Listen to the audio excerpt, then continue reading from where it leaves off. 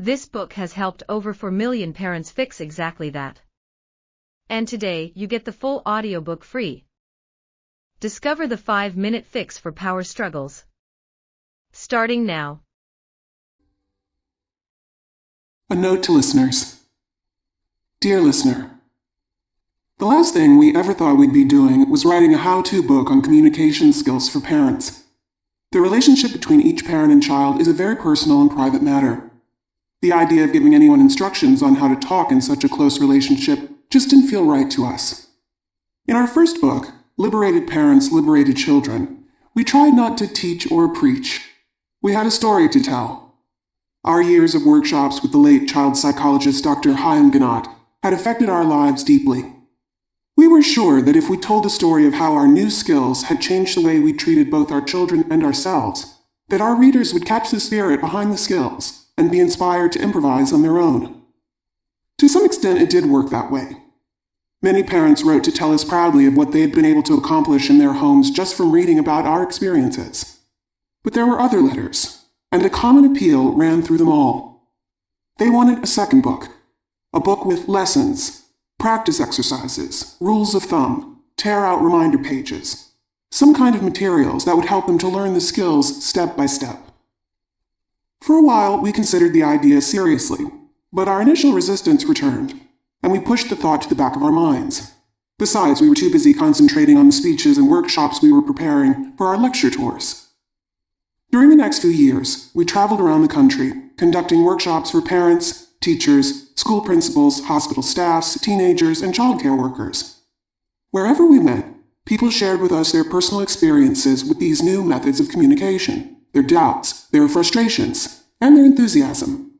We were grateful to them for their openness, and we learned from them all.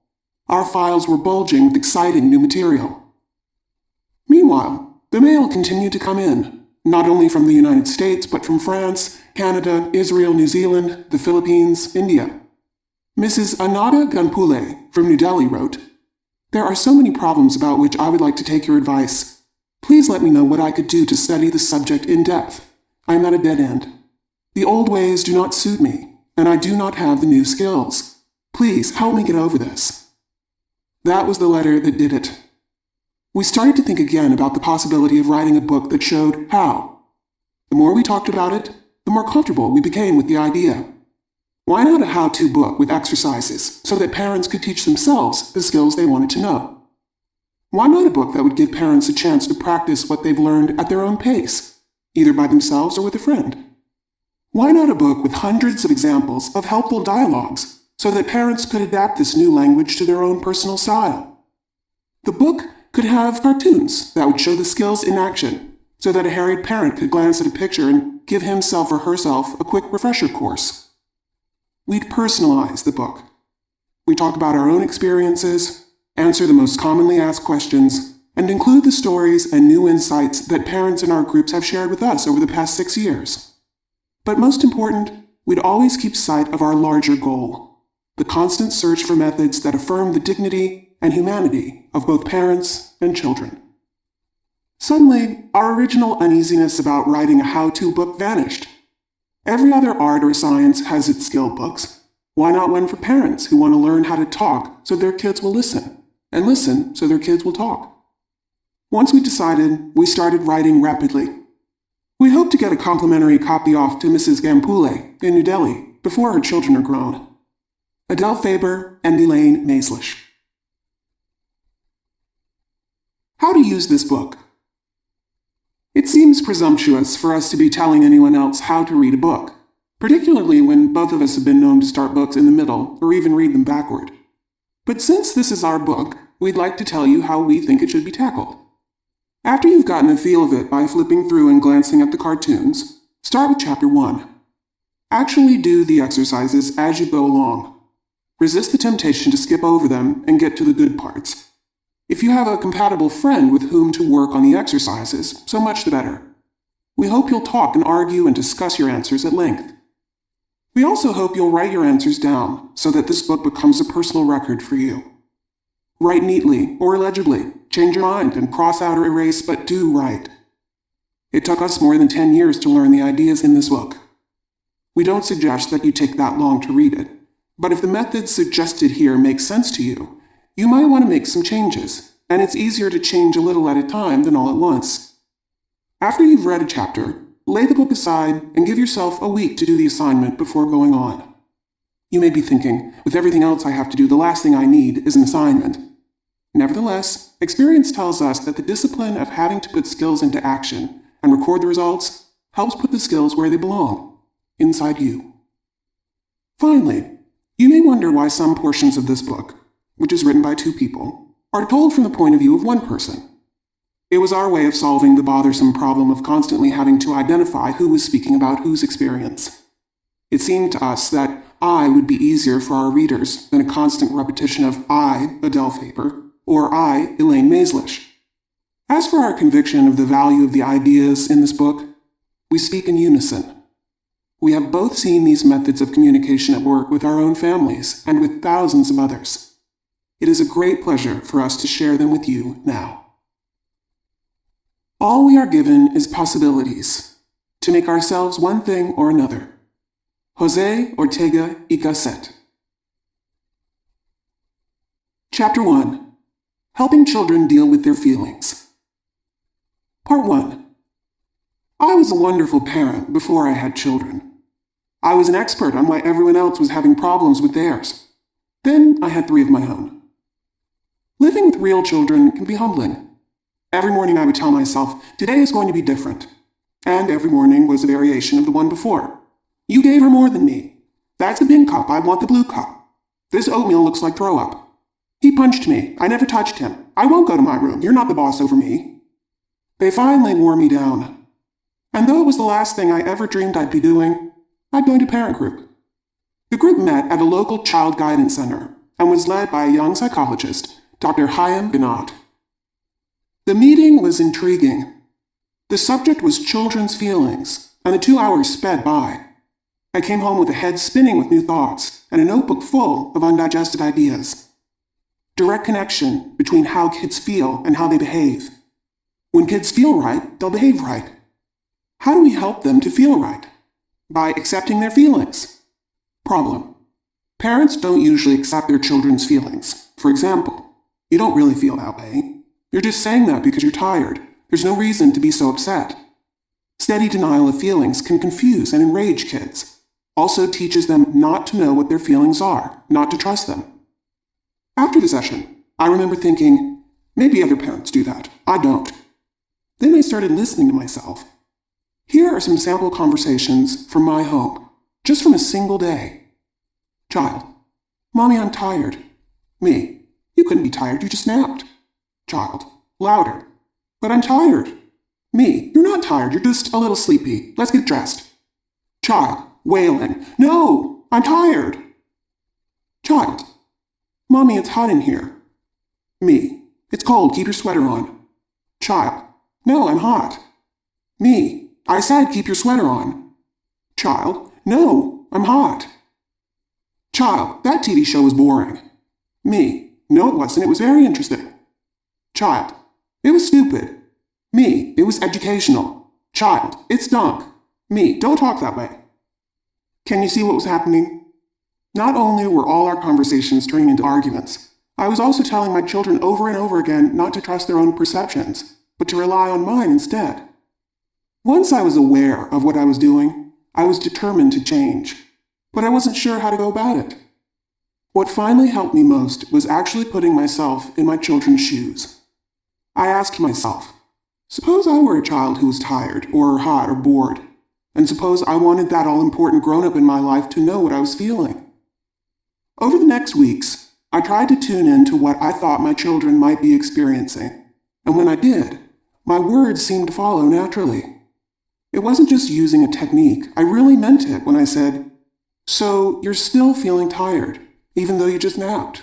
Or, I'm cold, but for you it's hot in here. Or, I can see you didn't care much for that show. After all, we were 2 separate people, capable of having 2 different sets of feelings. Neither of us was right or wrong. We each felt what we felt. For a while, my new skill was a big help. There was a noticeable reduction in the number of arguments between the children and me. Then one day my daughter announced, "I hate Grandma." And it was my mother she was talking about. I never hesitated for a second. "That is a terrible thing to say," I snapped. "You know you don't mean it. I don't ever want to hear that coming out of your mouth again." That little exchange taught me something else about myself. I could be very accepting about most of the feelings the children had, but let one of them tell me something that made me angry or anxious, and I'd instantly revert to my old way. I've since learned that my reaction was not that unusual. You'll find examples of other statements children make that often lead to an automatic denial from their parents. Please read each statement and jot down what you think a parent might say if he were denying his child's feelings. Number 1. Child: "I don't like the new baby." Parent: denying the feeling. Number 2. Child: "I had a dumb birthday party," after you went all out to make it a wonderful day. Parent: denying the feeling. Number 3. Child: "I'm not wearing this stupid retainer anymore. It hurts. I don't care what the orthodontist says." Parent: denying the feeling. Number 4. Child: "I hate that new coach. Just because I was 1 minute late, he kicked me off the team." Parent: denying the feeling. Did you find yourself writing things like, "That's not so. I know in your heart you really love the baby"? "What are you talking about? You had a wonderful party, ice cream, birthday cake, balloons. Well, that's the last party you'll ever have." "Your retainer can't hurt that much. After all the money we've invested in your mouth, you'll wear that thing whether you like it or not." "You have no right to be mad at the coach. It's your fault. You should have been on time." Somehow, this kind of talk comes easily to many of us. But how do children feel when they hear it? In order to get a sense of what it's like to have one's feelings dismissed, try the following exercise. Imagine that you're at work. Your employer asks you to do an extra job for him. He wants it ready by the end of the day. You mean to take care of it immediately, but because of a series of emergencies that come up, you completely forget. Things are so hectic, you barely have time for your own lunch. As you and a few co-workers are getting ready to go home, your boss comes over to you and asks for the finished piece of work. Quickly, you try to explain how unusually busy you were today. He interrupts you. In a loud, angry voice, he shouts, "I'm not interested in your excuses. What the hell do you think I'm paying you for, to sit around all day on your butt?" As you open your mouth to speak, he says, "Save it," and walks off to the elevator. Your co-workers pretend not to have heard. You finish gathering your things and leave the office. On the way home, you meet a friend. You're still so upset that you find yourself telling him or her what had just taken place. Your friend tries to help you in 8 different ways. As you read each response, tune into your immediate gut reaction and then write it down. There are no right or wrong reactions. Whatever you feel is right for you. Number 1. Denial of feelings. There's no reason to be so upset. It's foolish to feel that way. You're probably just tired and blowing the whole thing out of proportion. It can't be as bad as you make it out to be. Come on, smile. You look so nice when you smile. Your reaction? Number 2. The philosophical response. Look, life is like that. Things don't always turn out the way we want. You have to learn to take things in stride. In this world, nothing is perfect. Your reaction? Number 3. Advice. You know what I think you should do? Tomorrow morning, go straight to your boss's office and say, "Look, I was wrong." Then sit right down and finish that piece of work you neglected today. Don't get trapped by those little emergencies that come up. And if you're smart and you want to keep that job of yours, you'll make sure nothing like that ever happens again. Your reaction? Number 4. Questions. What exactly were those emergencies you had that would cause you to forget a special request from your boss? Didn't you realize he'd be angry if you didn't get to it immediately? Has this ever happened before? Why didn't you follow him when he left the room and try to explain again? Your reaction? Number 5. Defense of the other person. I can understand your boss's reaction. He's probably under terrible pressure. You're lucky he doesn't lose his temper more often. Your reaction? Number 6. Pity. Oh, you poor thing. That is terrible. I feel so sorry for you, I could just cry. Your reaction? Number 7. Amateur psychoanalysis. Has it ever occurred to you that the real reason you're so upset by this is because your employer represents a father figure in your life? As a child, you probably worried about displeasing your father, and when your boss scolded you, it brought back your early fears of rejection. Isn't that true? Your reaction? Number 8. An empathic response. An attempt to tune into the feelings of another. Boy, that sounds like a rough experience. To be subjected to an attack like that in front of other people, especially after having been under so much pressure, must have been pretty hard to take. Your reaction? You've just been exploring your own reactions to some fairly typical ways that people talk. Now I'd like to share with you some of my personal reactions. When I'm upset or hurting, the last thing I want to hear is advice, philosophy, psychology, or the other fellow's point of view. That kind of talk makes me only feel worse than before. Pity leaves me feeling pitiful. Questions put me on the defensive.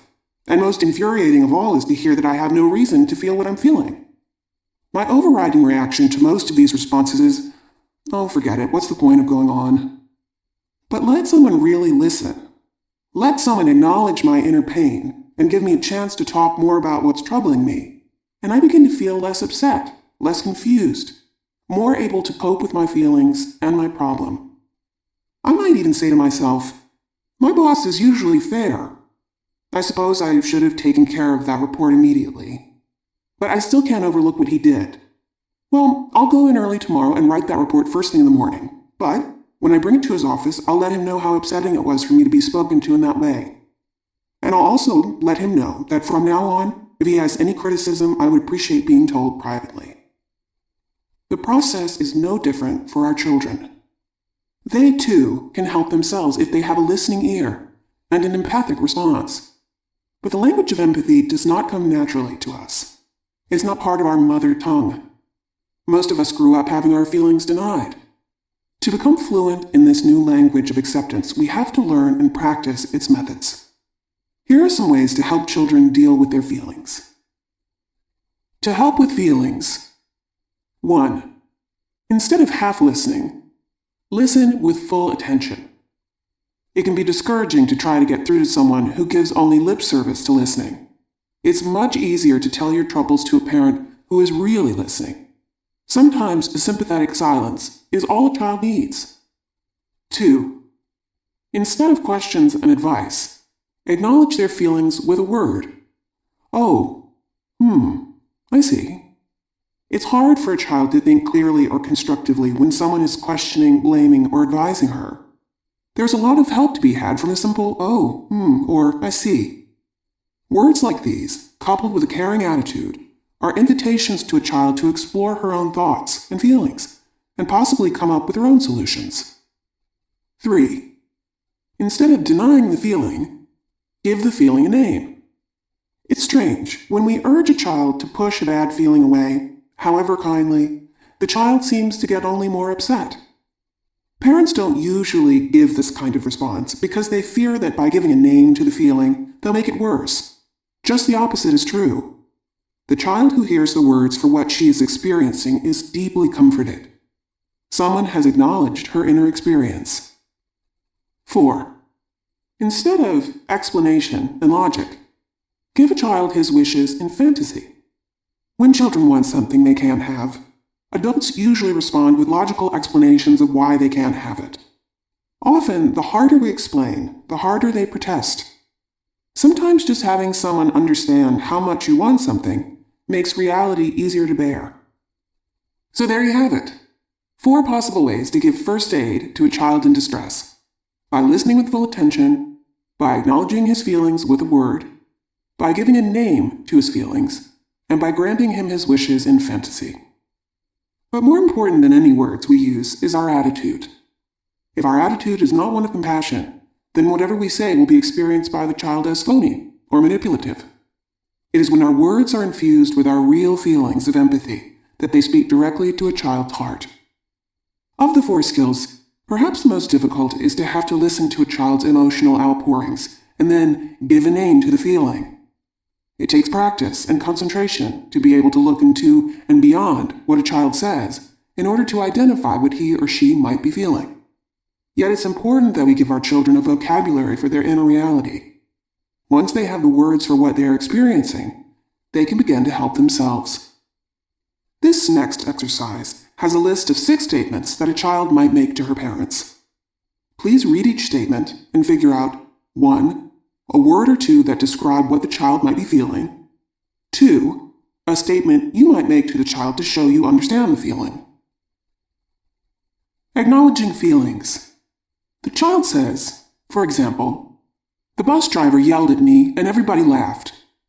A word that describes what he or she might be feeling. For example, embarrassment. Use the word in a statement that shows you understand the feeling. Don't question or give advice. Example, "That must have been embarrassing," or "Sounds as if that was embarrassing." Now, for the following 6 examples, choose a word that describes what he or she might be feeling, and then use the word in a statement that shows you understand the feeling. Don't question or give advice. Number 1. "I'd like to punch that Michael in the nose." Number 2.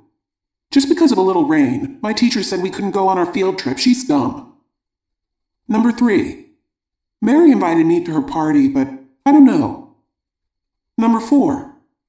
"I don't know why teachers have to load you down with so much homework over the weekend." Number 5. "We had basketball practice today and I couldn't sink that ball once." Number 6. "Janie is moving away, and she's my best friend." Did you notice how much thought and effort it takes to let a child know you have a sense of what it is he or she might be feeling? For most of us, it doesn't come naturally to say things like, "Boy, you sound angry," or "That must have been a disappointment for you," or "You seem to be having some doubts about going to that party," or "Sounds as if you really resent all that homework," or "Oh, that must have been so frustrating," or "To have a dear friend move away can be pretty upsetting." And yet it's statements like these that give children comfort and free them to begin to deal with their problems. By the way, don't worry about using words that are too big. The easiest way to learn a new word is to hear it used in context. You may be thinking, well, in this exercise, I was able to give an initial response that showed I understood, more or less, but where would the conversation go from there? How would I continue? Is it okay to give advice next? Hold off on giving advice. I know how tempting it is to try to solve a child's problem with an immediate solution. "Ma, I'm tired." Then lie down and rest. "I'm hungry." Then eat something. "I'm not hungry." Then don't eat. Resist the temptation to make better instantly. Instead of giving advice, continue to accept and reflect on your child's feelings. Here's an example of what I mean. A father in our group reported that his young son came storming into the house with the first statement you worked on in your workbooks. "I'd like to punch that Michael in the nose." The father said, normally the conversation would have gone like this. "Son, I'd like to punch that Michael in the nose." "Father, why? What happened?" "Son, he threw my notebook in the dirt." "Father, well, did you do something to him first?" "Son, no."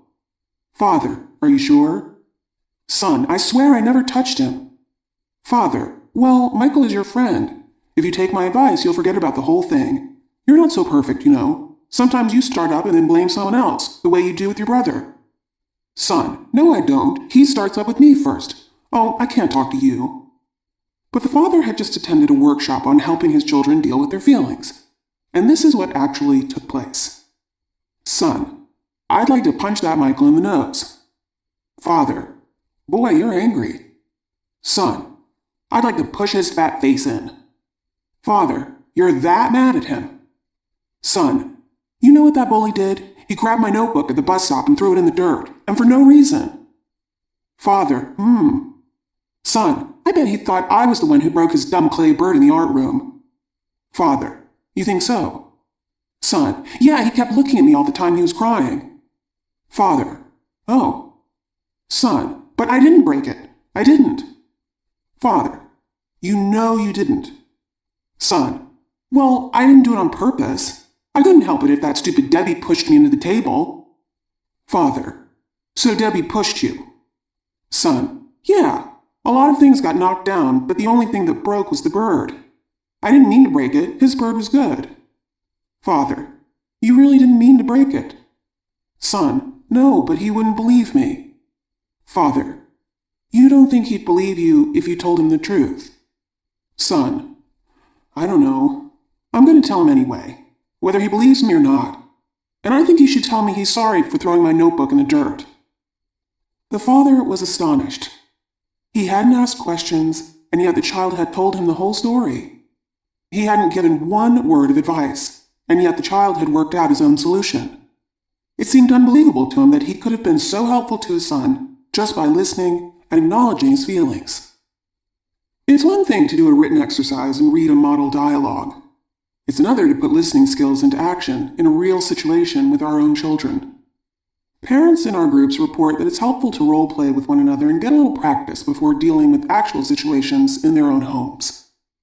On the following page, you'll find a role-playing exercise to try with a friend or spouse.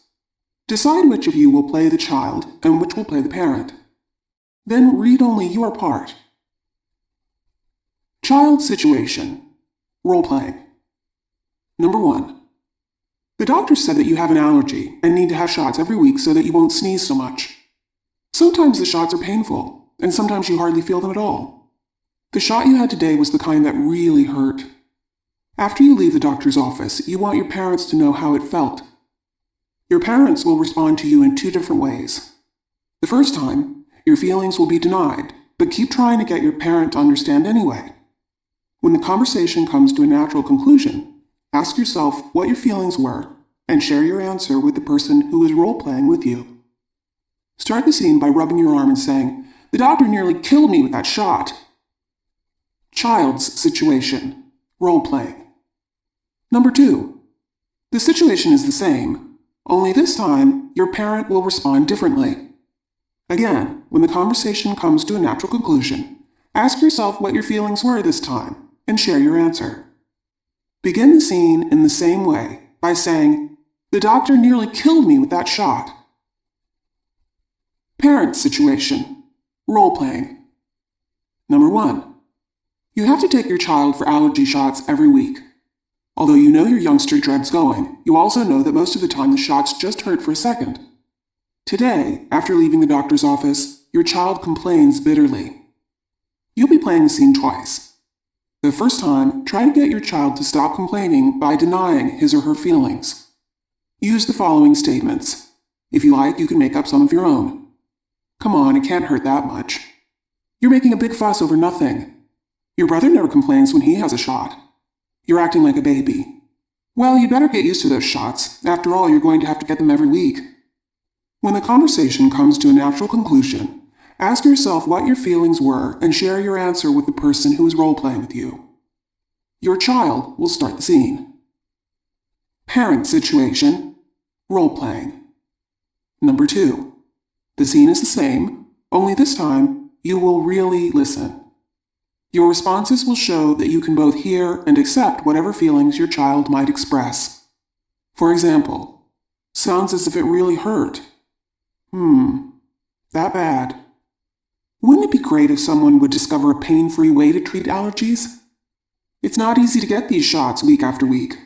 I bet you'll be glad when they're over. When the conversation comes to a natural conclusion, ask yourself what your feelings were this time, and share your answer. Your child will start the scene again. When you've played the scene twice, you might want to reverse roles so that you can experience the other point of view. When you played the child whose feelings were brushed aside and denied, did you find yourself becoming more and more angry? Did you start out being upset about your shot and end up being mad at your parent? When you played the parent who tried to stop the complaining, did you find yourself getting more and more irritated with your unreasonable child? That's usually the way it goes when feelings are denied. Parents and children become increasingly hostile toward each other. Parent, when you were accepting of your child's feelings, did you sense the fight going out of your interchange? Did you experience your power to be genuinely helpful? Child, when your feelings were accepted, did you feel more respected, more loving toward your parent? Was the pain easier to bear when someone knew how much it hurt? Could you face it again next week? When we acknowledge a child's feelings, we do him a great service. We put him in touch with his inner reality. And once he's clear about that reality, he gathers the strength to begin to cope. Assignment. At least once this week, have a conversation with the child in which you accept his or her feelings. Jot down what was said while it's still fresh in your mind. A quick reminder, Helping children deal with their feelings. Children need to have their feelings accepted and respected. Number 1. You can listen quietly and attentively. Number 2. You can acknowledge their feelings with a word. Oh, I see. 3. You can give the feeling a name. That sounds frustrating. 4. You can give the child his wishes in fantasy. I wish I could make the banana ripe for you right now. All feelings can be accepted. Certain actions must be limited. I can see how angry you are at your brother. Tell him what you want with words, not fists. Part 2. Comments, questions, and parent stories. Questions parents have asked. Number 1. Is it important that I always empathize with my child? No. Many of our conversations with our children consist of casual exchanges. If a child were to say, "Mom, I decided to go to David's house after school today," it would seem unnecessary for the parent to reply, "So you made a decision to visit a friend this afternoon." A simple, "Thanks for letting me know," would be sufficient acknowledgement. The time for empathy is when a child wants you to know how he feels. Reflecting his positive feelings presents few problems. It's not hard to respond to a youngster's exuberant, "I got 97 on my math test today," with an equally enthusiastic, "97? You must be so pleased." It's his negative emotions that require our skill.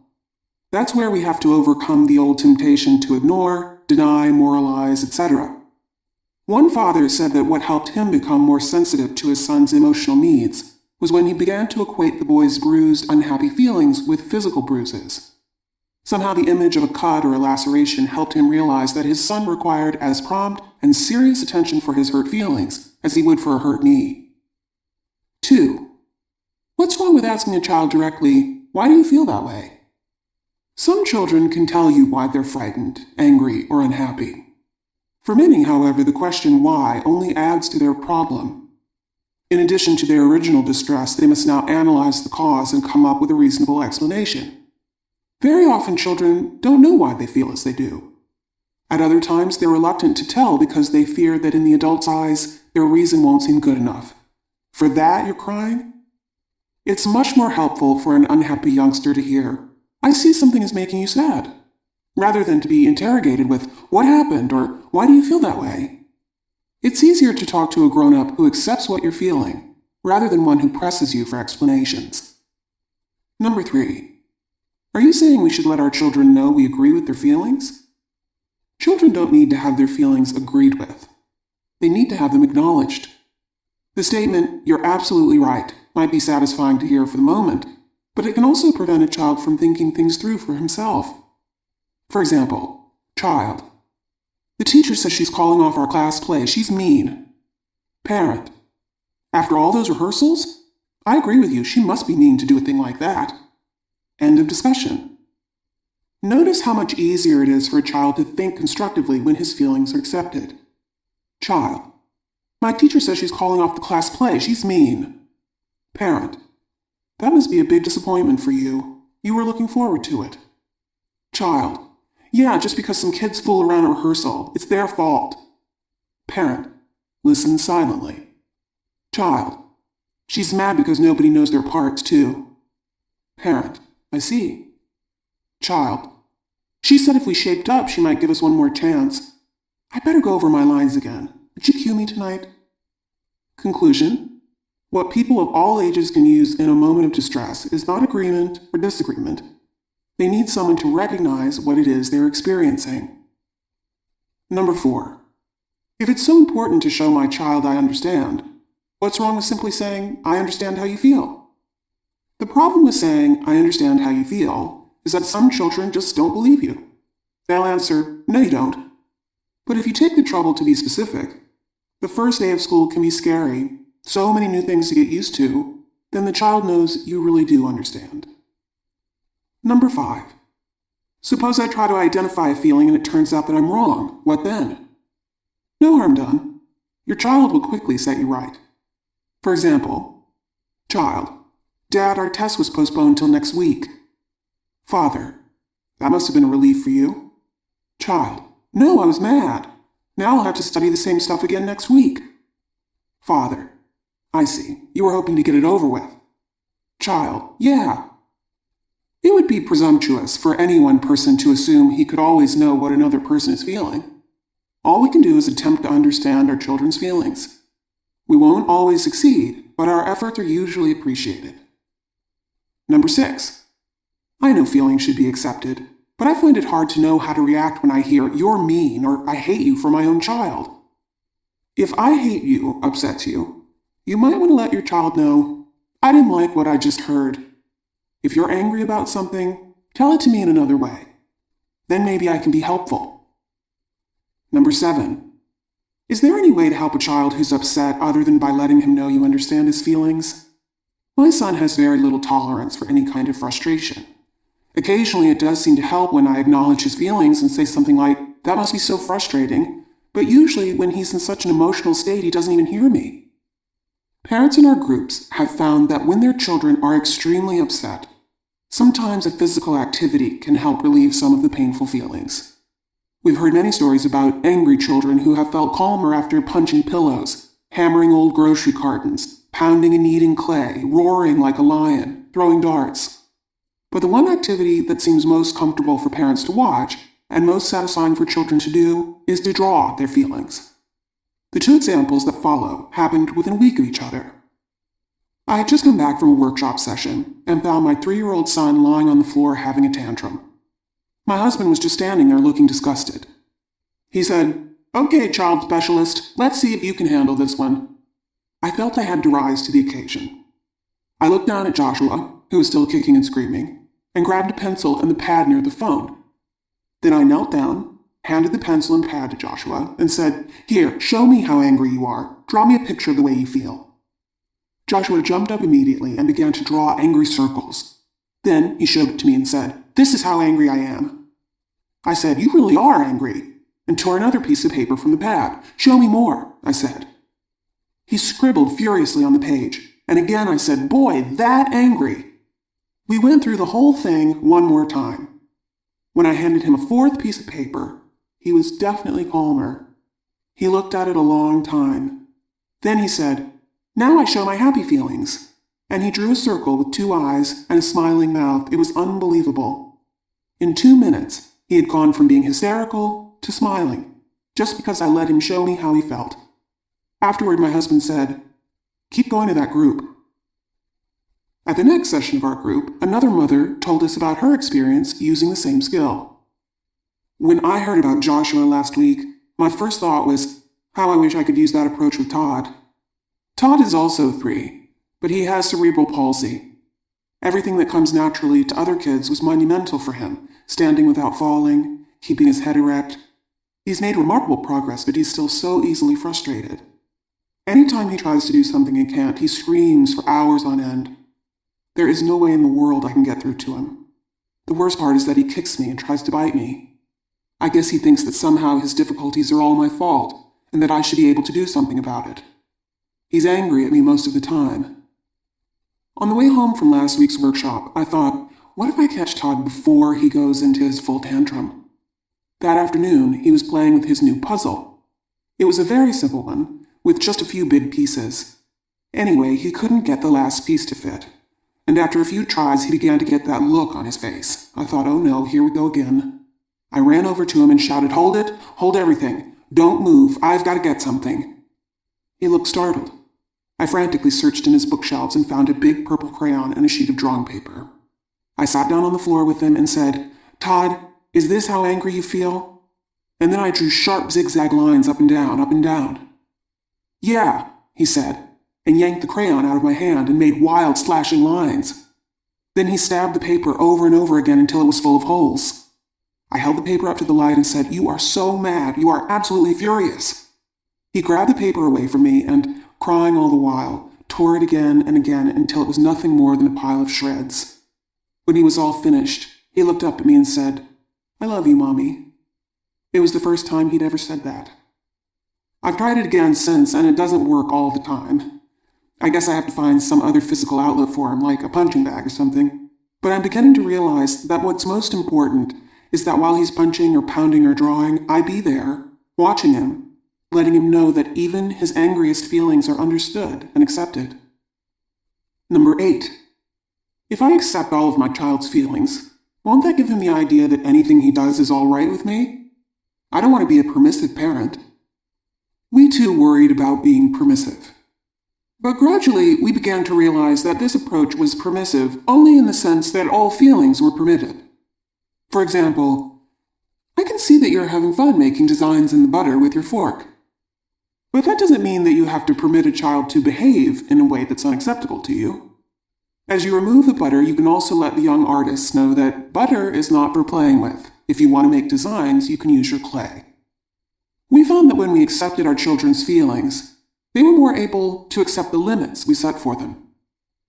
Number 9. What is the objection to giving children advice when they have a problem? When we give children advice or instant solutions, we deprive them of the experience that comes from wrestling with their own problems. Is there ever a time for advice? Certainly. For a more detailed discussion of when and how to give advice, see More About Advice in Chapter 4. Number 10. Is there anything you can do if you realize afterward that you've given your child an unhelpful response? Yesterday, my daughter came home from school very upset. She wanted to tell me about how some kids picked on her in the playground. I was tired and preoccupied, and so I brushed her off and told her to stop crying, that it wasn't the end of the world. She looked very unhappy and went up to her room. I know I made her feel worse, but what can I do now?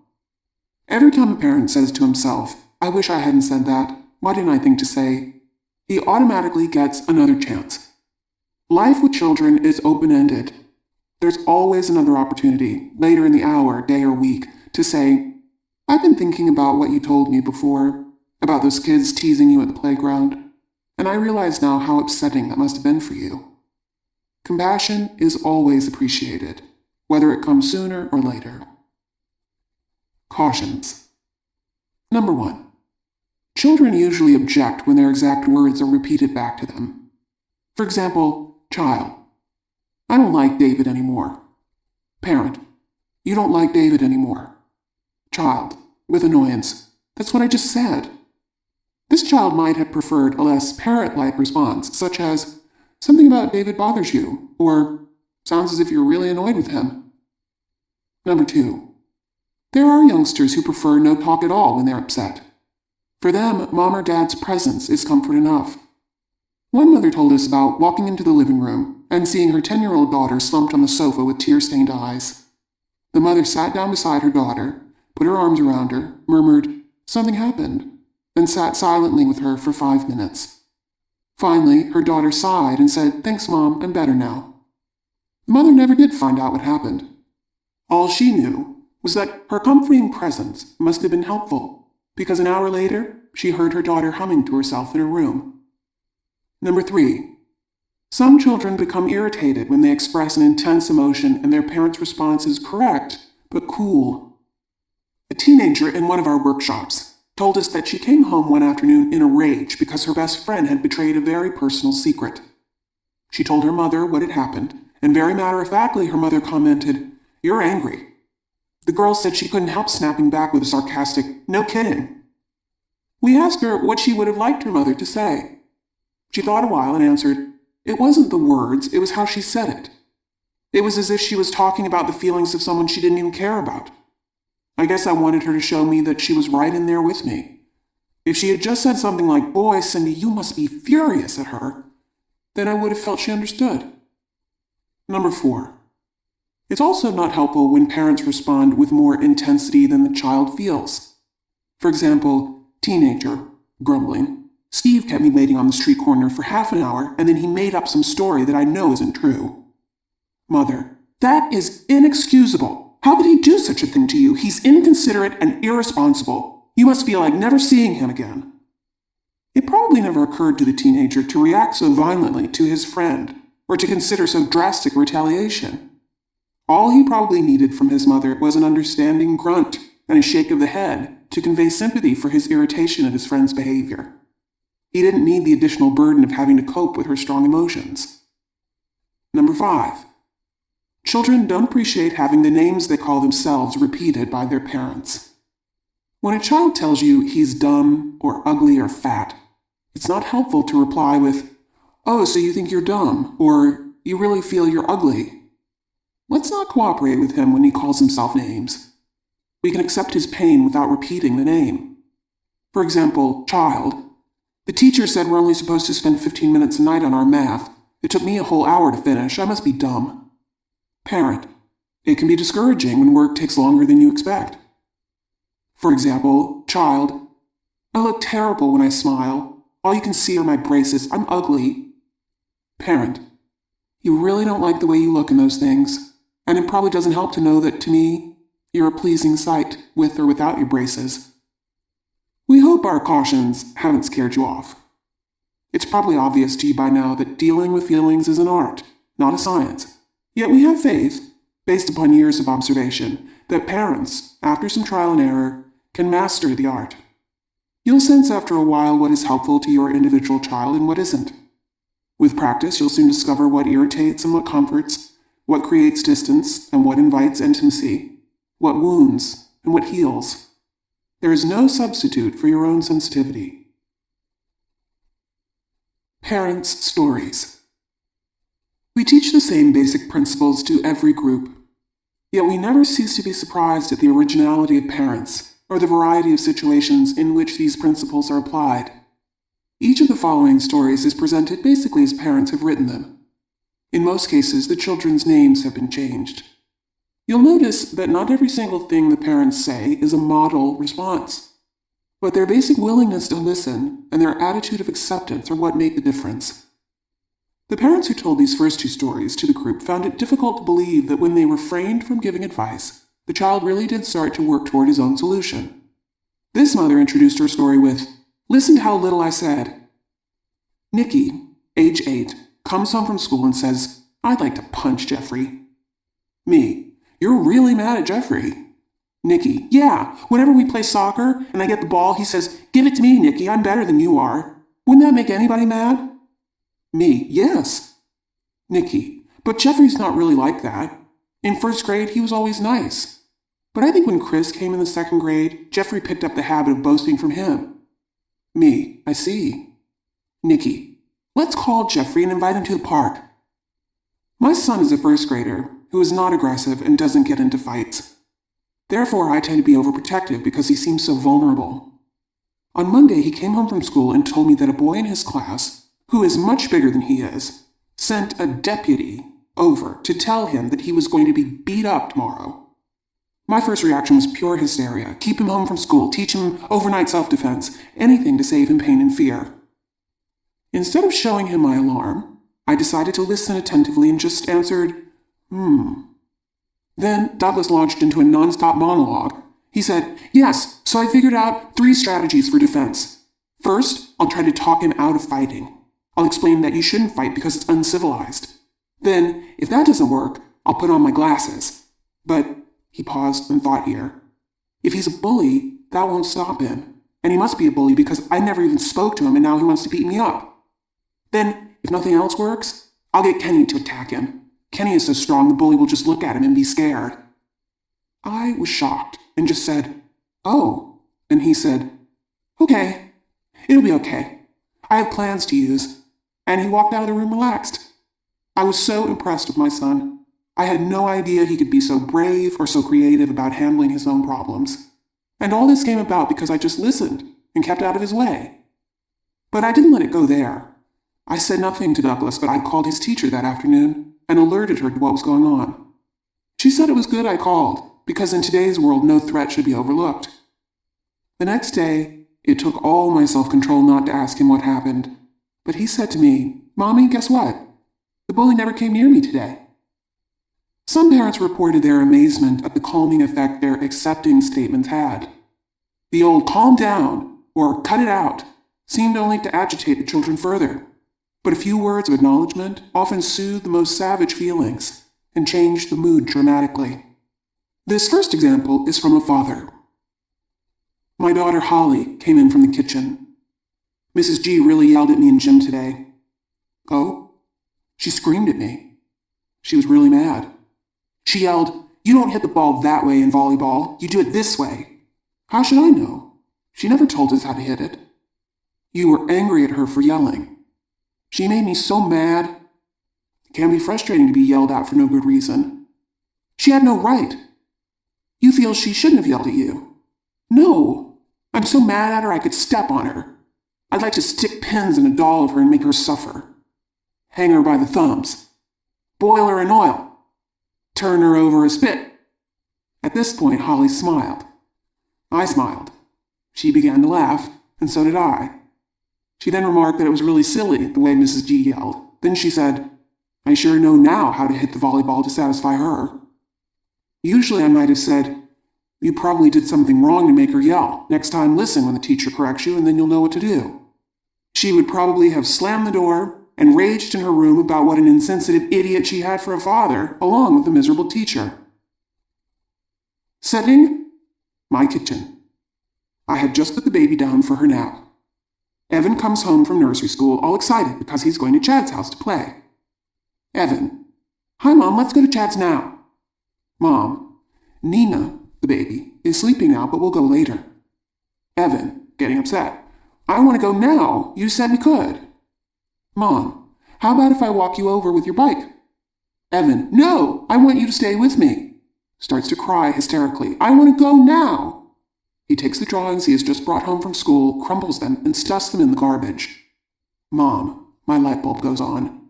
Boy, are you furious. You're so angry you threw your drawings away. You must really be upset. Here you were, so looking forward to playing with Chad, and Nina is sleeping. That's so disappointing.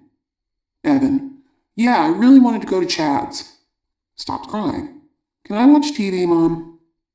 Mom. Sure. Situation. Father was going fishing, and 4-year-old Danielle wanted to go with him. Daddy. All right, honey. You can come along, but remember we'll be standing outside for a long, long time, and it's cold outside this morning. Danielle. Confusion is spread across her face, and she answered with great hesitation. I changed my mind. I want to stay home. 2 minutes after Daddy left, the tears began. Danielle. Daddy left me, and he knew I wanted to go. Mommy, preoccupied at the time and not in the mood to cope. Danielle, we both know that you decided to stay home. Your crying is distracting, and I don't want to listen, so if you're going to cry, go to your room. She runs to her room wailing. Minutes later, Mommy decides to try the new method. Mommy, going to Danielle's room and sitting on her bed. You really wanted to be with Daddy, didn't you? Danielle stopped crying and nodded her head. Mommy, you felt confused when Daddy mentioned how cold it would be. You couldn't make up your mind. Relief showed in her eyes. Nodding again, she dried her eyes. Mommy, you felt you didn't have enough time to make up your mind. Danielle, no, I didn't. At this point, I hugged her. She bounced off her bed and went off to play. It also seemed to help the children to know that they could have two very different feelings at the same time. After the baby was born, I always told Paul that he loved his new brother. Paul would shake his head. No, no. This past month, I've been saying, it seems to me, Paul, you have two feelings about the baby. Sometimes you're glad you have a brother. He's fun to watch and play with. And sometimes you don't like having him around at all. You just wish he'd go away. Paul likes that. At least once a week now, he'll say to me, tell me about my two feelings, Mommy. Some parents particularly appreciated having the skills to be helpful when a child's mood was one of discouragement or despair. They were glad to know they didn't have to take on their children's unhappiness and make it their own. One mother said, I've just begun to realize what unnecessary pressure I've been putting myself under to make sure my kids are happy all the time. I first became aware of how far gone I was when I found myself trying to scotch tape a broken pretzel together to stop my 4-year-old from crying. I've also begun to realize what a burden I've been putting on the children. Think of it. Not only are they upset about the original problem, but then they get more upset because they see me suffering over their suffering. My mother used to do that to me, and I remember feeling so guilty, as if there was something wrong with me for not being happy all the time. I want my kids to know that they're entitled to be miserable without their mother falling apart. My son Ron came in with muddied overalls and downcast face. Father, I see a lot of mud on your pants. Ron, yeah, I suck at football. Father, you had a hard game? Ron, yeah, I can't play. I'm too weak. Even Jerry knocks me down. Father, it's so frustrating to get knocked down. Ron, yeah, I wish I was stronger. Father, you wish you were built like Superman. Ron, yeah, then I could knock them down. Father, you could run right over those tacklers. Ron, I could find plenty of running room. Father, you could run. Ron, I can pass too. I'm good on the short pass, but I can't throw a bomb. Long pass. Father, you can run and pass. Ron, yeah, I can play better. Father, you feel you could play better. Ron, next time, I'm going to play better. Father, you know you'll play better. Ordinarily, I would have greeted Ron with some remarks such as, "You're a good player. You just had one bad game. Don't worry, you'll do better next time." He probably would have sulked and gone to his room. I've made a tremendous discovery in this group. The more you try to push a child's unhappy feelings away, the more he becomes stuck in them. The more comfortably you can accept the bad feelings, the easier it is for kids to let go of them. I guess you could say that if you want to have a happy family, you'd better be prepared to permit the expression of a lot of unhappiness. Hans has been going through a difficult period. He has a teacher who's very hard on him and whom he doesn't like. When he is most unhappy with himself and most down in the dumps, usually when he is taking school pressures out on us at home, he calls himself stupid, feels no one likes him because he is stupid, says he is the stupid of his class, and so on. One of these nights, my husband sat down with him, with all the concern in the world. Frank, gently. Hans, you're not stupid. Hans, I am too stupid. I'm a stupid. Frank, but Hans, you're not stupid. Why, you're one of the smartest 8-year-olds I know. Hans, I am not. I'm stupid. Frank, still gently. You're not stupid. Hans, I am too stupid. On and on it went. I didn't want to butt in, and I couldn't bear to listen, so I left the room. To his credit, Frank never lost his temper, but Hans went to bed still saying he was stupid, still down in the dumps. I went into him. I had had a horrendous day with him. He had devoted most of the afternoon and evening to aggravating me, and I didn't think I had it in me to cope with much more. But there he was, lying in bed, miserably saying he was stupid and everyone hated him, so I went in. I didn't even know what I had left in me to say. I just sat on the edge of the bed, exhausted. Then, a phrase we used in class came to me, and I said it almost mechanically. Those are rough feelings to have. Hans stopped saying he was stupid and was silent for a minute. Then he said, "Yeah." That somehow gave me the strength to go on. I just began talking, randomly, then, about some of the nice or special things he'd said or done over the years. He listened for a while and then began participating with some of his own memories. He said, "Remember when you couldn't find your car keys, and you were looking all over the house, and I said to look in the car, and they were there?" After about 10 minutes of this, I was able to kiss a boy goodnight who had restored his faith in himself. Some parents were very comfortable with the idea of granting their children in fantasy what they couldn't give them in reality. It was so much easier for these parents to say, "You wish you had," than to have an all-out battle over who was right and why. David, 10. I need a new telescope. Father, a new telescope? Why? There's nothing wrong with the one you already have. David, heatedly, it's a kid's telescope. Father, it's perfectly adequate for a boy your age. David, no it isn't. I need a 200-power telescope. Father, I could see we were headed for a big fight. I decided to try to shift gears. So, you'd really like a 200-power telescope? David, yeah, because then I could see into the craters. Father, you want to get a really close look at them. David, that's right. Father, you know what I wish? I wish I had enough money to buy you that telescope. No, with your interest in astronomy, I wish I had enough money to buy you a 400-power telescope. David, a 600-power telescope. Father, an 800-power telescope. David, getting enthusiastic, a 1,000-power telescope. Father, David, excitedly, I know, if you could, you'd buy me the one at Mount Palomar. As we both laughed, I realized what made the difference. One of the keys to giving in fantasy was to really let yourself go, to be far out fantastic. Even though David knew it wasn't going to happen, he seemed to appreciate it that I took his longing so seriously. My husband and I took Jason and his older sister, Leslie, to the Museum of Natural History. We really enjoyed it, and the kids were just great. Only on the way out, we had to pass a gift shop. Jason, our 4-year-old, went wild over the souvenirs. Most of the stuff was overpriced, but we finally bought him a little set of rocks. Then he started whining for a model dinosaur. I tried to explain that we had already spent more than we should have. His father told him to quit his complaining and that he should be happy for what we did buy him. Jason began to cry. My husband told him to cut it out and that he was acting like a baby. Jason threw himself on the floor and cried louder. Everyone was looking at us. I was so embarrassed that I wanted the floor to open up. Then, I don't know how the idea came to me, I pulled a pencil and paper out of my bag and started writing. Jason asked what I was doing.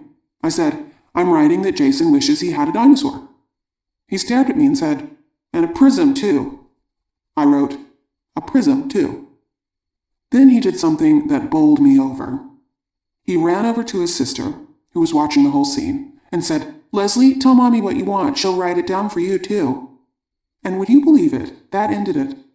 He went home very peacefully. I've used the idea many times since. Whenever I'm in a toy store with Jason and he runs around pointing to everything he wants, I take out a pencil and a scrap of paper and write it all down on his wish list. That seems to satisfy him. And it doesn't mean I have to buy any of the things for him, unless maybe it's a special occasion. I guess what Jason likes about his wish list is that it shows that I not only know what he wants, but that I care enough to put it in writing. This final story speaks for itself. I've just been through one of the most harrowing experiences of my life. My 6-year-old daughter, Suzanne, has had croup before, but never an attack like this. I was terrified. She couldn't breathe and started to turn color. I couldn't get an ambulance, so I had to drive her to the emergency room along with my son Brian and my mother, who was visiting for the day. My mother was completely hysterical. She kept repeating, oh my God, she can't breathe, we'll never make it. What have you done to this child? In a voice louder than my mother's, I said, Susie, I know you're having trouble breathing. I know it's scary. We're on our way now to get help. You're going to be all right. If you like, you can hold on to my leg while I drive. She held on to my leg. At the hospital, 2 doctors and a few nurses crowded around. My mother was still ranting and raving. Brian asked me if Susie will really die, like Grandma keeps saying. I didn't have time to answer because the doctors were trying to keep me out of the room, and I knew Susie needed me to be there. I could see by her eyes that she was terrified. They gave her a shot of adrenaline. I said, that hurts, doesn't it? She nodded. Then they put a tube down her throat. I said, I know the tube must hurt, but it will help you. She still wasn't breathing normally, and they put her into an oxygen tent. I said, it must feel strange with all that plastic around you, but this is also to help you breathe and get well. Then I put my hand through the zippered part of the tent and held her hand and told her, I will not leave you. I will be here with you even when you're asleep. I'll be here as long as you need me. Her breathing became a little easier, but her condition was still critical, and I stayed with her for 72 hours with practically no sleep. Thank God she pulled through. I know that without these workshops, it would have been very different. I would have been in a complete panic. By talking to her the way I did, by letting her know I knew what she was going through, I relaxed her so she didn't fight all the medical treatment she was getting. I really feel I helped to save Susie's life. Chapter 2. Engaging Cooperation. Part 1. By this time, your children have probably presented you with numerous opportunities to put your listening skills into action. Kids usually let us know, loud and clear, when something is bothering them. I know that in my own house, any day with the children was like a night at the theater, a lost toy, a too short haircut, a report due for school, new jeans that didn't fit right, a fight with brother or sister. Any of these crises could generate enough tears and passion for a 3-act drama. We never lacked for material. The only difference is that in the theater, the curtain falls, and the audience can go home. Parents don't have that luxury.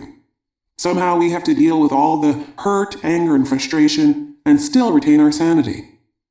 We know now that the old methods don't work. All our explaining and reassuring bring no relief to the children, and wear us out. Yet the new methods can present problems too. Even though we're aware of how much more comforting the empathic response can be, it's still not easy to give. For many of us, the language is new and strange. Parents have told me, I felt so awkward at first, not like myself, as if I were playing a part. I felt phony, but I must have been doing something right, because my son, who never says more than yup, nope, and do I have to, suddenly began to talk to me. I felt comfortable, but the children seemed uneasy. They looked at me suspiciously. I discovered that I never listened to my kids before. I'd wait for them to finish talking so I could say what I had to. Real listening is hard work. You have to concentrate if you're not just going to give a pat response. One father reported, I tried it and it didn't work. My daughter came home from Sunday school with a long face. Instead of my usual, why the sourpuss? I said, Amy, you seem very upset about something. She burst into tears, ran into her room, and slammed the door.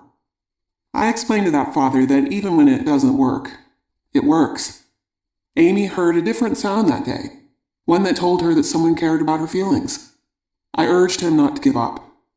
In time, when Amy knows she can count on an accepting response from her father, she'll feel it's safe to talk about what's bothering her. Perhaps the most memorable response I heard was from a teenager who knew that his mother was attending my workshops. The boy came home from school muttering angrily, they had no right to keep me off the team today just because I didn't have my gym shorts. I had to sit and watch the whole game. It was so unfair. That must have been very upsetting to you, she said to him with concern. He snapped at her. Oh, you always take their side. She grabbed his shoulder. Jimmy, I don't think you heard me. I said, that must have been very upsetting for you. He blinked and stared at her. Then he said, Dad should go to that course too. Until now, we've been concentrating on how parents can help children deal with their negative feelings. Now I would like to focus on helping parents deal with some of their own negative feelings. One of the built-in frustrations of parenthood is the daily struggle to get our children to behave in ways that are acceptable to us and to society. This can be maddening uphill work. Part of the problem lies in the conflict of needs. The adult need is for some semblance of cleanliness, order, courtesy, and routine. The children couldn't care less. How many of them would, of their own volition, take a bath, say please or thank you, or even change their underwear? How many of them would even wear underwear?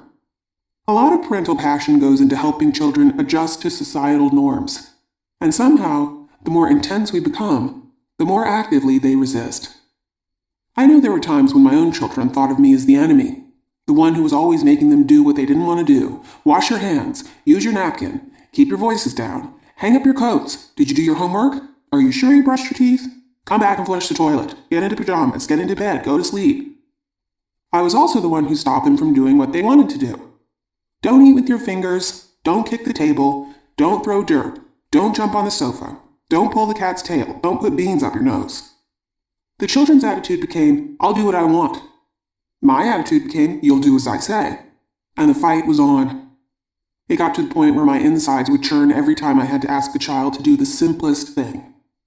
Take a few minutes now to think about what it is that you insist your children do, or not do, during a typical day.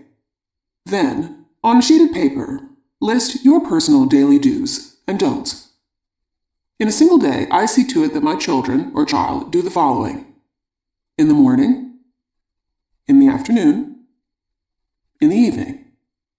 I also make sure that my children, or child, don't do the following. In the morning, in the afternoon, in the evening. Whether your list is long or short, whether your expectations are realistic or unrealistic, each item on that list represents your time and your energy, and contains all the ingredients necessary for a battle of wills. Are there any solutions? Let's first look at some of the methods most commonly used by adults to get children to cooperate. As you hear the example that illustrates each method, go back in time and pretend you're a child listening to your parents speak. Let the words sink in. What do they make you feel? When you have your answer, write it down. Number 1. Blaming and accusing. Your dirty fingerprints are on the door again. Why do you always do that? What's the matter with you anyway? Can't you ever do anything right? How many times do I have to tell you to use the doorknob? The trouble with you is you never listen. As a child, I'd feel. Number 2. Name calling. It's below freezing today and you're wearing a light jacket. How dumb can you get? Boy, that really is a stupid thing to do. Here, let me fix the bike for you. You know how unmechanical you are. Look at the way you eat. You're disgusting. You have to be a slob to keep such a filthy room. You live like an animal. As a child, I'd feel... Number 3. Threats. Just you touch that lamp once more, and you'll get a smack. If you don't spit that gum out this minute, I'm going to open your mouth and take it out. If you're not finished dressing by the time I count to 3, I'm leaving without you. As a child, I'd feel... Number 4. Commands. I want you to clean up your room right this minute. Help me carry in the packages, hurry up. You still didn't take out the garbage? Do it now. What are you waiting for? Move! As a child, I'd feel... Number 5. Lecturing and moralizing. Do you think that was a nice thing to do? To grab that book from me? I can see you don't realize how important good manners are. What you have to understand is that if we expect people to be polite to us, then we must be polite to them in return. You wouldn't want anyone to grab from you, would you? Then you shouldn't grab from anyone else. We do unto others as we would have others do unto us. As a child, I'd feel... Number 6. Warnings. Watch it, you'll burn yourself. Careful, you'll get hit by a car. Don't climb there, do you want to fall? Put on your sweater or you'll catch a bad cold. As a child, I'd feel... Number 7. Martyrdom statements. Will you two stop that screaming? What are you trying to do to me? Make me sick? Give me a heart attack? Wait till you have children of your own. Then you'll know what aggravation is. Do you see these gray hairs? That's because of you. You're putting me in my grave. As a child, I'd feel... Number 8. Comparisons. Why can't you be more like your brother? He always gets his work done ahead of time. Lisa has such beautiful table manners. You'd never catch her eating with her fingers. Why don't you dress the way Gary does? He always looks so neat. Short hair, shirt tucked in. It's a pleasure to look at him. As a child, I'd feel... Number 9. Sarcasm. You knew you had a test tomorrow and left your book in school? Oh, smart. That was a brilliant thing to do. Is that what you're wearing? Polka dots and plaid? Well, you ought to get a lot of compliments today. Is this the homework you're bringing to school tomorrow? Well, maybe your teacher can read Chinese. I can't. As a child, I'd feel... Number 10. Prophecy. You lied to me about your report card, didn't you? Do you know what you're going to be when you grow up? A person nobody can trust. Just keep on being selfish. You'll see. No one is ever going to want to play with you. You'll have no friends. All you ever do is complain. You've never once tried to help yourself. I can see you 10 years from now, stuck with the same problems and still complaining. As a child, I'd feel... Now that you know how the child in you would react to these approaches, you might be interested in finding out the reaction of others who have tried this exercise. Evidently, different children respond differently to the same words. Here are some sample reactions from one group. Blaming and accusing. The door is more important than I am. I'll lie and tell her it wasn't me. I'm a yuck. I'm shrinking. I want to call her a name. You say I never listen, so I won't. Name calling. She's right, I am stupid and unmechanical. Why even try? I'll fix her. Next time, I won't even wear a jacket. I hate her. Ho-hum, there she goes again. Threats. I'll touch the lamp when she's not looking. I want to cry. I'm afraid. Leave me alone. Commands. Try and make me. I'm frightened. I don't want to move. I hate his guts. Whatever I do, I'll be in trouble. How do you get transferred out of this lousy outfit? Lecturing and moralizing. Yak, yak, yak. Who's even listening? I'm dumb. I'm worthless.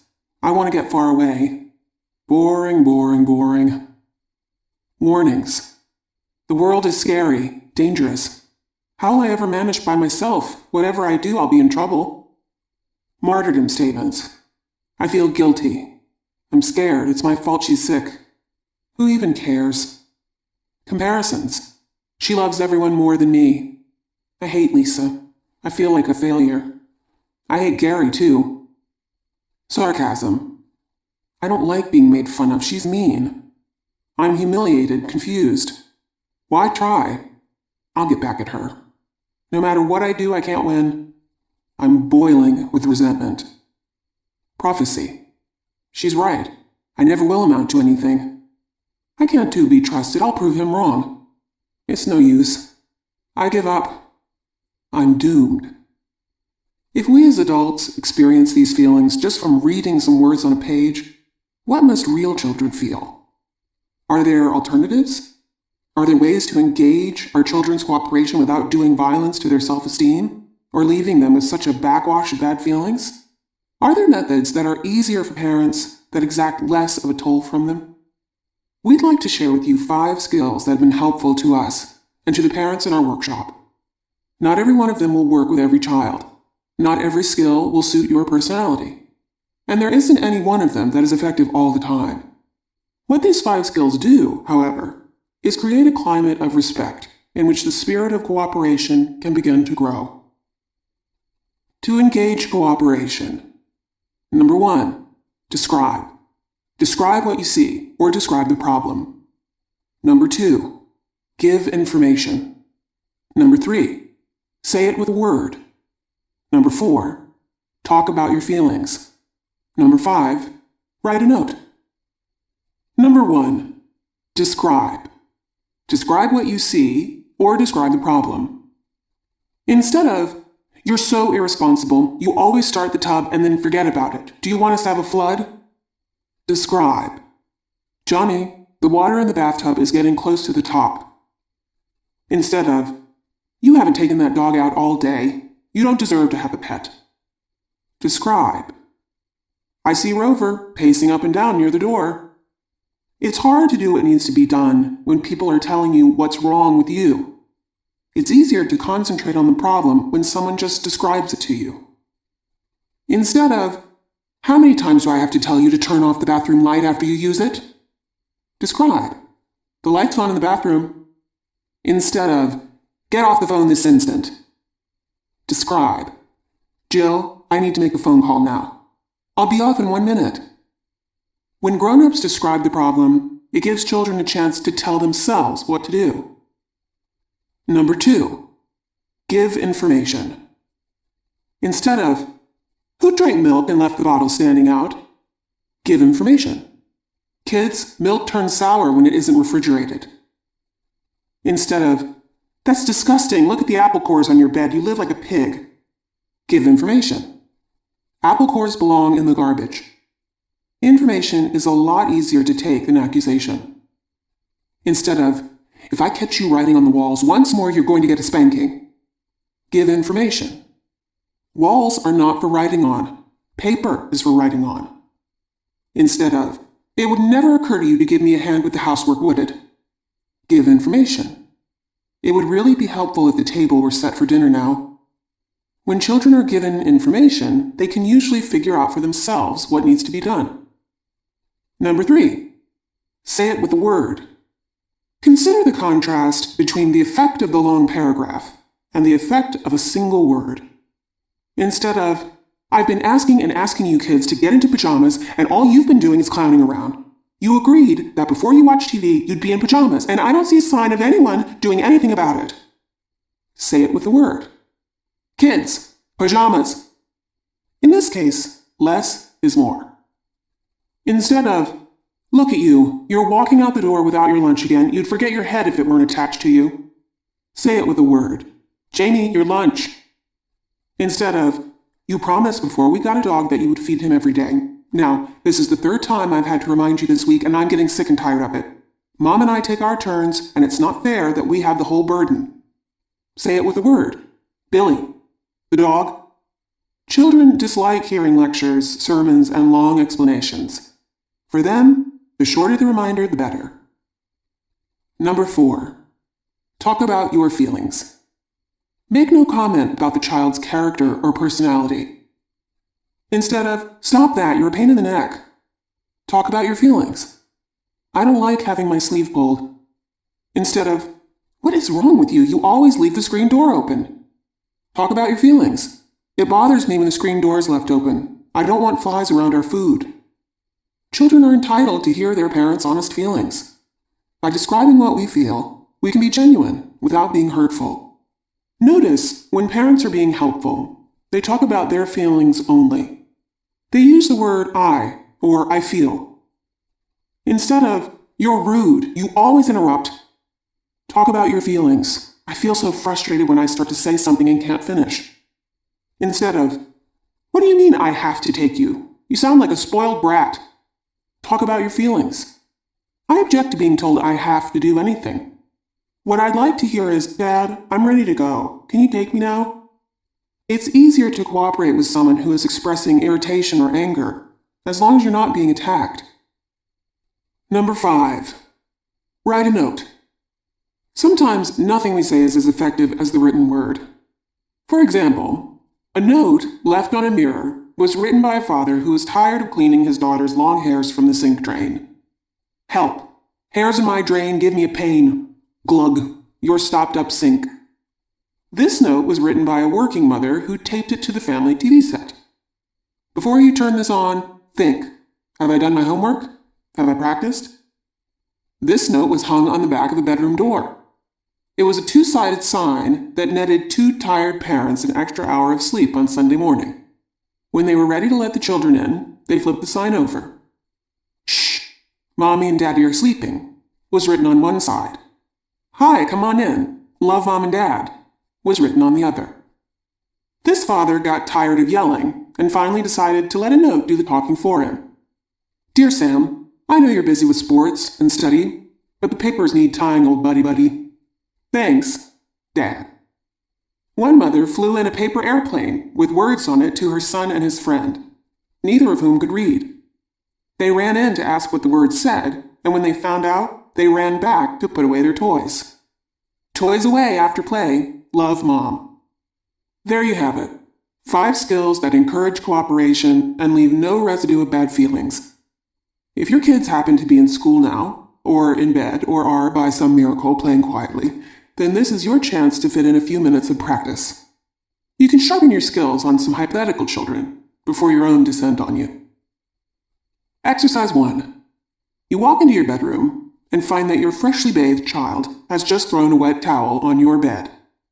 A. Write a typical statement that might be made to the child that would not be helpful. B. In the same situation, write how each of the skills could be used to invite your child's cooperation. 1. Describe. Describe what you see or describe the problem. 2. Give information. 3. Say it with a word. 4. Talk about your feelings. 5. Write a note. You've just applied 5 different skills to the same situation.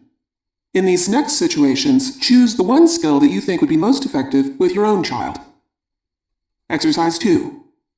Situation A. You are about to wrap a package and can't find your scissors. Your child has a pair of scissors, but is constantly borrowing yours and not returning them. Unhelpful statement. Skilled response. Skill used. Situation B. Your youngster keeps leaving his sneakers in the kitchen doorway. Unhelpful statement. Skilled response. Skill used. Situation C. Your child has just hung his wet raincoat in the closet. Unhelpful statement. Skilled response. Skill used. Situation D. You realize your child has not been brushing his teeth lately. Unhelpful statement. Skilled response. Skill used. I remember my own experience when I first experimented with these skills. I was so gung-ho to get this new approach going in my family that I came home from a meeting, tripped over my daughter's skates in the hall, and sweetly told her, "Skates belong in the closet." I thought I was wonderful. When she looked up at me blankly and then went back to reading her book, I hit her. I've since learned 2 things. Number 1, it's important to be authentic. Sounding patient when I'm feeling angry can only work against me. Not only do I fail to communicate honestly, but because I've been too nice, I wind up letting it out on my child later on. It would have been more helpful had I bellowed, "Skates belong in the closet!" For that, my daughter might have bestirred herself. Number 2, just because I don't get through the first time doesn't mean I should revert to the old ways. I have more than one skill at my disposal. I can use them in combination and, if necessary, in increasing intensity. For example, in the case of the wet towel, I might start by calmly pointing out to my daughter, "The towel there is getting my blanket wet." I could combine that with, "Wet towels belong in the bathroom." If she's off in one of her daydreams and I really want to penetrate her thoughts, I can increase the volume. "Jill, the towel!" Suppose she doesn't budge and my gorge begins to rise. I can get louder still. "Jill, I don't want to have to sleep in a cold, wet bed all night." I might want to save my voice. I could conceivably drop a note onto her ever-present book. "Wet towels on my bed make me see red." I could even imagine myself getting mad enough to tell her, "I don't like being ignored. I'm putting away your wet towel and now you have a resentful mother." There are many ways to match the message to the mood. You might want to apply these skills now to the realities of your own home. If so, take a second look at your list of daily do's and don'ts. Is it possible that some of the musts on that list could be made easier for you and your child by using the skills you worked with just now? Perhaps the skills in Chapter 1 on how to accept a child's negative feelings could also help to ease the situation. Give it some thought and write down the skills you think you might like to try this week. The problem? The skills I might use. Some of you may be thinking, but suppose my child still doesn't respond, what then? In the next chapter, we'll explore some more advanced skills for engaging our children's cooperation. We'll be talking about problem solving and other alternatives to punishment. Your assignment for the coming week will help you solidify what you've been working on today. In the meantime, I hope that the ideas in this chapter will make the days ahead a little easier for you. Written assignment. Number 1. One unhelpful thing I did not say this week. Sometimes what we don't say can be as helpful as what we do say. Situation. I didn't say. Number 2. 2 new skills I put to use this week. Situation 1. Skill used. Child's reaction. My reaction. Situation 2. Skill used. Child's reaction. My reaction. Number 3. A note I wrote. Number 4. Listen to part 2 of Engaging Cooperation. A quick reminder. To engage a child's cooperation, number 1, describe what you see or describe the problem. There's a wet towel on the bed. Number 2, give information. The towel is getting my blanket wet. Number 3, say it with a word. The towel. Number 4, describe what you feel. I don't like sleeping in a wet bed. Number 5, write a note. Above towel rack. Please put me back so I can dry. Thanks, your towel. Part 2. Comments, questions, and parents' stories. Questions. Number 1. Isn't how you say something to a child just as important as what you say? It certainly is. The attitude behind your words is as important as the words themselves. The attitude that children thrive on is one that communicates, "You're basically a lovable, capable person. Right now there's a problem that needs attention. Once you're aware of it, you'll probably respond responsibly." The attitude that defeats children is one that communicates, "You're basically irritating and inept. You're always doing something wrong, and this latest incident is one more proof of your wrongness." Number 2, if attitude is so important, why bother about words? A parent's look of disgust or tone of contempt can hurt deeply. But if, in addition, a child is subjected to words like stupid, careless, irresponsible, you'll never learn, he's doubly wounded. Somehow words have a way of lingering long and poisonously. The worst part is that children sometimes pull out these words at a later date and use them as weapons against themselves. Number 3. What's wrong with saying please to a child if you want him to do something?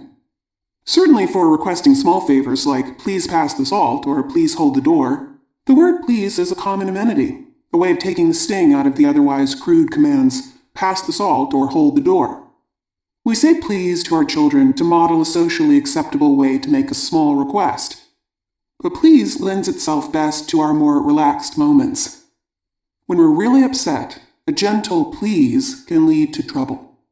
Consider the following dialogue. Mother, trying to be nice. Please don't jump on the sofa. Child continues jumping. Mother, louder. Please don't do that. Child jumps again. Mother suddenly slaps child hard. I said please, didn't I? What happened?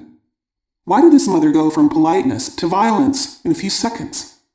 The fact is that when you've extended yourself and have been ignored, anger follows swiftly. You tend to think, how dare this kid defy me after I've been so nice? I'll show him. Wham! When you want something done immediately, it's a good idea to speak forcefully rather than to plead. A loud, firm, sofas are not for jumping on would probably stop the jumping a lot sooner. If the youngster persists, he can always be removed, swiftly, with a sternly repeated, sofas are not for jumping on. Number 4. Is there any way to explain the fact that sometimes my kids respond when I ask them to do something, and sometimes I can't seem to get through? We once asked a group of school children why they sometimes didn't listen to their parents. Here's what they told us. When I come home from school, I'm tired, and if my mother asks me to do something, I pretend I don't hear her. Sometimes I'm so busy playing or watching TV, I really don't hear her. Sometimes I'm mad about something that happened in school, and I don't feel like doing what she tells me. In addition to the children's thoughts, here are some questions you might want to ask yourself when you feel you're not getting through. Does my request make sense in terms of my child's age and ability? Am I expecting an 8-year-old to have perfect table manners? Does he feel my request is unreasonable? Why does my mother bug me to wash behind my ears? Nobody looks there. Can I give her a choice about when to do something rather than insisting upon right now? Do you want to take your bath before your TV show or right after? Can I offer a choice about how something is done? Do you want to take your bath with your doll or your boat? Are there any physical changes that could be made in the house that would invite cooperation? Could some hooks be placed low in the closet to eliminate the struggle with hangers? Would some additional shelves in a child's room make cleanup less overwhelming? Finally, are most of my moments with my child spent asking her to do things? Or am I taking out some time to be alone with her, just to be together? Number 5. I must confess that in the past I've said everything to my daughter you're not supposed to. Now I'm trying to change and she's giving me a hard time. What can I do? The child who has had heavy doses of criticism may be super sensitive. Even a gentle, your lunch, may seem to her like one more indictment of her forgetful nature. This child may need to have a lot overlooked and a great deal of approval before she can begin to hear anything resembling the slightest hint of disapproval. Later on in the book, you'll find ways to help your youngster see herself more positively. In the meantime, there will very likely be a transition period in which she might react suspiciously and even with hostility to her parents' new approach. But don't let your daughter's negative attitude discourage you. All the skills you've read about are ways of showing respect to another person. Most people respond to that eventually. Number 6. Humor works best with my son. He loves it when I ask him to do something in a funny way. Is that all right? If you can reach your child's head through his funny bone, more power to you. There's nothing like a little humor to galvanize children into action and to perk up the mood in the household. The problem for many parents is that their natural sense of fun fizzles out from the daily irritation of living with kids. One father said that a surefire way for him to put a spirit of play into the task ahead was to use another voice or accent. The kid's favorite was his robot voice. This is RC3C. The next person who takes ice and doesn't refill tray will be orbited into outer space. Please take affirmative action. Number 7. Sometimes I find that I'm repeating myself about the same thing over and over again. Even though I use skills, I still sound as if I'm nagging. Is there any way to avoid this?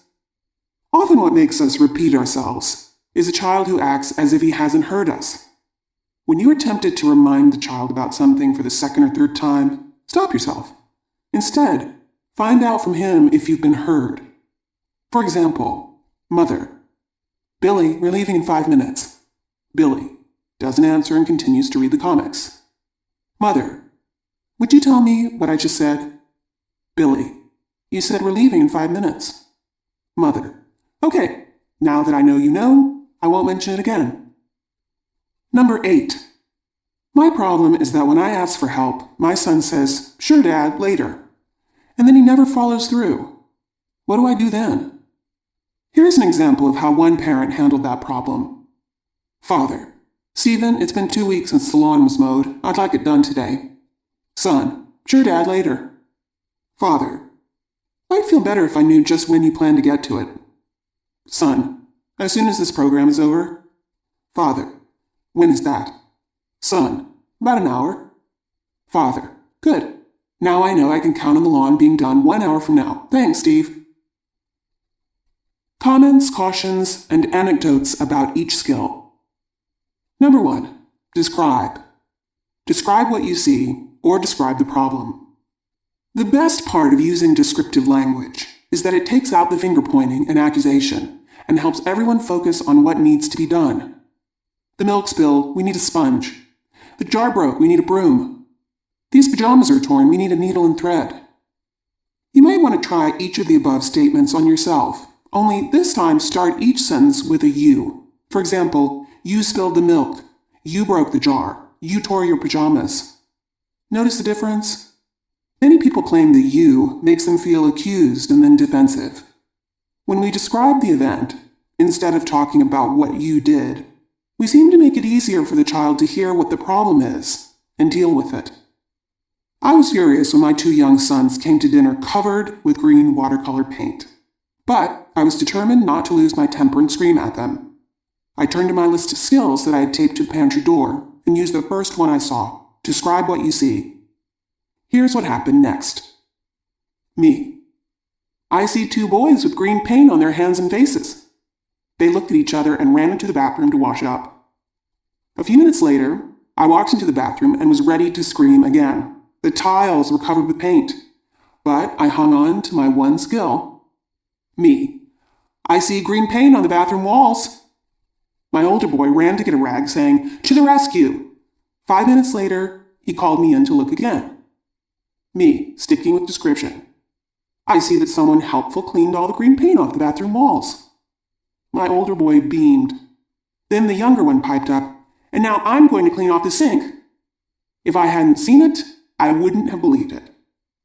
Caution: it is possible to use this skill in a way that can be irritating. For example, one father told us he was standing near the front door on a cold day and said to his son, who had just entered, "The door is open." The boy countered with, "So why don't you close it?" The group decided that the boy experienced his father's descriptive statement as, "I'm trying to get you to do the right thing, hint, hint." The group also decided that descriptive statements work best when the child feels that his help is genuinely needed. Number 2, give information. What we like about giving information is that, in a sense, you're giving the child a gift he can use forever. For the rest of his life, he'll need to know that milk turns sour when it's not refrigerated, that open cuts need to be kept clean, that fruit needs to be washed before eating, that cookies get stale when the box is left open, and so on. Parents have told us that the skill of giving information isn't hard. What's hard, they say, is leaving off the insult at the end, such as, "Dirty clothes belong in the laundry basket. You'll never learn, will you?" We also like giving children information because the child seems to experience it as an act of confidence in him. He says to himself, "Grown-ups trust me to act responsibly once I have the facts." Monique came home from her brownie meeting and was wearing her uniform.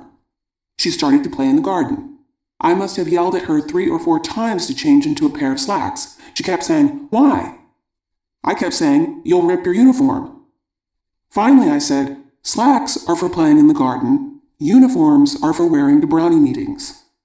To my amazement, she stopped what she was doing and immediately went into change.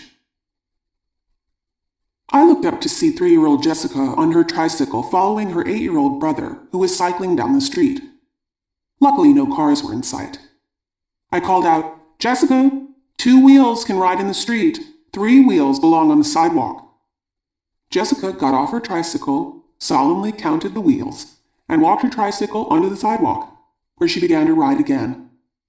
Caution: refrain from giving the child information she already knows. For example, if you were to tell a 10-year-old, milk turns sour when it's unrefrigerated, She might conclude either that you think she's stupid or that you're being sarcastic. Number 3. The one-word statement. Many parents have told us how much they appreciate this skill. They claim it saves time, breath, and boring explanations. Teenagers we worked with have told us they too prefer the single word, door, dog, or dishes, and find it a welcome relief from the usual lecture. As we see it, the value of the one-word statement lies in the fact that instead of an oppressive command, we give the child an opportunity to exercise his own initiative and his own intelligence. When he hears you say, the dog, he has to think, what about the dog? Oh yeah, I didn't walk him yet this afternoon. Guess I better take him out now. Caution. Don't use your child's name as your one-word statement. When a child hears a disapproving Susie many times during the day, she begins to associate her name with disapproval. Number 4. Describe what you feel. Most parents are relieved to discover that it can be helpful to share their real feelings with their children, and that it's not necessary to be eternally patient. Children are not fragile. They're perfectly capable of dealing with statements like, this isn't a good time for me to look at your composition. I'm tense and distracted. After dinner, I'll be able to give it the attention it deserves. It's a good idea to steer clear of me for the next little while. I'm feeling irritable and it has nothing to do with you. One single mother, who was raising 2 young children, said that she used to be upset with herself because she often had no patience with them. Finally, she decided to try to be more accepting of her feelings and let her children know about them, in terms they could understand. She started saying things like, I have as much patience as a watermelon now. And a little later on, well, right now I have as much patience as a grapefruit. And still later, she would announce, it's about the size of a pea. Now, I think we ought to quit before it triples. She knew the children took her seriously, because one evening her son said, Mom, what size is your patience now? Could you read us a story tonight? Still others expressed concern about describing their feelings. If they shared their honest emotions, wouldn't that make them vulnerable? Suppose they said to the child, that upsets me, and the child answered, so who cares? It's been our experience that children whose feelings are respected are likely to be respectful of adult feelings. But there could well be a transition period in which you might get a fresh so who cares. If it comes to that, you can let the child know, I do. I care about how I feel. And I care about how you feel. And I expect this to be a family where we are all caring about each other's feelings. Caution. Some children are very sensitive to their parents' disapproval. For them, strong statements like, I am angry, or that makes me furious, are more than they can bear. In retaliation, they'll belligerently answer, well then I'm angry at you too. For those children, it's best just to state your expectations. For example, instead of, I'm angry at you for pulling the cat's tail, it would be more helpful to say, I expect you to be kind to animals. Number 5. Write a note. Most children love receiving notes, both those who can read and those who can't. Little ones are usually thrilled to receive a printed message from their parents. It encourages them to write or draw notes back to their parents. Older children also like receiving notes. A group of teenagers we worked with told us that a note can make you feel good, as if you were getting a letter from a friend. They were touched that their parents cared enough to take the time and trouble to write to them. One young man said that what he appreciated most about notes was that they didn't get any louder. Parents report that they too like using notes. They say it's a quick, easy way to get through to a child, and one that usually leaves a pleasant aftertaste. One mother told us that she keeps a pad and an old coffee mug filled with a dozen pencils on her kitchen counter. Several times a week she finds herself in a situation where either the children have heard her make the same request so often they've tuned her out, or she's about to give up on them and do the chore herself. At those moments, she says it takes less out of her to pick up a pencil than to open her mouth. Here's a sample of some of her notes. Dear Billy, I haven't been out since this morning. Give me a break. Your dog, Harry. Dear Susan, this kitchen needs to be put back in order. Please do something about 1. Books on stove, 2. Boots in doorway, 3. Jacket on floor, 4. Cookie crumbs on table. Thanks in advance, Mom. Notice. Story time tonight at 7:30 p.m. All children who are in pajamas with teeth brushed are invited. Love, Mom and Dad. A light touch with notes is necessary, but it can certainly help. Sometimes, however, the situation is not funny, and humor would be inappropriate. We're thinking of the father who told us that his daughter ruined his brand new CD by leaving it on the floor where it got stepped on. He said that if he hadn't been able to vent his anger in writing, he would have punished her. Instead, he wrote, "Allison, I'm boiling. My new CD was taken without my permission, and now it's full of scratches and doesn't play anymore. Mad Dad." A little later, the father received this note back from his daughter. "Dear Dad, I'm really sorry. I'll buy you another one this Saturday, and whatever it costs, you can take it out of my allowance. Allison." We never cease to marvel at how children who cannot read manage to read the notes their parents write to them. Here's the testimony of a young working mother. "The worst time for me when I get home from work is that 20 minutes of trying to prepare dinner, while the kids are running back and forth between the refrigerator and the bread box. By the time the food is on the table, they have no appetite left. Last Monday night, I put a crayon note up on the door, 'Kitchen closed until dinner.' My 4-year-old immediately wanted to know what it said. I explained each word. He was so respectful of that note, he wouldn't even put his foot in the kitchen. He just played with his sister outside the door until I took the note down and called them in. The next night, I put the note back up again. While I was making the hamburgers, I heard my son teaching his 2-year-old sister what each word meant. Then I saw her point to each word and read, 'Kitchen closed until dinner.' The most unusual use of a note was told to us by a mother who was a part-time student. Here's her story. In a weak moment, I volunteered to have a meeting at my home for 20 people. I was so nervous about having everything ready on time that I left school early. When I got home, I took one look around the house and my heart sank. The place was a mess. Piles of newspapers, mail, books, magazines, dirty bathroom, beds unmade. I had a little over 2 hours to get everything into shape, and I was starting to feel hysterical. The kids were coming home any minute, and I knew that I didn't have it in me to cope with a single demand or any of their fighting. But I didn't want to have to talk or explain. I decided to write a note, but there wasn't an uncluttered surface in the house to put anything down on. So, I grabbed a piece of cardboard, punched 2 holes in it, stuck in a string, and hung a sign around my neck. "Human time bomb. If irked or irritated, will explode. Company coming, help urgently needed." Then I went to work like a fury. When the kids came home, they read my sign and volunteered to clear their books and toys. Then, without another word from me, they made their beds. And mine. Unbelievable. I was about to tackle the bathroom when the bell rang. I panicked for a moment, but it was only the man delivering the extra chairs. I motioned for him to come in and wondered why he didn't move. He just kept staring at my chest. I looked down and saw the sign still there. As I started to explain, he said, "Don't worry, lady, calm down. Just tell me where you want the chairs and I'll set them up for you." People have asked us, if I use these skills appropriately, will my children always respond? Our answer is, we would hope not. Children aren't robots. Besides, our purpose is not to set forth a series of techniques to manipulate behavior so that children always respond. Our purpose is to speak to what is best in our children. Their intelligence, their initiative, their sense of responsibility, their sense of humor, their ability to be sensitive to the needs of others. We want to put an end to talk that wounds the spirit and search out the language that nourishes self-esteem. We want to create an emotional climate that encourages children to cooperate because they care about themselves and because they care about us. We want to demonstrate the kind of respectful communication that we hope our children will use with us, now, during their adolescent years, and ultimately, as our adult friends. Chapter 3. Alternatives to Punishment. Part 1.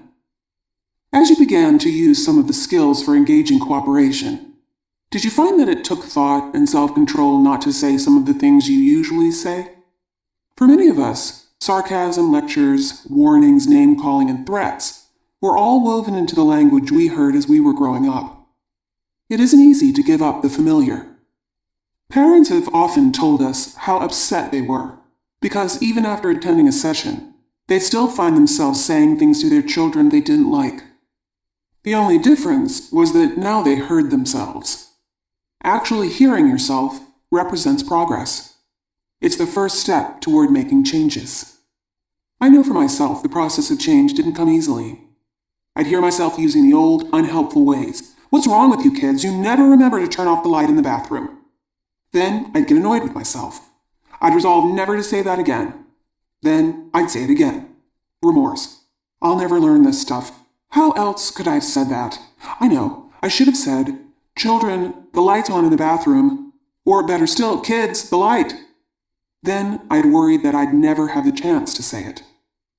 I had nothing to worry about. They always left the light on in the bathroom. But the next time I was ready for them, kids, the light, someone ran and turned it off. Success. Then there were the times when I'd say all the right things and nothing seemed to work.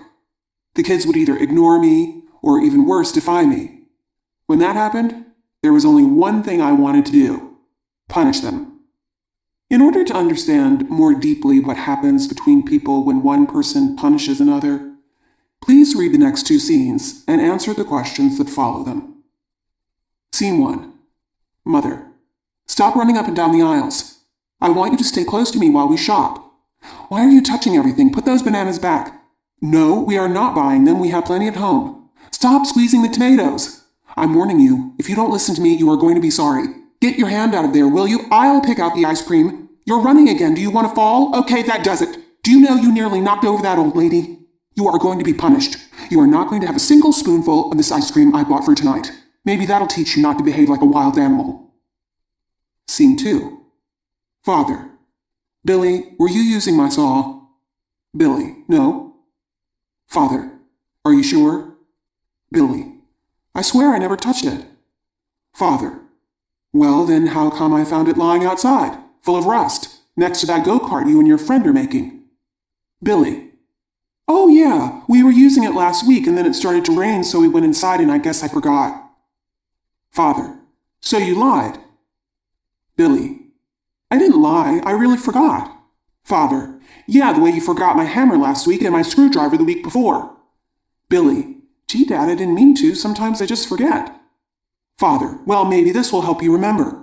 Not only are you never going to get a chance to use my tools again, but for lying to me on top of it, you'll stay home when we all go to the movies tomorrow. Questions. Number 1. Write down what motivated the parents in Scene 1 to punish their children. Now, in Scene 2. Number 2. Write down what you think might be the feelings of the children who were punished in Scene 1. Now, in Scene 2. To punish or not to punish?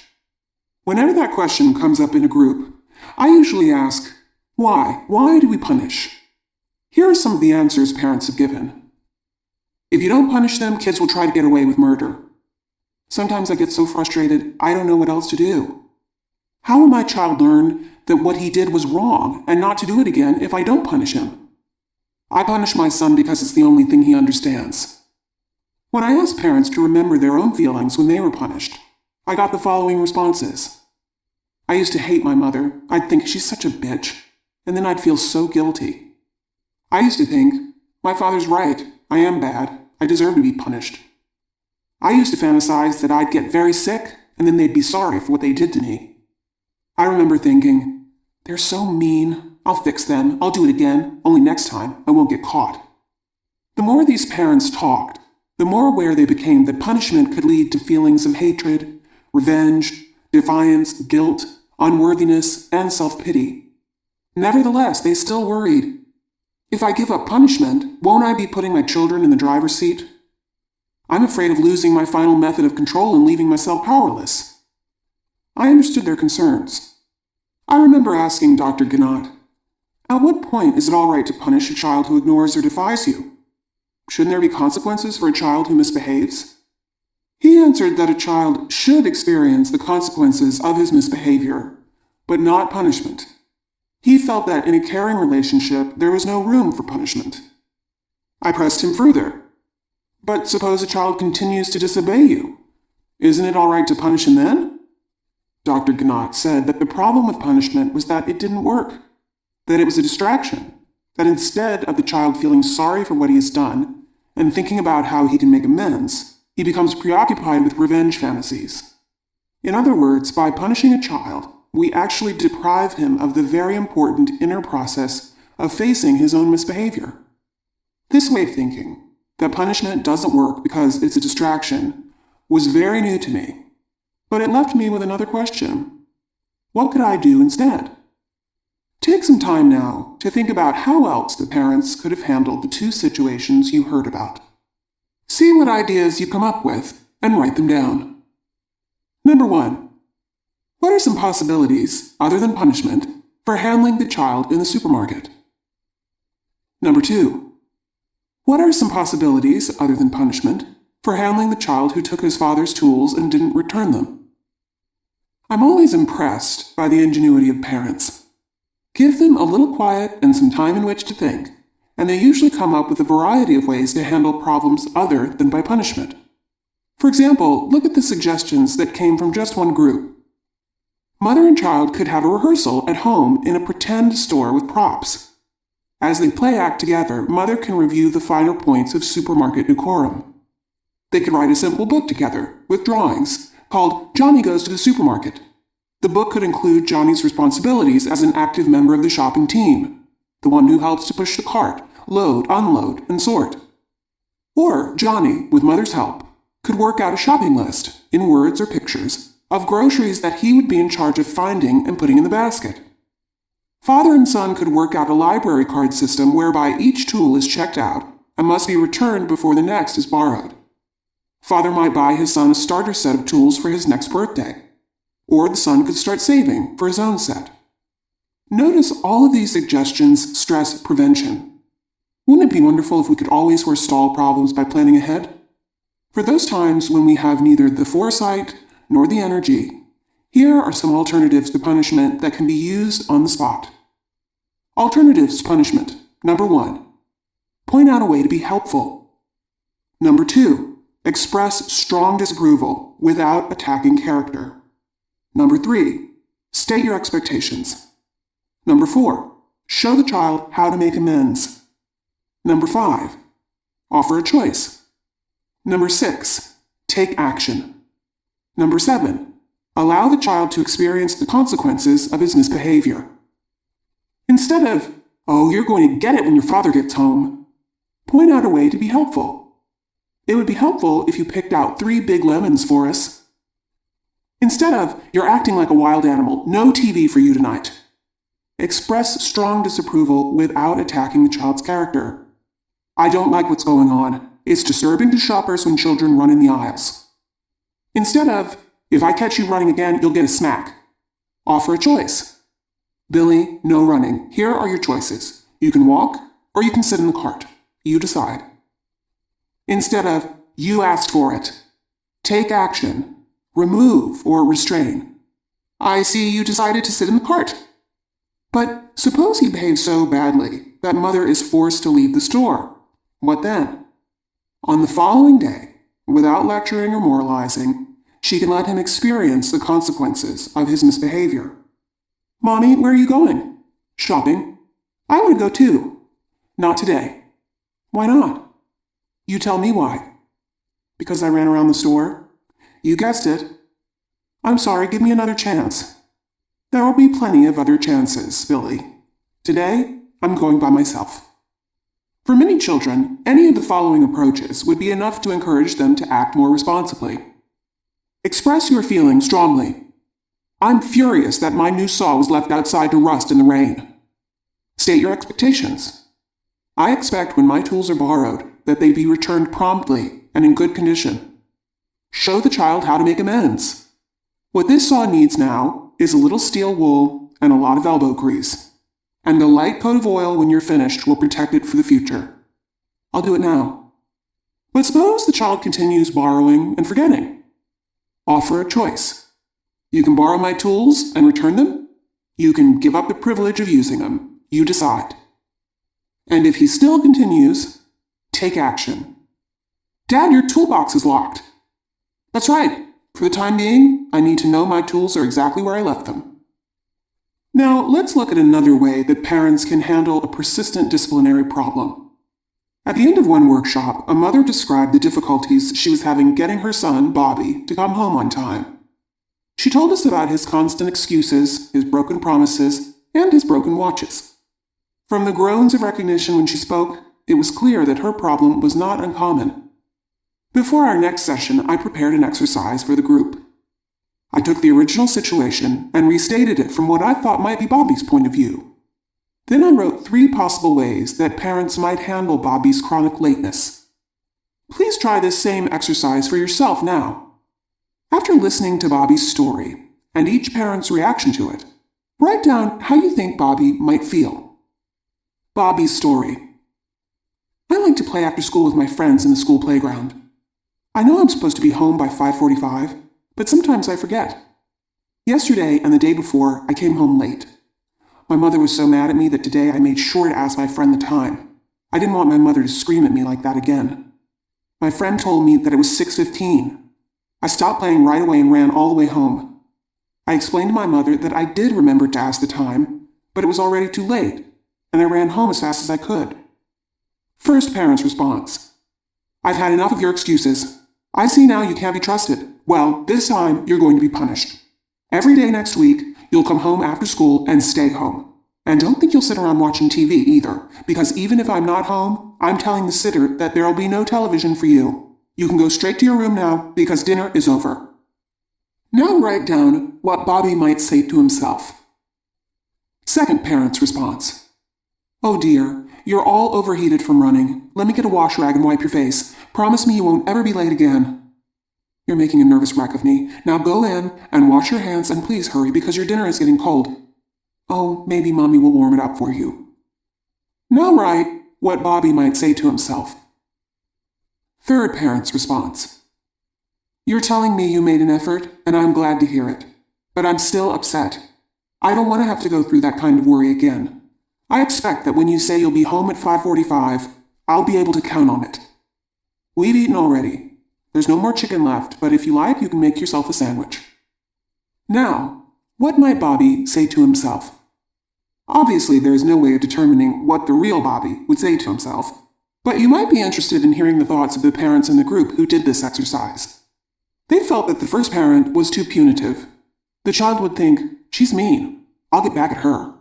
The second parent was a doormat. The child would think, I can get away with anything with her. The third parent was just right. She was assertive without being punitive. Her child might think to himself, Mom was really mad. I'd better get home on time from now on. Besides, she has confidence in me. I can't let her down. And I didn't like having to make myself an old sandwich. With this exercise in mind, the real mother went home and tried this last approach. And it worked for 3 weeks. Then Bobby went back to his old habit. The mother was at her wit's end. As she described her frustration, many questions arose in the group. What can be done in a case like this? Suppose you really have tried everything and the problem goes on and on. What can we do when there seems to be nothing left to do but punish? When a problem persists, we can usually assume that it is more complex than it originally appeared. For a complex problem, a more complex skill is needed. Parent educators, labor negotiators, marriage counselors have worked out some excellent detailed methods for resolving difficult conflicts. Here's the version that I presented to the group. To problem solve. Step 1. Talk about the child's feelings and needs. Step 2. Talk about your feelings and needs. Step 3. Brainstorm together to find a mutually agreeable solution. Step 4. Write down all ideas without evaluating. Step 5. Decide which suggestions you like, which you don't like, and which you plan to follow through on. Step 1. Talk about the child's feelings and needs. I've been thinking that it probably isn't easy for you to leave your friends when you're having fun. Yeah. Step 2. Talk about your feelings and needs. On the other hand, I worry when you're late. Step 3. Brainstorm to find a mutually agreeable solution. Let's put our heads together and see if we can come up with some ideas that would be good for both of us. Step 4. Write down all ideas without evaluating. I'll come home at 6:30 and you won't worry. I'll write that down. What else? Step 5. Decide which suggestions you like, which you don't like, and which you plan to follow through on. Now, let's look at our list and see what we want to cross out and what we want to keep. Cross out where you pick me up. After outlining to the group the steps of the problem-solving approach, we decided that it would be helpful if we role-played the situation. I played the mother, and the real mother played her son, Bobby. Here's the script of the dialogue we had together, taken from the tape recorder that was on that evening. As you can see, the mother threw herself into her son's role wholeheartedly. Mother: Bobby, there's something I'd like to talk about. Is this a good time for you? Bobby, suspiciously: It's okay. What is it? Mother: It's not the business of getting home on time for dinner. Bobby: I told you I've been trying, but I always have to leave when we're right in the middle of a game. Mother: Oh? Bobby: Nobody else has to go as early as me. Nobody. Mother: Bobby: And I have to keep asking everybody the time because my stupid watch is broken, and they always tell me to shut up, pest. Mother: Oh, that can hurt.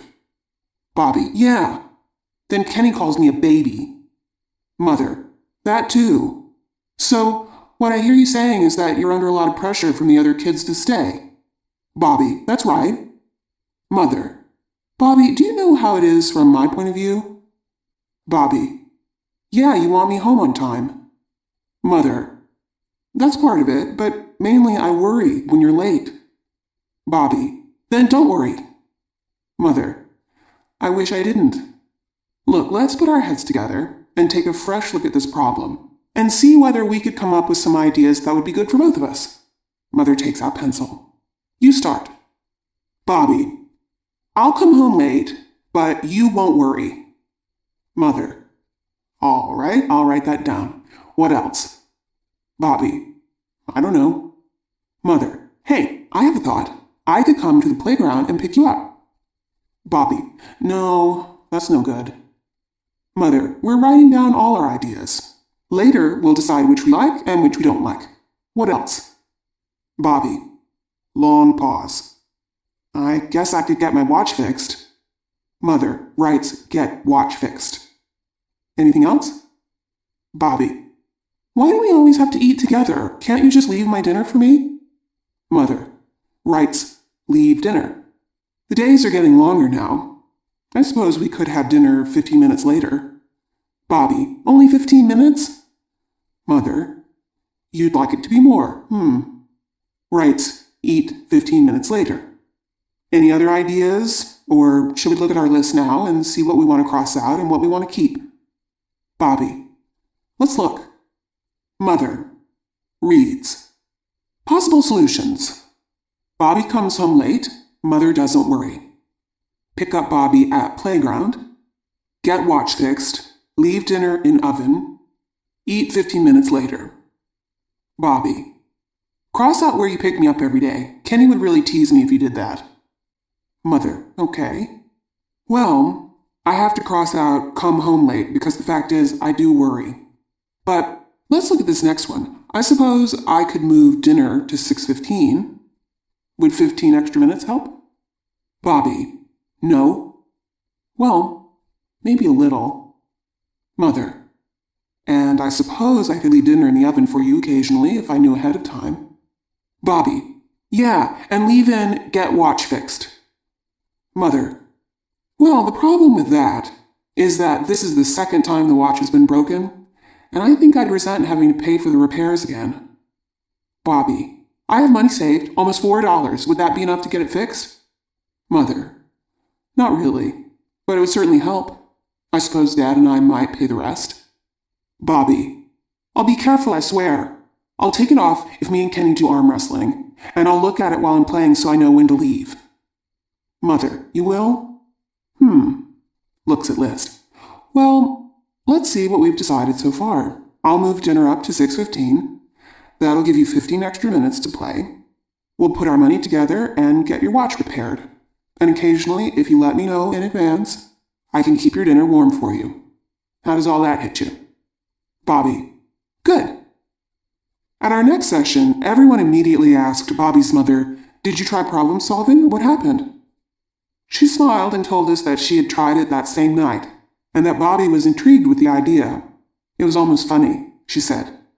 What our whole discussion boiled down to was that he hated wearing a watch, but that if the family could eat 15 minutes later, he'd listen for the 6 o'clock whistle from the firehouse, and that would be his signal to start for home. And so far, she said, he's kept his word. Doesn't sound too hard, does it? But it is. And the hardest part is not the learning of the separate steps. With a little study, that can be accomplished. The hardest part is the shift we have to make in attitude. We have to stop thinking of the child as a problem that needs correction.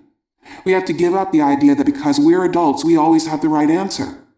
We have to stop worrying that if we're not tough enough, the child will take advantage of us.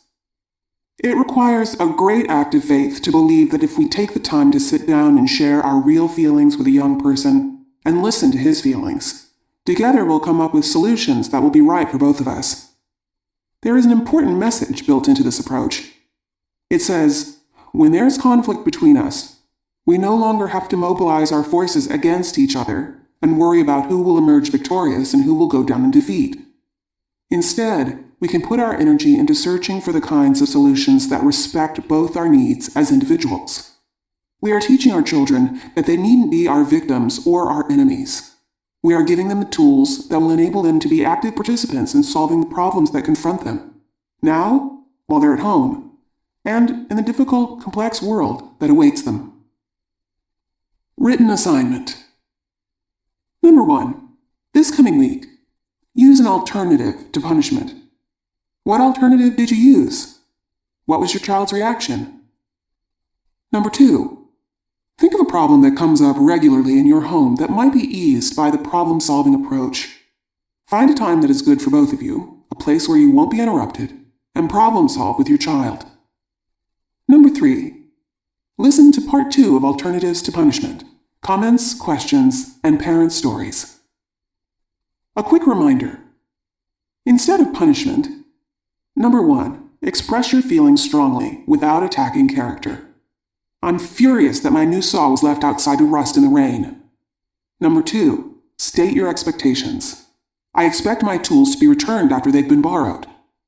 Number 3, show the child how to make amends. What this saw needs now is a little steel wool and a lot of elbow grease. Number 4, offer a choice.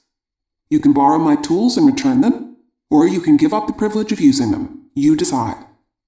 Number 5, take action. Child, why is the toolbox locked? Father, you tell me why. Number 6, problem solve. What can we work out so that you can use my tools when you need them, and so that I'll be sure they're there when I need them? Part 2. Comments, Questions, and Parent Stories. Questions about punishment. Number 1. If a small child who doesn't talk yet touches something he shouldn't, isn't it all right to slap his little hand? Just because children aren't talking doesn't mean they aren't listening or understanding. Little children are learning every minute of every day. The question is, what are they learning? The parent has a choice here. She can repeatedly slap the child's hand, thus teaching him that the only way for him to learn what not to do is to be slapped. Or she can treat the child as a dignified, small human being by giving him information he can use now and for the rest of his life. As she removes the child or the object, she can tell him firmly and clearly, knives are not for licking. You can lick this spoon if you like. This china dog can break. Your stuffed dog won't break. She may need to repeat the same information many times, but repeated information conveys a far different message from repeated slaps. Number 2. What is the difference between punishment and natural consequences? Aren't they just different words for the same thing? We see punishment as the parent deliberately depriving a child for a set period of time or inflicting pain on him in order to teach that child a lesson. Consequences, on the other hand, come about as a natural result of the child's behavior. A father in one of our groups once shared an experience that to us sums up the difference between punishment and consequences. Here it is in his words. My teenage son asked to borrow my navy blue sweater because he said it would look neat with his new jeans. I told him, okay, but be careful, and forgot about it after that. A week later, when I wanted to wear it, I found it under a pile of dirty laundry on the floor of his room. The back was covered with chalk, and the front was spattered with something that looked like spaghetti sauce. I was so mad, because this wasn't the first time, that I swear, if he had come in at that moment, I would have told him that he could forget about going to the ball game with me on Sunday. I'd give his ticket to someone else. Anyway, when I saw him later, I calmed down a little, but I still bawled him out. He told me he was sorry and all that, but darned if he didn't ask me for it again a week later. I said nothing to him. No lectures, no speeches. He knew why. Then, a month after that, he asked for my plaid shirt for a school field trip. I told him, look, before I lend anything again, I need some reassurance, in writing, that my shirt will be returned in the same condition in which it was borrowed. That night, I found a note on my pile of mail. It said, Dear Dad, if you let me borrow your shirt, I'll do everything I can to keep it clean. I won't lean against the blackboard. I won't put my ballpoint pen in the pocket. And when I eat lunch, I'll cover myself with paper napkins. Love, Mark. Well, I was very impressed with the note. I figured that if he took the trouble to write it, he'd probably take the trouble to do what he said. P.S. The shirt was returned to me the next night on a hanger, and it was clean. To us, that story showed natural consequences in action. One natural consequence of returning borrowed property in damaged condition is the owner's displeasure. Another natural consequence is the owner's reluctance to lend you anything again. It's also possible that the owner might change his mind if he gets some concrete evidence that it won't happen again. But the responsibility to change is clearly the borrower's. The owner doesn't have to do anything to you to teach you a lesson. It's a lot easier to learn from the hard realities of people's real reactions than from a person who decides to punish you for your own good. Number 3. Last week, I found a pile of orange peels and pits on the sofa. When I asked my boys who did it, each one pointed to the other. If it isn't a good idea to find out which child is guilty and then punish him, what can I do? The question, who did it, usually leads to an automatic, not me, which in turn leads to, well, one of you must be lying. The more we try to get at the truth, the more loudly the children protest their innocence.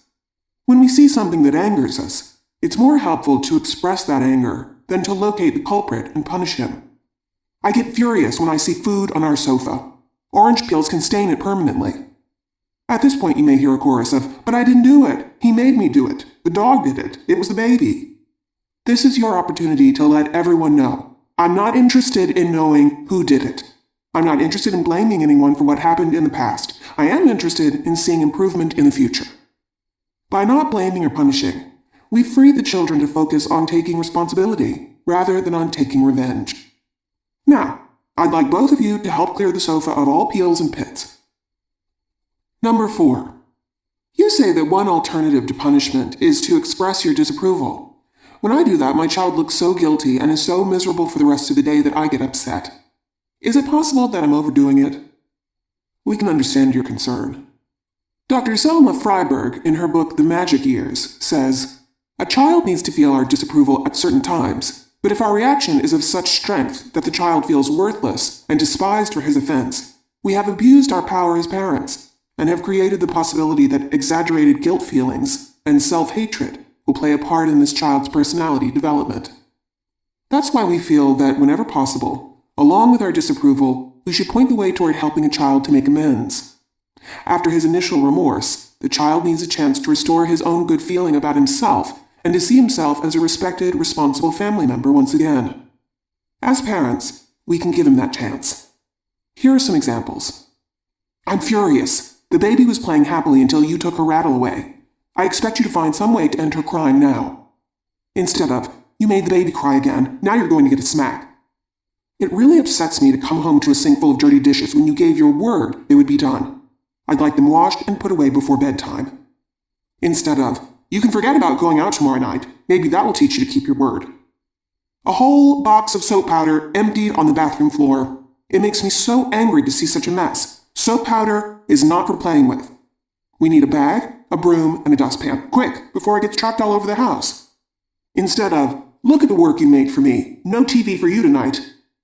Statements like these say to the child, I don't like what you did, and I expect you to take care of it.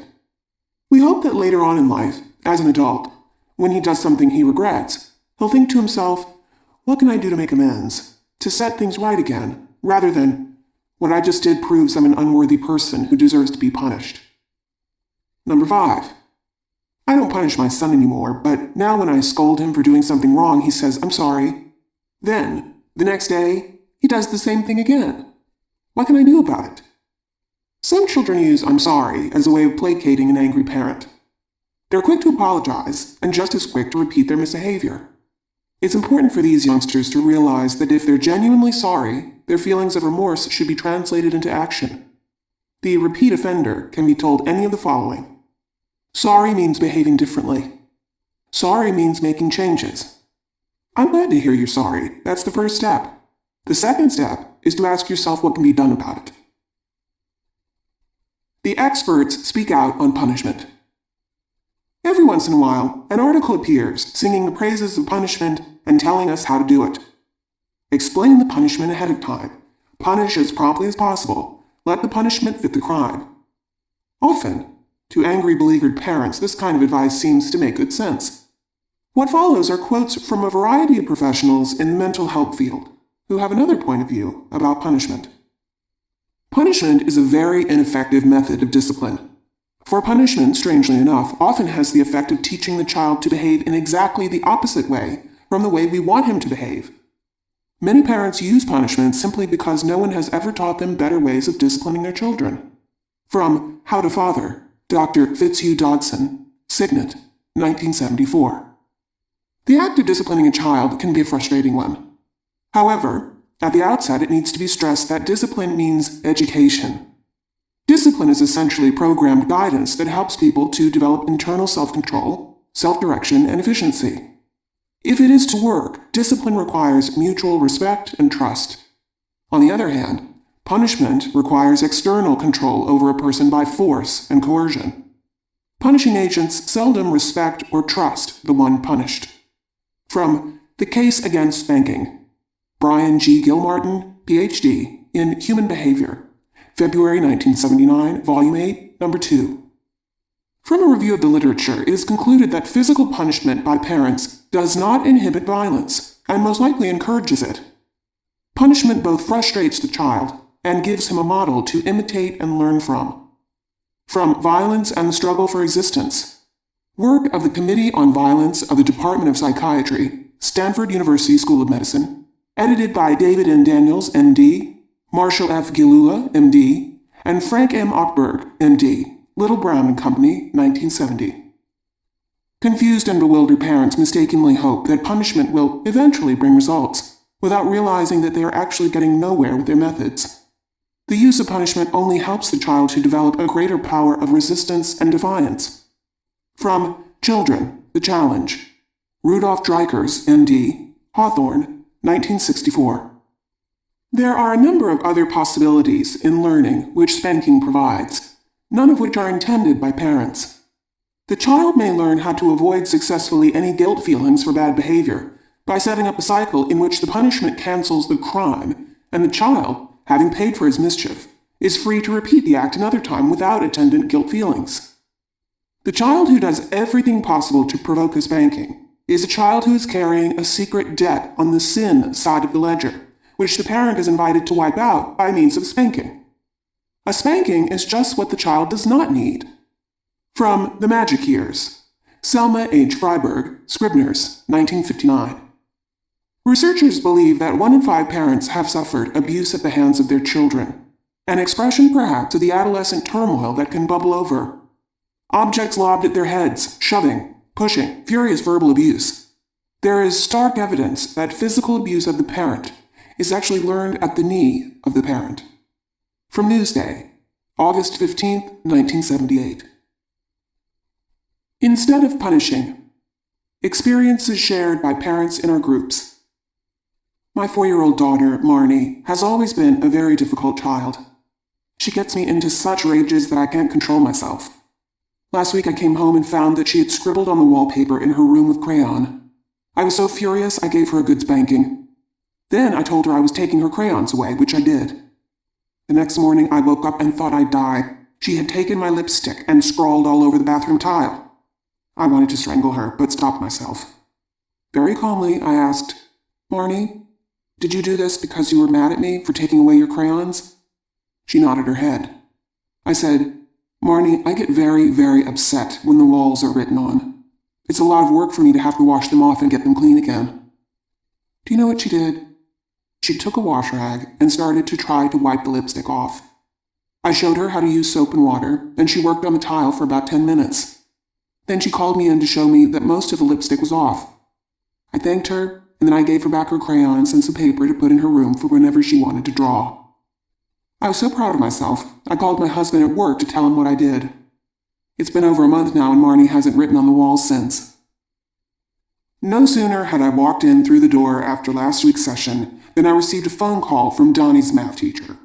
She sounded very angry.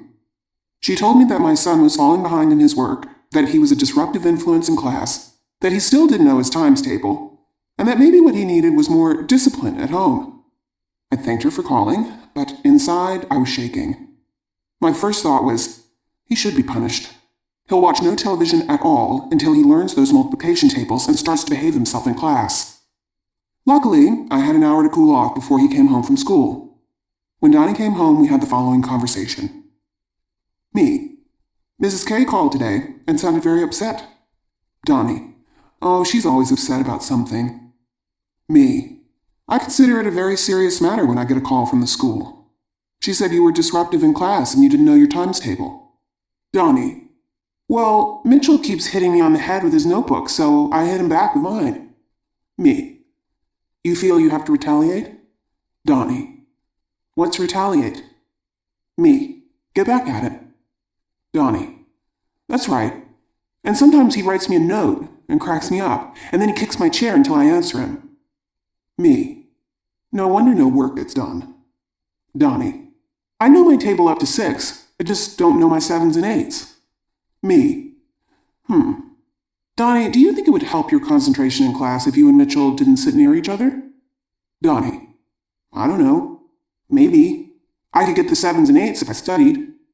Me. I feel Mrs. K should know that. Suppose we write her a letter, okay with you? Donnie nodded. I took out my pencil and wrote, Dear Mrs. K, I discussed our phone conversation with Donnie, and he says, Donnie, what shall I tell her? Donnie. Tell her to change my seat away from Mitchell. Me. Writing. He says he would like his seat to be changed so he doesn't sit so close to Mitchell. Is that right? Donnie. Yeah. Me.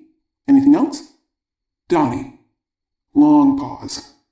Tell her I'll write out my 7 and 8 times table and say it out loud to myself. Me. I write and read to him. He also plans to write out his 7 and 8 times table and drill himself. Anything else? Donnie. No. Me. I'll close by saying, Thank you for bringing this matter to our attention. I read the entire letter to Donnie again. We both signed it, and he brought it to school the next day. I know something must have changed because when he came home, the first thing he told me was that Mrs. K had changed his seat and was nice to him today. This story was reported by a mother who had sat grimly through our first few sessions, shaking her head. On the 4th session, she came in and claimed the floor to tell us the following. I didn't believe anything here could be applied to my child. Van is so stubborn, so unmanageable, the only thing he understands is punishment. Last week I almost fainted when my neighbor told me she had seen him cross a busy intersection that he had been strictly forbidden to cross. I didn't know what to do. I had already taken away his bicycle, his television, his allowance. What was left? In desperation, I decided to try some of the things you've been talking about in the group. When we came home, I said, Van, we have a problem. Here is how I think you feel. You want to get to the other side of the street when you want to, without having to ask someone to cross with you. Is that right? He nodded his head. Here's how I feel. I worry when I think about a 6-year-old boy crossing a dangerous intersection where there have been so many accidents. When there is a problem, we need a solution. Think about it and tell me what your ideas are at supper. Van immediately started to talk. I said, Not now. It's a very serious problem. I'd like us both to give it a lot of thought. We'll talk at supper when Daddy is here. That night I prepared my husband in advance to just listen. Van washed his hands and was in his seat promptly. As soon as his father came into the room, he said very excitedly, I have a solution. Every night, when Daddy comes home, we'll go to the corner and he'll teach me how to look at the lights and when to cross. Then he paused and said, "And on my 7th birthday, I'll cross by myself." My husband almost fell out of his chair. I guess we've both been underestimating our son. Nikki, 10, reported in an offhand way, while I was rushing to make dinner and go out, that 3 of his textbooks were missing, and I had to send in $9. I totally blew up. My first impulse was to hit him or punish him. But even though I was over the edge with anger, I somehow managed to get hold of myself and start my sentences with the word I. I think I was screaming as loud as is humanly possible. I am furious. I am enraged. 3 books are lost, and now I have to cough up $9 for it. I'm so angry I feel like I'm going to explode. And hear this when I'm rushing to make dinner and go out, and now I have to stop and take the time to write down the homework problems over the phone. I am boiling. When I stopped screaming, the most concerned little face appeared in the doorway, and Nikki said, "Mom, I'm sorry. You don't have to cough up the $9. I'll cough it up out of my allowance." I think the biggest grin I've ever grinned appeared on my face. I have surely never stopped feeling angry so fast and so completely. What are a few lost books to a person who has a son who really cares about her feelings? Part 3. More about problem solving. Before problem solving. We've discovered that for the problem solving process to work, we have to, as the kids would say, psych ourselves. We tell ourselves, I'm going to be as accepting and tuned into my child as possible. I'm going to listen for information and feelings I might not have heard before. I'll steer clear of judgments, evaluations, and lectures. I won't try to persuade or convince. I'll consider any new ideas, no matter how far out. I won't be pressured by time. If we can't come up with an immediate solution, it may mean we have to do more thinking, more investigating, more talking. The key word is respect, for my child, for myself, and for the unlimited possibilities of what can happen when 2 people of goodwill put their heads together. Cautions about each step of the problem-solving process. Before you begin, ask yourself, am I still seething with emotion? Or am I calm enough now, even to begin this whole process? You can't problem solve when you're boiling. Then check out your child's mood. Is this a good time for you to talk? If she says yes, then, number 1, talk about the child's feelings. I imagine you must be feeling, don't rush this part. Let your attitude be, I'm really trying to get clear on how you feel about all this. Only when the child feels heard and understood will she be able to consider your feelings. Number 2, talk about your feelings. Here's how I feel about it. Keep this part short and clear. It's hard for a child to listen to a parent who goes on and on about his worry, his anger, or his resentment. Number 3, invite the child to work on finding a mutually acceptable solution. If possible, let the child come up with the first few ideas. The crucial point here is to refrain from evaluating or commenting on any of those ideas. The instant you say, well, that's no good, the whole process ends, and you've undone all your work. All ideas should be welcomed. Very often the most unlikely ones can lead to some fine, workable solutions. The key sentence is, we're writing down all our ideas. It's not essential to write, but somehow putting each idea in writing gives great dignity to each contribution. One child was overheard saying, my mother is so smart, she writes down all my ideas. Number 4, decide which ideas you like, which you don't like, and which ideas you want to put into action. Watch out for put-down statements. That's a dumb idea. Instead, describe your personal reactions. I wouldn't be comfortable with that because, or, that sounds like something I could do. Number 5, follow through. The danger here is getting so carried away with your good feelings at having come up with a workable solution that you don't bother to make a specific plan to follow through. It's important to add, what steps do we have to take to get this plan into motion? Who will be responsible for what? By when shall we have it done? Number 6, don't permit the child to blame or accuse you at any point. Child, yeah, but that wouldn't work because you never. It's important that the parent be firm when this happens. Parent, no accusations or talk about the past. What we're trying to do now is focus on a solution for the future. questions about problem solving. Number 1. Suppose the plan you and your child agree upon works for a while and then falls through. What then? These are the times that test our determination. We can either go back to lecturing and punishing, or we can go back to the drawing board. For example, parent, I'm disappointed that our approach isn't working anymore. I find myself doing your job, and that's unacceptable to me. Shall we give the old plan another chance? Shall we talk about what's getting in the way, or shall we work out another solution? As adults, we realize that few solutions are permanent. What would work for the child when he was 4 may not work for him now that he is 5. What worked in the winter may not work in the spring. Life is a continual process of adjustment and readjustment. What's important for the child is that he continue to see himself as part of the solution, rather than as part of the problem. Number 2. Do you always have to go through all the steps to resolve the problem? No. A problem can be resolved at any step along the way.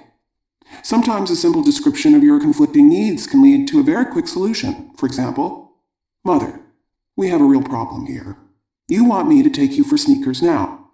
I want to finish sorting all the laundry, and then I have to start supper. Child, maybe I could finish the laundry while you get ready to go, and then when we come home, I'll help you make supper. Mother, I think that would work. Number 3. Suppose we go through all the steps and still don't come up with a solution we can both agree on. What then? That can happen, but nothing has been lost. By discussing the problem, each of you has become more sensitive to the other's needs. In a difficult situation, this is often the best that can be hoped for. And sometimes it's just a matter of needing more time to think, to let the beans cook, before a solution can be reached. Number 4. Suppose a child refuses to sit down and problem solve with you. What then? There are some children who are uncomfortable with this approach. For these youngsters, a note, based on the same principle, can be an effective substitute. Dear Johnny, I'd like your ideas on solving the problem of, you probably want, need, feel. I want, need, feel. Please let me know of any solutions you can think of that we might both agree on. Love, Dad. Number 5. Isn't this an approach that works best for older children? Parents of young children have reported great success with this approach. Here are some stories in which parents used problem-solving skills with children of various ages. Problem-solving in action. Situation. The cradle I lent to a friend was just returned to me. I put it in the bedroom. Brian, age 2, examines it and is fascinated by the swinging basket. Brian, Mommy, I go up in cradle. Mommy, Sweetheart, you're much too big for that cradle. Brian, yes, I go up in cradle. Begins to climb into it. Mommy, restraining him. Brian, Mommy said you're too big. The cradle might break if I put you in it. Brian, please, Mommy, I go up in cradle now. Begins to whine. Mommy, I said no. Poor move on Mommy's part. I realized it as soon as I said it. And as Brian's whining turned into a minor tantrum, I decided to try problem solving with him. Mommy, sweetie, I can see how much you want to get into the cradle right now. It probably looks like lots of fun to swing in. I'd like to swing in it too. The problem is that it won't hold me, and it won't hold you. We're too big. Brian, Mommy too big, just like Bryony. Brian leaves the room and comes back with Hoover, his stuffed bear, and puts him in the cradle. He begins to rock the basket back and forth. Brian, see, Mommy? Bryony rocking Hoover, okay? Mommy, whew, Hoover is just the right size. After much frustration with the whole toilet training process, I decided to try the problem-solving technique with my son, who was 3 at the time. We sat down together at the table, and I said, David, I've been thinking about how hard it is for a little boy to learn how to use the toilet. I'll bet sometimes you're so busy playing that you don't even notice that you have to go. He looked at me with his big eyes but didn't say anything. Then I said, I'll bet that sometimes, even when you do notice, it's hard to get to the bathroom in time and climb onto that toilet. He nodded his head, yes. Then I asked him to bring me paper and crayon so that we could write down all the ideas that we could think of that might help. He ran into his room and brought me a yellow paper and a red crayon. I sat down with him and began to write. I started by listing 2 ideas. Buy a step stool like the one Jimmy has in his bathroom. Mommy will ask David if he needs to go. Then David piped up. Barbara and Peter will help me. Peter is his friend, who is trained, and Barbara is his mother. Then he said, Peter wears big boy pants. I wrote, get big boy pants for David.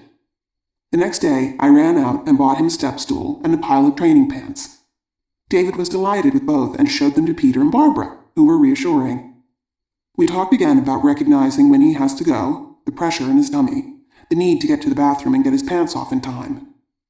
He knew that I was sympathetic to the difficulties involved. Anyway, it's been about 3 months now, and he's just about completely trained. And is he proud of himself? I waited impatiently for our next session. I had something exciting to share with the group. I had been liberated. And so had my 3.5-year-old daughter, Rachel. It started early Tuesday morning when the telephone rang. Susie, could you take Danielle for me this afternoon? Sure, I said. We hung up and I realized I had shopping to do, and now I would have to drag 2 children around with me. Or, Rachel had been attending a 45-minute morning outdoor preschool group. However, she would go only if I sat on the bench outside within view. Other mothers dropped their kids off and left. I stayed. I said to Rachel, I must go shopping today while you're in preschool. Danielle will be with us all afternoon and I won't have time to shop. Tears from Rachel. Here was my opportunity to use my problem-solving skills. I said to Rachel, I see you're sad. How can we solve this problem? Let's write this all down. Rachel's eyes lit up as I wrote. Problem. Rachel doesn't want Mommy to leave, and Mommy has to buy milk. She doesn't have time after preschool, so she has to do it during preschool. Suggestions to solve problem. Mine, number 1, go during school and run back. Rachel's, number 2, not buy milk. Rachel's, number 3, go after school.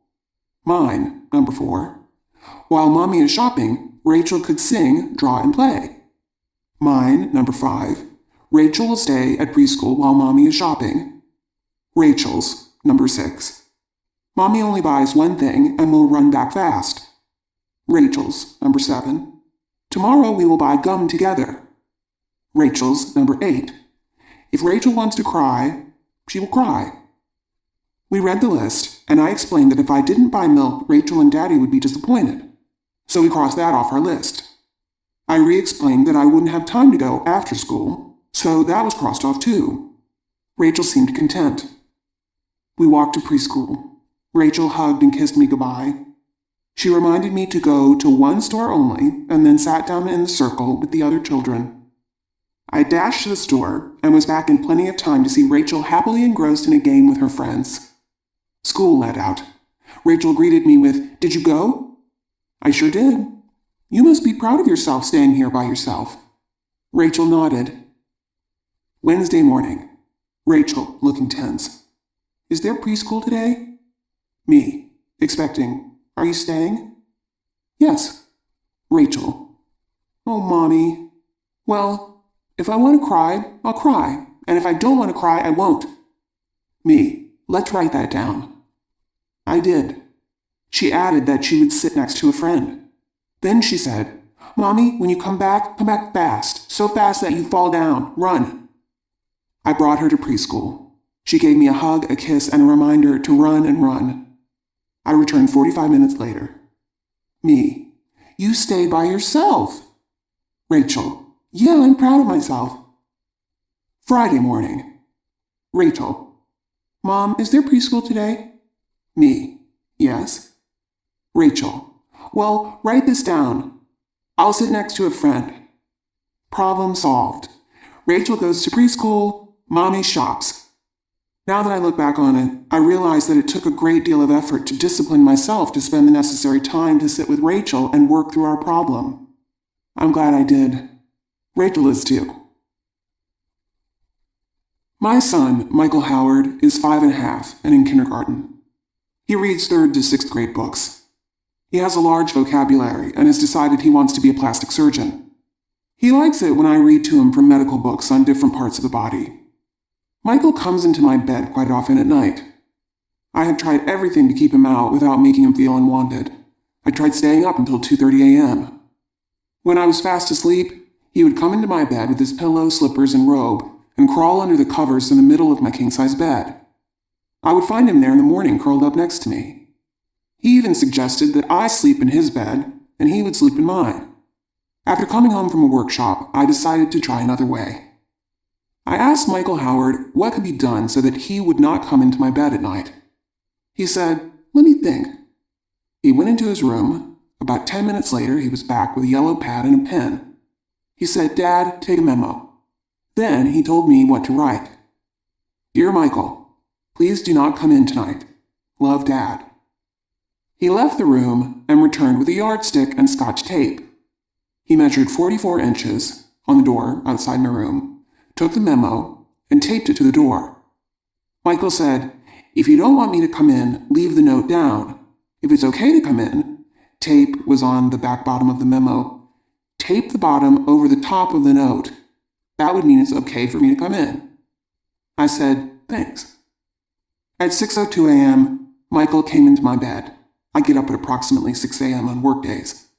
Michael said, "See, Dad, I got up when it was dark and started into your room, but your note was down, and I couldn't see a thing. But in my mind, I could read it. So I went back to bed. See, Dad, all you have to do is ask, and I'll help you solve your problems." This has been in effect for 2 weeks with very good results. This is the better way. Thanks. Jennifer's bedtime dilemma. Tuesday night, still fired up from last night's session, I broached the question to Jennifer, age 5. "Mother, do you have time to talk?" Jennifer, "Yes." Mother, "I'd like to talk about our middle-of-the-night problem." Jennifer, "Oh, okay." Mother, "Do you want to tell me how you feel about this situation that is making us both so unhappy?" Jennifer, "Something gets in me, Ma." Grimace on face, fists clenched. "And I can't stay in my room, I just want to come into your room." Mother, "Oh, I see." Jennifer, "I know you hate it, right?" Mother, "Well, let me tell you how I feel. After a long day, I look forward to getting into bed, snuggling under the warm covers, and falling fast asleep. When I'm awakened, I'm just not a very friendly mommy." Jennifer, "I know." Mother, "Let's see if we can come up with a solution that can make us both happy, okay?" Taking out pad and pen. Jennifer, "You're going to write it? Is it going to be a list?" Vividly impressed. Mother, "Yes, can you start us off?" Jennifer, "I'd like to come into Mommy and Daddy's bed." Mother, "Okay." Writing. "Anything else?" Jennifer, "I could just wake you instead." Mother, Writing. Jennifer, "I could read by my nightlight if I scrunch down." Mother, "I bet you could." Jennifer, "But if I had a lamp, could I have a lamp?" Mother, writing. "What would you do with the lamp?" Jennifer, getting excited. "I could read a book, play with my tongue depressors." Father is a doctor. "Write my letters." Mother, "Somebody sounds excited." Jennifer, "Okay, what about number 4 on the list?" Mother, "Have you any more ideas?" Jennifer, quickly, "I could ask for a drink." Mother, Writing. Jennifer, "And number 5 could be sneaking out to check if you're okay." Mother, "We have some list. Let's go over it." Jen promptly put X's next to the first and second solutions. She talked about buying a lamp, a pad, and crayons the next day. We picked out an atrocious orange lamp, her choice, to match her red and white room. That night went beautifully, with me receiving a shoebox, her idea, full of drawings the next morning. It's been a whole week now that she's let me sleep. I'm keeping my fingers crossed. Parents told us that once their children became accustomed to problem solving, they were more able to work out their differences with their sisters and brothers. This was a big bonus for the parents. Instead of having to step in, take sides, play judge, and come up with a solution, they restated the problem and put it right back where it belonged, in the lap of the children. The statement that seemed to activate the children to take responsibility to resolve their own conflicts was, "Kids, this is a tough problem, but I have confidence that you two can put your heads together and come up with a solution that you can both agree to." This first example is from a father. Brad, 4, and Tara, 2.5, were outside. Brad was riding Tara's tricycle, and Tara wanted to ride it. Tara started to get hysterical, and Brad refused to get off.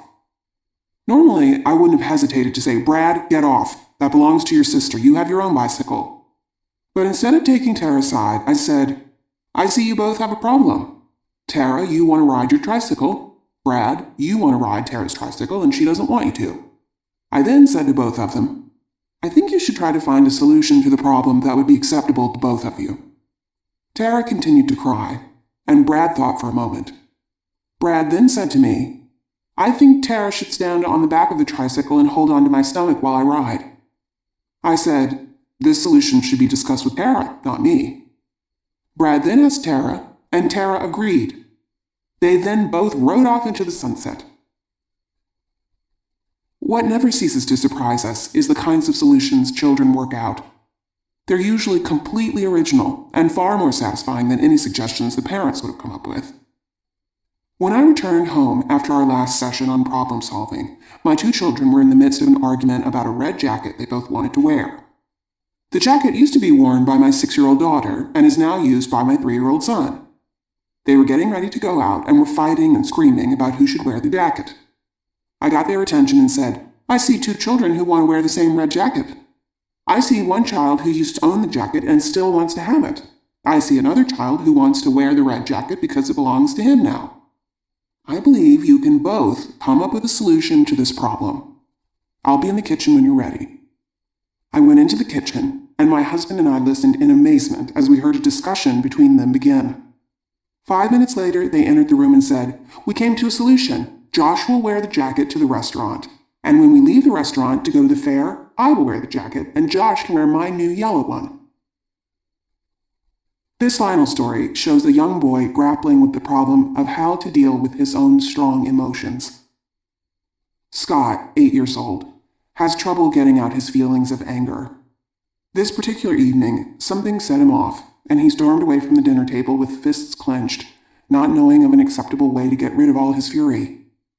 On the way to his room, he accidentally knocked down one of my favorite vases. As I saw it smash and break on the floor, I became furious and, unfortunately, began screaming like a maniac. He ran into his room, slamming the door. After my husband managed to glue the vase together, and time had eased the angry feelings I had, I went to his door and knocked. When he said, "What?" I asked him if it was all right if I came in, and was it a good time to talk. He looked at me with gratitude and said, "Yes." It was as if he was reassured, merely by my presence, that I still loved him and thought of him as a human being, not as a clumsy, uncontrolled child. I began by asking him how he feels when he gets so angry. He told me that he wants to punch someone or break something, to storm around and to slam things as hard as he can. I told him that when he shows his anger that way, I want to go into his room and take his favorite toy and tear it apart. Then we both looked at each other and kind of said, I asked him, with my paper and pencil in hand, if we could work out some way of showing or releasing anger that we could both live with, and he proceeded to give me suggestions. Daddy could hang up my punching bag, put something on the wall to throw my ball at, hang up my beanbag chair, turn on my radio as loud as it goes, get a chin-up bar, smash a pillow over my head, slam doors, jump hard on the floor, jump on the bed, turn the light on and off, go out and run around the house 10 times, rip up paper, pinch myself. I said not a word, but wrote it all down. It was interesting that after he said those things he knew he wouldn't be allowed to do, he giggled a bit, as if to let me know that this is what he'd really like. As we went back over the list, I eliminated some things and explained to him why they wouldn't work for me. We settled on 4 possibilities. Daddy would have to give a definite time that he would try to repair and hang up the punching bag. The chinning bar would be used in the doorway to his room. He would be able to run around the house only in the daylight. When I questioned ripping up paper, I said, "There's only one problem with that." He said, "Oh, I know, I'll pick it up afterward." By this time, we were sitting closely and touching and talking very calmly. I finally said to him, "There's only one thing I'd like to add, and it's something that's always available to you when you feel so full of anger. I can talk about it, he said immediately. We both went to bed, feeling really good. Chapter 4. Encouraging Autonomy.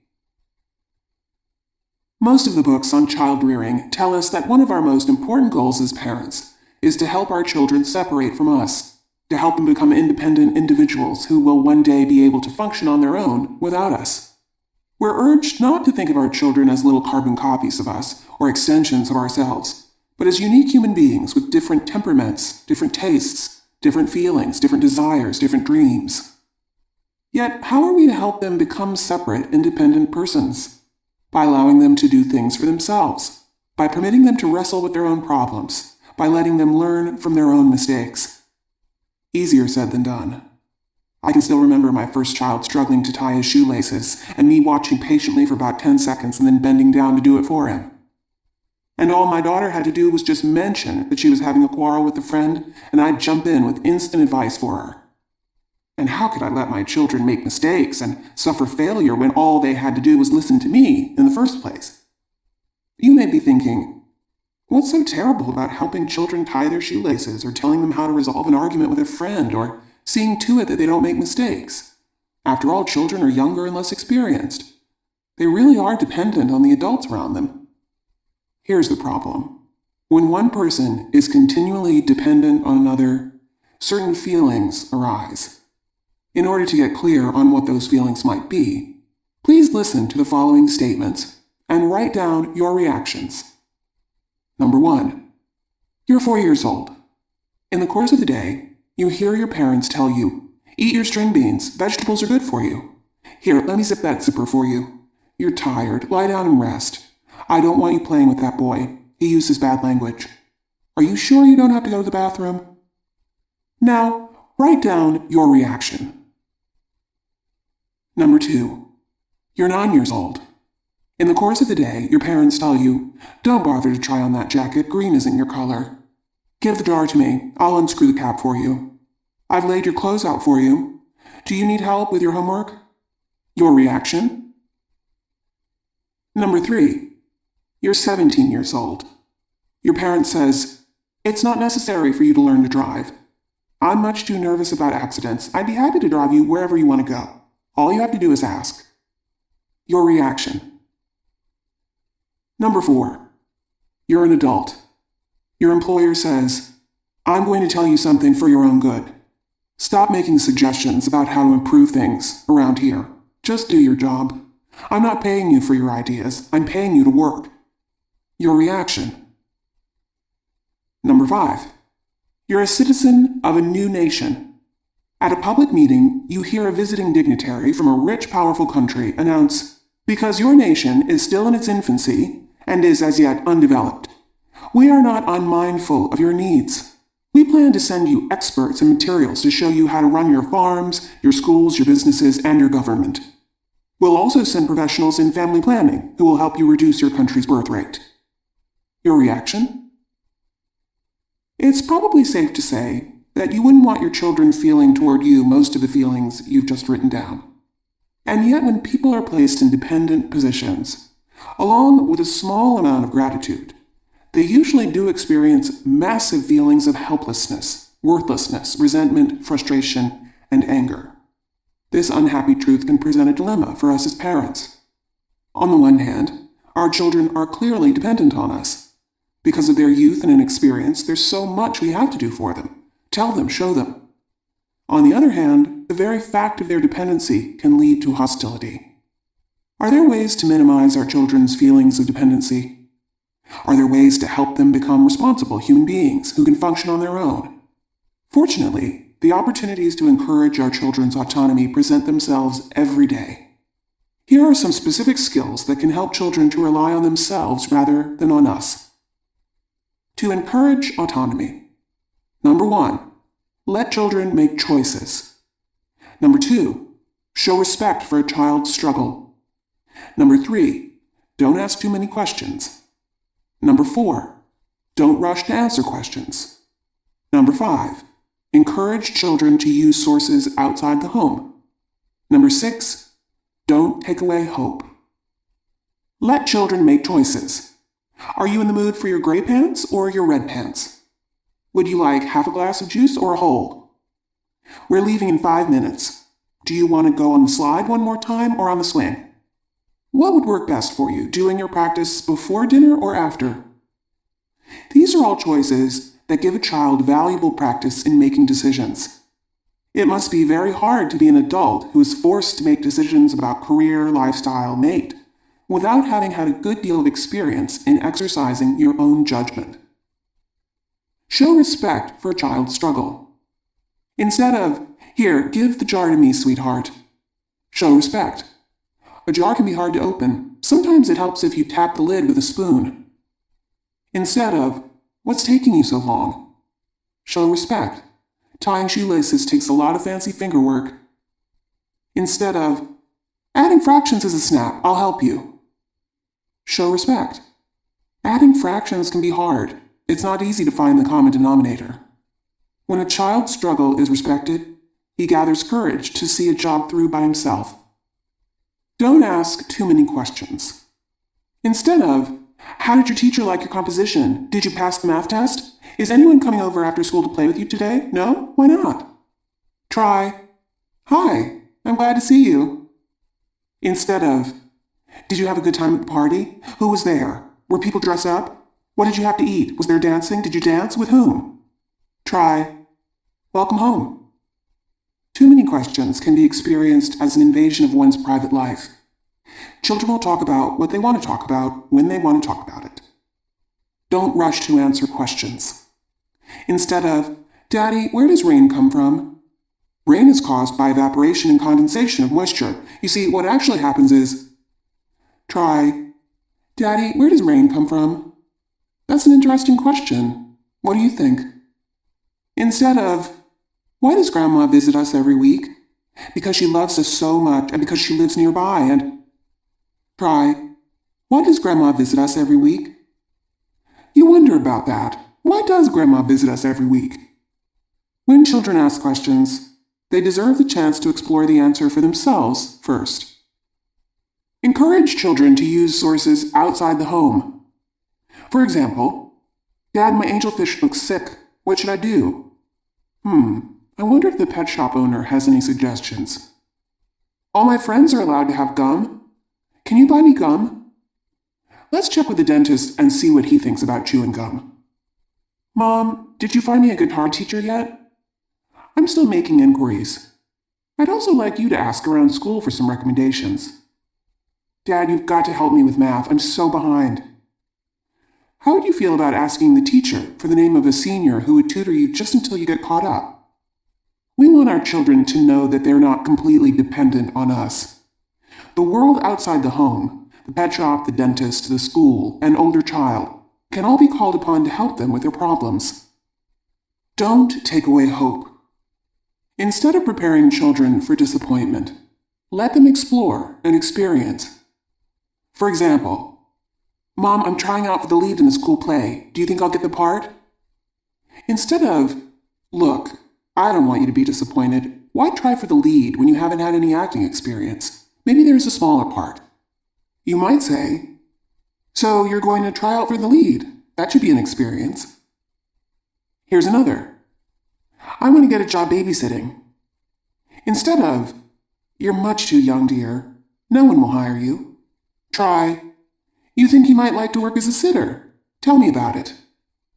And lastly, "Maybe I'll be an engineer when I grow up."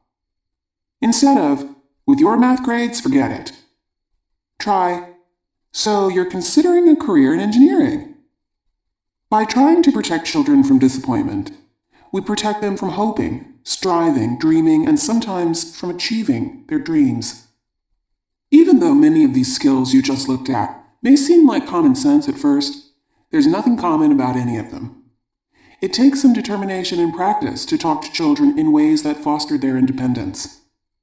In the following exercise, you'll hear 6 typical statements by parents. Please change each statement to one that will encourage a child's autonomy. Parent originally says, number 1, "Take your bath now." Now write down a revised statement that encourages autonomy by offering a choice. Number 2. Why are you having such a hard time putting your boots on? Here, put your foot up. I'll do it for you. Now write down a revised statement that encourages autonomy and shows respect for the child's struggle. Number 3. Did you have fun at camp today? Did you swim? Did you like the other children? What's your counselor like? Now write down a revised statement that encourages autonomy, but doesn't ask too many questions. Number 4. Child. Why does Daddy have to work every day? Parent. Daddy has to go to work every day so that we can have this nice house, good food, pretty clothing, and... Now write down a revised statement that encourages autonomy and doesn't rush to answer questions. Number 5. Teenager. I'm getting too fat. I want you to put me on a diet. What should I be eating? Parent. I've been telling you for years now to stop eating all that cake and candy and start eating fruit and vegetables. Now write down a revised statement that encourages autonomy and encourages children to use sources outside the home. Number 6. Child. Dad, I'm going to be a teacher when I grow up. Dad. Don't count on it. Graduate schools are filled with teachers who can't get jobs when they get out of school. Now write down a revised statement that encourages autonomy and doesn't take away hope. If you're thinking that the 6 skills you've just practiced aren't the only ones that encourage a child's autonomy, you'd be right. Actually, all the skills you've studied so far in this book help children see themselves as separate, responsible, competent people. Whenever we listen to children's feelings, or share our own feelings with them, or invite them to problem solve with us, we encourage their self-reliance. I know that for me, the idea of encouraging the children to be in charge of the details of their own lives was revolutionary. I can still hear my grandmother saying admiringly of a neighbor, "She's the most wonderful mother. What she doesn't do for that child." I grew up believing that good mothers did for their children. Only I took it one step further. I not only did for them, I thought for them as well. Result? Every day, over every trivial issue, there would be a contest of wills, ending with bad feelings all around. When I finally learned to turn over to the children the responsibilities that rightfully belonged to them, everyone's disposition improved. Here's what helped me. Whenever I'd feel myself starting to get agitated or involved, I'd ask myself, do I have any choice here? Must I take over? Or can I put the children in charge instead? In this next exercise, you'll hear a series of situations that often get parents agitated, involved, or both. As you hear each situation, ask yourself, 1. What can I say or do to keep my child dependent on me? Number 2. What could I say or do to encourage my child's autonomy? Some skills that might be helpful. New skills. Offer a choice. Show respect for the child's struggle. Don't ask too many questions. Don't rush to answer questions. Encourage uses of sources outside the home, and don't take away hope. Old skills. Accept your child's feelings. Describe what you feel. Give information, and problem solve. Child. I was late for school today. You have to wake me up earlier tomorrow. Now write down a statement keeping the child dependent, and a statement encouraging autonomy. Child. I don't like eggs, and I'm tired of cold cereal. I'm not going to eat breakfast anymore. Now a statement keeping the child dependent, and a statement encouraging autonomy. Child. Is it cold out? Do I need a sweater? Now a statement keeping the child dependent, and a statement encouraging autonomy. Child. Oh heck, I can never get this button to button. A statement keeping the child dependent, a statement encouraging autonomy. Child. You know what? I'm going to start saving my allowance for a horse. A statement keeping the child dependent, and a statement encouraging autonomy. Child. Betsy wants me to come to her party, but I don't like most of the kids who are going. What should I do? Now a statement keeping the child dependent, and a statement encouraging autonomy. I suspect that some of the statements you wrote down came to you quickly, and that others took considerable thought. It can be a challenge to find the language that engages a child's sense of responsibility. The fact is, this whole business of encouraging autonomy can be quite complicated. As much as we understand the importance of our children being independent, there are forces within us that work against it. First, there's the matter of sheer convenience. Most of us today are busy and in a hurry. We usually wake the children ourselves, button their buttons, tell them what to eat and what to wear, because it seems so much easier and faster to do it for them. Then, we have to cope with our strong feelings of connectedness to our children. We have to fight against seeing their failures as our failures. It's hard to allow those so close and dear to us to struggle and make mistakes when we're certain that a few words of wisdom could protect them from pain or disappointment. It also takes great restraint and self-discipline on our part not to move in with advice, particularly when we're sure we have the answer. I know that to this day, whenever one of my children asks, "Mom, what do you think I should do?" I have to sit on myself not to tell them immediately what I think they should do. But there's something even larger that interferes with our rational desire to help our children separate from us. I remember so well the deep satisfaction that came from being so totally needed by 3 small human beings. And so it was with mixed feelings that I discovered that a mechanical alarm clock could wake my kids more efficiently than all my motherly reminding. And it was also with mixed feelings that I gave up my job as reader of bedtime stories when the children finally learned to read by themselves. It was my own conflicting emotions about their growing independence that helped me understand a story told me by a nursery school teacher. The teacher described her efforts to convince a young mother that her son really would be fine if she wasn't sitting there in the classroom with him. 5 minutes after the mother left, it became obvious that little Jonathan needed to head for the bathroom. When the teacher urged him to go, he mumbled unhappily, "Can't." She asked, "Why not?" "'Cause my mommy isn't here," Jonathan explained. "She claps for me when I finish." The teacher thought for a moment. "Jonathan, you can go to the bathroom and then clap for yourself." Jonathan looked wide-eyed. The teacher led him to the bathroom and waited. After a few minutes, from behind the closed door, she heard the sound of applause. Later that day, the mother called her to say that the first words out of Jonathan's mouth when he came home were, "Mommy, I can clap for myself. I don't need you anymore." "Would you believe it?" the teacher exclaimed to me. The mother said she was actually depressed about this. I could believe it. I could believe that despite our feelings of pride in our children's progress and joy in their growing independence, there could also be the ache and the emptiness of no longer being needed. It's a bittersweet road we parents travel. We start with total commitment to a small, helpless human being. Over the years, we worry, plan, comfort, and try to understand. We give our love, our labor, our knowledge, and our experience, so that one day he or she will have the inner strength and confidence to leave us. Written assignment. Number 1. Put into action at least 2 skills that would encourage your child's sense of himself or herself as a separate, competent, self-reliant person. Number 2. What was your child's reaction? Number 3. Is there anything you've been doing for your child that your child might start doing for himself or herself? Number 4. How could you shift this responsibility to your child without having him or her feel overwhelmed? Most children do not respond well to, "You're a big boy," or "girl, now." "You're old enough to dress yourself, feed yourself, make your own bed," etc. Number 5. Listen to part 1 of Encouraging Autonomy. A quick reminder. To encourage autonomy, number 1, let children make choices. Are you in the mood for your gray pants or your red pants? Number 2, show respect for a child's struggle. A jar can be hard to open. Sometimes it helps if you tap the lid with a spoon. Number 3, don't ask too many questions. "Glad to see you, welcome home." Number 4, don't rush to answer questions. "That's an interesting question, what do you think?" Number 5, encourage children to use sources outside the home. Maybe the pet shop owner would have a suggestion. Number 6, don't take away hope. So you're thinking of trying out for the play.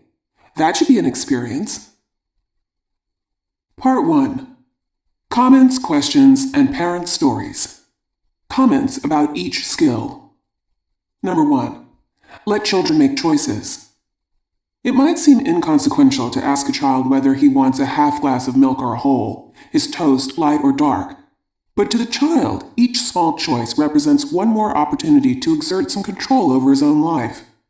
There is so much a child must do that it's not hard to understand why he becomes resentful and balky. You must take your medicine, Stop drumming on the table. Go to bed now. If we can offer him a choice about how something is to be done, very often that choice is enough to reduce his resentment. I can see how much you dislike this medicine. Would it be easier for you to take it with apple juice or ginger ale? The drumming really bothers me. You can stop drumming and stay. You can drum in your own room. You decide. It's Mommy and Daddy's time to talk and your time to be in bed. Do you want to go to sleep now, or do you want to play a while in bed and call us when you're ready to be tucked in? Some parents feel uncomfortable about using this skill. They claim that a forced choice isn't much of a choice at all, and becomes just another way to box a child in. An understandable objection. One alternative is to invite the child to come up with his own choice that would be acceptable to all parties. Here's what a father told us he did. My wife and I were about to cross the street with Tony. He's 3, and the baby. Tony hates it when we hold his hand and struggles to get loose, sometimes in the middle of the street. Before we crossed, I said, Tony, as I see it, you have 2 choices. You can take hold of Mommy's hand, or you can take my hand. Or maybe you have another idea that's safe. Tony thought for a second and said, I'll hold the carriage. His choice was fine with us. Number 2. Show respect for a child's struggle. We used to think that when we told a child something was easy, we were encouraging him. We realize now that by saying, try it, it's easy, we do him no favor. If he succeeds in doing something easy, he feels he hasn't accomplished much. If he fails, then he's failed to do something simple. If, on the other hand, we say, it's not easy, or that can be hard, he gives himself another set of messages. If he succeeds, he can experience the pride of having done something difficult. If he fails, he can at least have the satisfaction of knowing that his task was a tough one. Some parents feel they're being phony when they say, that can be hard. But if they were to look at the task from the point of view of an inexperienced child, they would realize that the first few times you do anything new, it really is hard. Avoid saying, that must be hard for you. A child might think, why for me? Why not for anyone else? Other parents complained that it was almost unbearable to stand there and watch a child struggle without offering more than just empathy. But, rather than taking over and doing the job for the child, we suggest you give some useful information instead. Sometimes it helps if you push the end of the zipper all the way down into the little case before you pull it up. Sometimes it helps if you roll the clay into a soft ball before you try to make something. Sometimes it helps if you turn the knob of a lock a few times before you try the combination again. We like the words, sometimes it helps, because if it doesn't help, the child is spared feelings of inadequacy. Does this mean that we must never do for our children what they can do for themselves? We trust each parent to sense when a child is tired, or in need of extra attention, or even a little babying. At certain times, there is great comfort that comes from having your hair brushed, or your socks pulled on for you, even though you're perfectly capable of doing it yourself. As long as we, as parents, are aware that our basic direction is to help our children be in charge of themselves, we can comfortably enjoy doing for them occasionally. Number 3. Don't ask too many questions. The classic, where did you go? Out. What did you do? Nothing. Didn't come from nowhere. Other defensive tactics children use to fend off questions they aren't ready or willing to answer are, I don't know, or leave me alone. One mother told us she felt she wasn't being a good parent if she didn't ask her son questions. She was amazed to discover that when she stopped bombarding him with questions and listened with interest when he did talk, he began to open up to her. Does this mean you may never ask your child questions? Not at all. The important thing is to be sensitive to the possible effect of your questions. Caution. One common parental inquiry that seems to be experienced as a pressure is, did you have fun today? What a demand to make upon a child. Not only did he have to go to the party, school, play, camp, dance, but the expectation is that he should enjoy himself. If he didn't, he has his own disappointment to cope with, plus that of his parents. He feels he's let them down by not having a good time. Number 4. Don't rush to answer questions. In the course of growing up, children ask a bewildering variety of questions. What is a rainbow? Why can't the baby go back to where she came from? Why can't people just do whatever they want? Do you have to go to college? Parents often feel put on the spot by these questions and search their minds for immediate, appropriate answers. The pressure they impose on themselves is unnecessary. Usually, when a child asks a question, she's already done some thinking about the answer. What she can use is an adult who will act as a sounding board to help her explore her thoughts further. There's always time for the adult to supply the correct answer later, if it still seems important. By giving our children immediate answers, we do them no favor.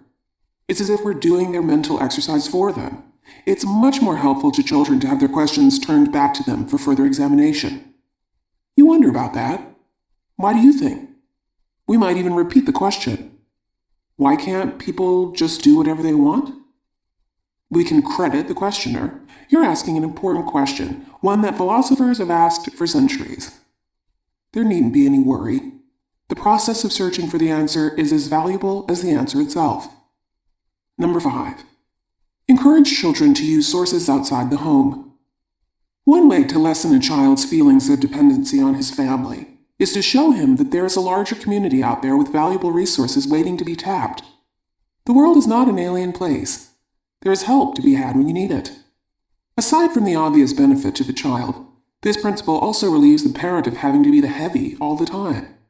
The school nurse can discuss sensible eating habits with the overweight child. The shoe salesman can explain what continual use of sneakers does to feet. The librarian can help a youngster wrestle with a tough research paper.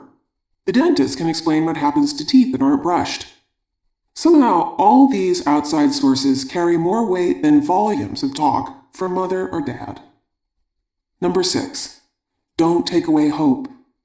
Much of the pleasure of life lies in dreaming, fantasizing, anticipating, planning.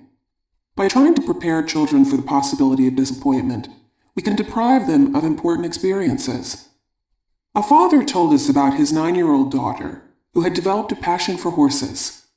One day she asked him if he would buy her a horse. He said it took some effort not to tell her that it was out of the question because of money, space, and town ordinances. Instead, he said, "So you wish you could have a horse of your own. Tell me about it."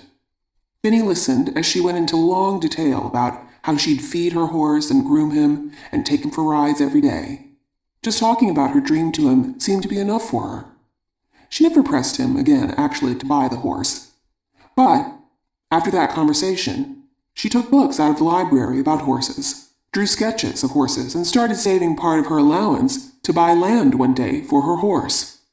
A few years later, she applied for a job helping out at a local stable, where she traded her services for occasional rides. By the time she was 14, her interest in horses had waned. One day she announced that she was buying a 10-speed bike with her horse money. More ways to encourage autonomy. Number 1. Let her own body. Refrain from constantly brushing the hair out of her eyes, straightening her shoulders, dusting off lint, tucking her blouse into her skirt, rearranging her collar. Children experience this kind of fussing over them as an invasion of their physical privacy. Number 2.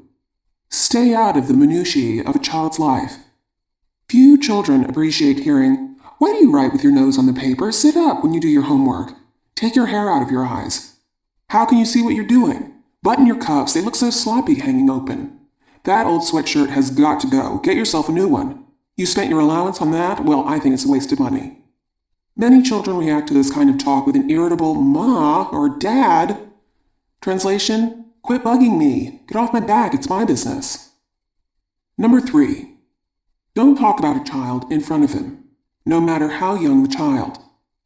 Picture yourself standing next to your mother as she tells a neighbor any of the following. Well, in the first grade, he was unhappy because of his reading, but now he's doing better. She loves people. Everybody's her friend. Don't mind him. He's a little shy. When children hear themselves discussed this way, they feel like objects, possessions of their parents. Number 4. Let a child answer for himself. Over and over again, the parent, in the presence of the child, is asked questions like, "Does Johnny enjoy going to school? Does he like the new baby? Why isn't he playing with his new toy?" The real mark of respect for the child's autonomy is to say to the inquiring adult, "Johnny can tell you. He's the one who knows." Number 5. Show respect for your child's eventual readiness. Sometimes a child wants to do something very much, but isn't emotionally or physically ready for it. She wants to use the bathroom like a big girl, but can't yet. He wants to go swimming like the other kids, but he's still afraid of the water. She wants to stop sucking her thumb, but when she's tired it feels so good.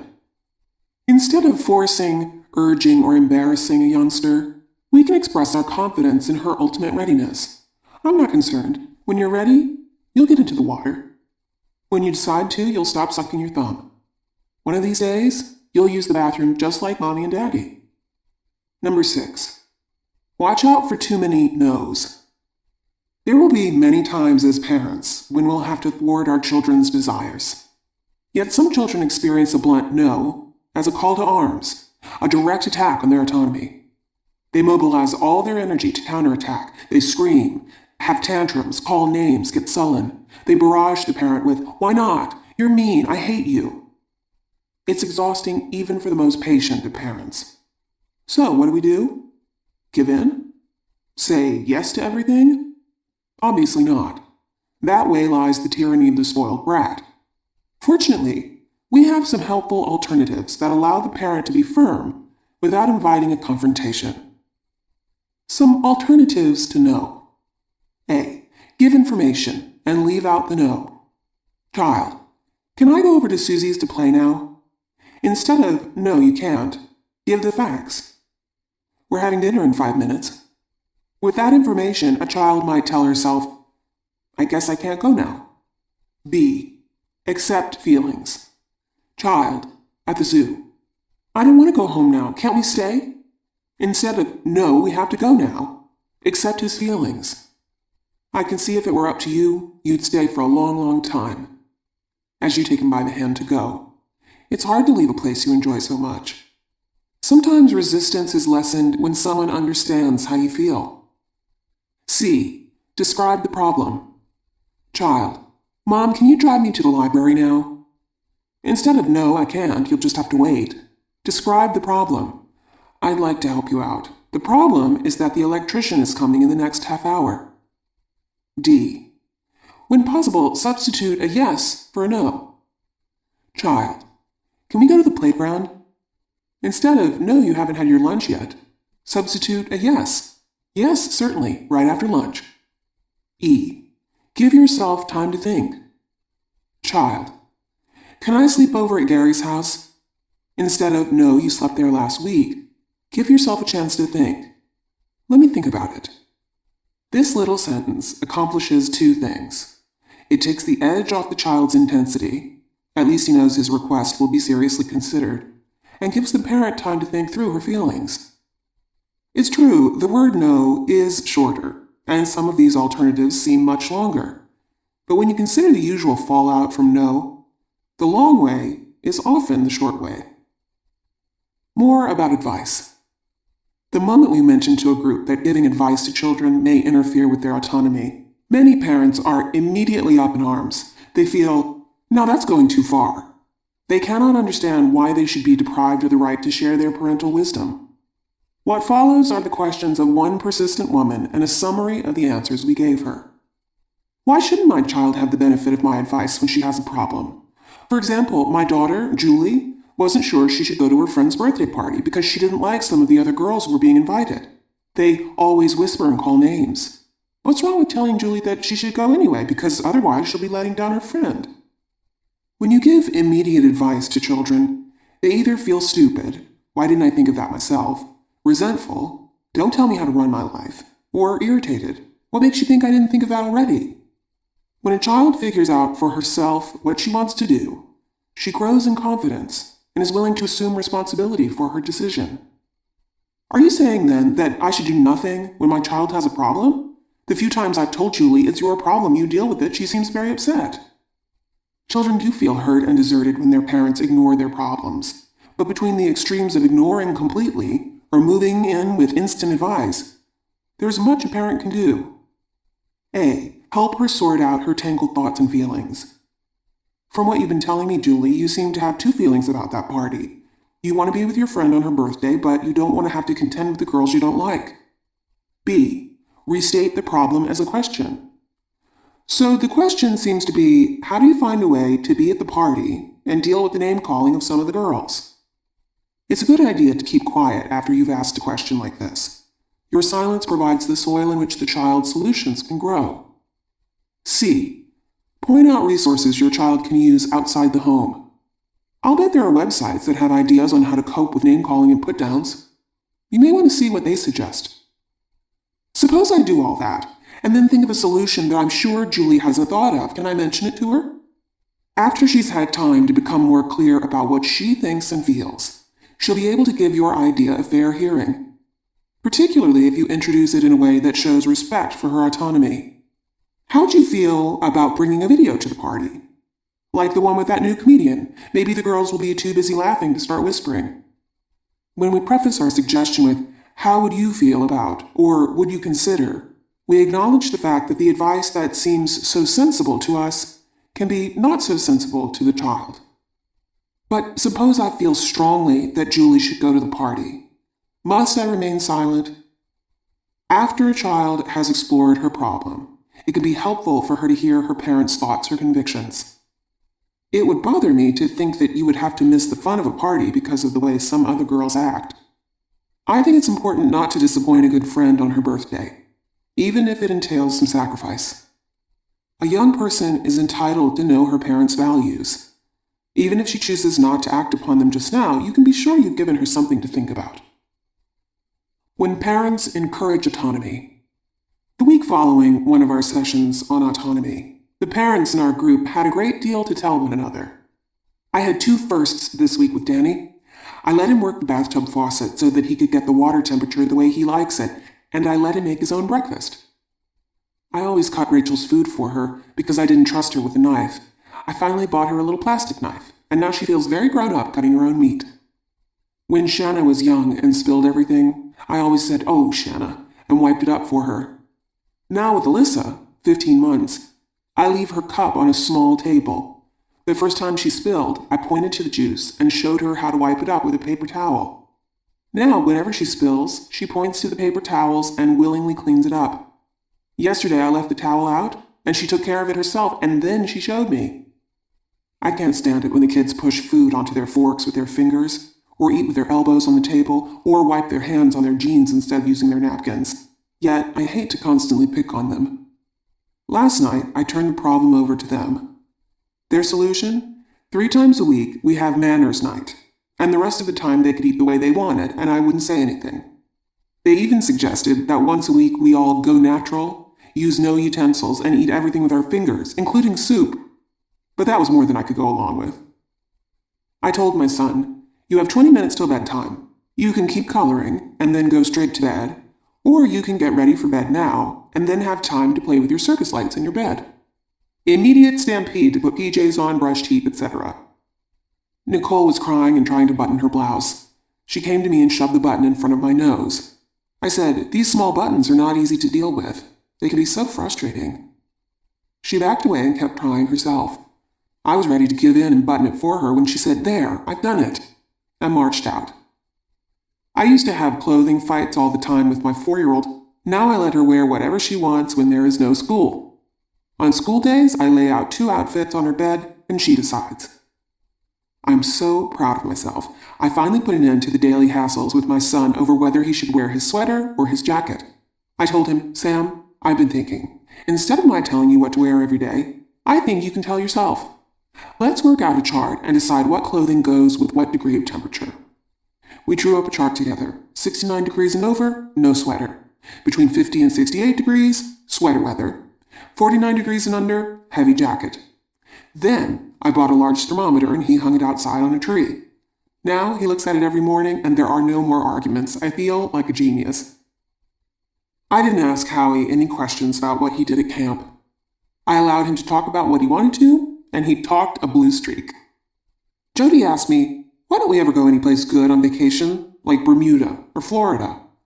I almost started to answer her, but remembered not to. I said, "Why don't we?" She stomped around the kitchen and said, I know, because it's too expensive." Well, at least can we go to the zoo? I have to get used to the idea of not answering my son's questions for him. And I think he's going to have to get used to it too. Here's what happened last week. John, tell me how to make the atom bomb. Me. That's an interesting question. John, well, tell me. Me. I'd have to think about it. John, think about it now and tell me. Me. I can't, but Let's think about who or what could help us get the answer. John, I don't want to go to the library and look it up. Just tell me. Me. I'm not able to answer that question without help, John. John. Then I'll ask Daddy. And if he doesn't know, then I'll ask William, a third grader. But it makes me mad that a third grade kid knows more than a dummy mommy. Me. No name calling in this house. Kevin told me he was going to sell the squash from his garden to the neighbors. I almost stopped him, because they were half the size of the ones in the supermarket and I didn't want him bothering the neighbors. But he was so excited that I let him. Besides, I didn't want to take away hope. He came back an hour later with a big smile on his face, 75 cents, and only one leftover squash. He said that Mrs. Greenspan told him he was an enterprising young man. And what did that mean? Jason told me he wants to be a policeman, a fireman, a fisherman, and an astronaut. I didn't foredoom him. I'm doing better at staying out of the kids' fights. I tell them that I'm sure they can work it out themselves. And a lot of times they do. These last few contributions were handed in at the end of the session. To this day, my friends still remark at my independence. I am one of 5 children whose father worked 6 or 7 days a week, depending upon how his retail business was going. I'm second from the oldest, and became independent and self-reliant because I had to. My mother couldn't possibly do for 5 children and survive if she didn't teach us to do for ourselves. However, I have ambivalent feelings about my childhood memories. I was proud that I didn't run to my mother and or my dad to help with many problems and fears and needs, as did my friends. On the other hand, I would have liked it if it were also my decision about whether or not I wanted to confide in or be helped by a parent. I knew my request would be denied on the basis of lack of time or whatever, so I stopped asking and did for myself. Children always want to be grown up, but they still need to be children, need to grow gradually. I am proud of my mother's efficiency and capability in teaching us our routine, but I feel that there should have been the option to go to my parents when I needed them. There is always so much for Kirk to do when he gets home from school that he never gets to any of it unless I keep after him. Finally, I wrote this note. Dear Kirk, Dad and I are unhappy because lately we seem to be fighting with you to do the things you know to do. How long would you need to come up with a positive program for handling all you have to do? 24 hours? More? We'd like to have a plan from you in writing by the end of the week that you think will work for you. It will need to include adequate time for moving your arms 10 minutes 3 times a day. He broke his arm and hasn't been doing the exercises the doctor gave him. Walking the dog, homework, practicing, fun and play. Love, Mom. On Thursday night, he presented us with a written schedule, and he's pretty much kept to it. Paul was really worried about his report card. We were getting signals for days and days before it came. He'd say things like, I'm not going to get such a good mark in math. I saw my mark in Mr. D's book. I wasn't supposed to see it. In the evening after supper, I said, Paul, come over and let's look at your report card. He came over, and his eyes were going every which way because he was anxious. But he sat down in my lap.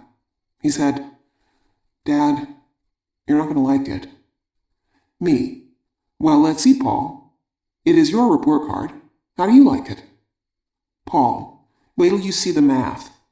Me. Right now, I'm not looking at the math. Let's start at the top. Let's see. There's a G. Good. In reading. Paul. Yeah, reading is okay. Me. And I see a G in penmanship, and you are having a lot of problems in penmanship. So you're coming along there. And you've got an E, excellent, in spelling. You were worried about it, too. This report card is looking good to me. English and S. Paul. But I ought to be doing better in English. Me. S is satisfactory. Paul. Yeah, but I should be doing better. Me. Well now, math, what do I see there? An M. Minimum. Paul. I knew you were going to be mad. Me. So this is the subject you're having some problems with. Paul. Oh yeah. I'm going to do much better in math. Me. How are you going to do it? Paul. Well, I'll try harder. Me. How? Paul. Long pause. I'll study harder and I'll do all my homework. And I'll finish my papers in school. Me. Sounds as if you're setting goals for yourself. Let's get a piece of paper and write some of them down. Paul got the paper and pencil, and we listed all his subjects with the mark that he got next to it. In the second column, he wrote down the mark he would aim for on his next report card. The surprising part is that I thought he was just going to zero in on the math and improve that. He decided to improve not only math, but English, social studies, and science. When he got to math, he said he was going to improve all the way from an M to an E. Me. Paul, that's quite a jump. Do you think you can do that? Paul. Oh yeah, I'm really going to work at math. At the end of the report card, there's a space for a parent's comments and signature. I wrote, I have discussed Paul's report card with him, and he has decided to set new goals for himself. He plans to work harder, especially in math. Then I signed it and asked Paul to sign it too. The goal sheet was taped to his bedroom door so he could refer to it. For the next 3 days, he came home with E's on his math papers. I couldn't believe it. I said, Paul, when you set your mind to something, there's no stopping you. I was raised in a very strict family. From the time I was small, I was told what to do and when to do it. Whenever I asked why, my father said, because I said so. I soon learned not to question. When I had a son of my own, there was one thing I was sure of. I didn't want to raise him that way, but I wasn't sure of what to do instead. The session on autonomy was very helpful to me. Here are some of the things that happened, which will give you an idea of what I mean. When I became a single father, I began to notice things I never did before. Robbie was always stuffing himself with cookies, so I hid the cookie box and handed them out to him one at a time. The day after our last meeting, I came home with a box of cookies and put it on the table. I said, Robbie, I'm not going to be the cookie policeman anymore. This is the only box of cookies I'm buying this week. You can decide if you want to eat it all at once or if you want to make it last for the rest of the week. It's up to you. And that was it. I never had to say another word to him. He ended up taking 2 cookies every day and 3 on the weekend. Also, I used to sit with him every night to help him with his homework, and we'd end up yelling at each other. One night I went into the living room and started to read the paper. Robbie said, Daddy, when are you going to help me? I said, I have confidence that if you give yourself time, you'll be able to figure it out on your own. When I put him to bed that night, he said, I did all my homework myself. I love you, Daddy. The next night, he told me he wanted to talk something over with me. I said, what is it? He said, from now on, Daddy, I want to be my own man, okay? I said, it's okay with me. Later on, I told him, bedtime, Robbie. Get into your pajamas and make sure you brush your teeth.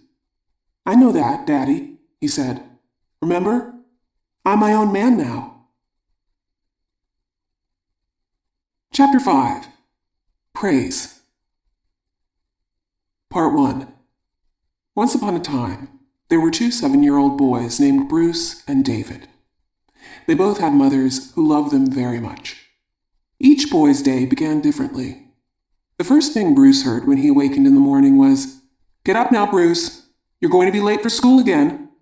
Bruce got up, dressed himself, except for his shoes, and came in for breakfast. Mother said, Where are your shoes? Are you planning to go to school barefoot? And look at what you're wearing. That blue sweater looks awful with that green shirt. Bruce, dear, what have you done to your pants? They're ripped. I want you to change them after breakfast. No child of mine is going to school with torn pants. Now, watch how you pour your juice. Don't spill it the way you usually do. Bruce poured and spilled. Mother was exasperated. As she mopped up the mess, she said, I don't know what to do with you. Bruce mumbled something to himself. What was that? Mother asked. There you go, mumbling again. Bruce finished his breakfast in silence. Then he changed his pants, put on his shoes, collected his books, and left for school. His mother called out, Bruce, you forgot your lunch. If your head weren't screwed onto your shoulders, I bet you'd forget that too. Bruce took his lunch, and as he started out the door again, Mother reminded him, Now, be sure to behave at school today. David lived across the street. The first thing he heard in the morning was, 7 o'clock, David. Do you want to get up now or take 5 more minutes? David rolled over and yawned. 5 more minutes, he mumbled. Later he came to breakfast, dressed, except for his shoes.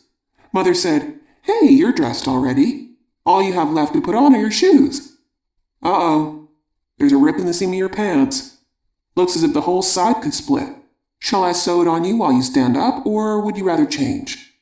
David thought a second and said, "I'll change after breakfast." Then he sat down at the table and poured his juice. He spilled some. "The cleanup rag is in the sink," Mother called over her shoulder, as she continued making his lunch. David got the rag and wiped up the spill. They talked for a while as David ate his breakfast. When he was finished, he changed his pants, put on his shoes, collected his books, and left for school, without his lunch. Mother called after him, "David, your lunch!" He ran back to get it and thanked her. As she handed it to him, she said, "See you later." Both Bruce and David had the same teacher. During the day, the teacher told the class, "Children, as you already know, we'll be putting on our Columbus Day play next week. We need a volunteer to paint a colorful welcome sign on our classroom door. We also need a volunteer to pour and serve the lemonade for our guests after the play.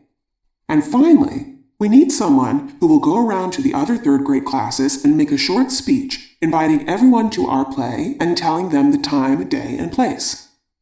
Some of the children raised their hands immediately. Some raised their hands tentatively, and some didn't raise their hands at all. Our story stops here. That's all we know.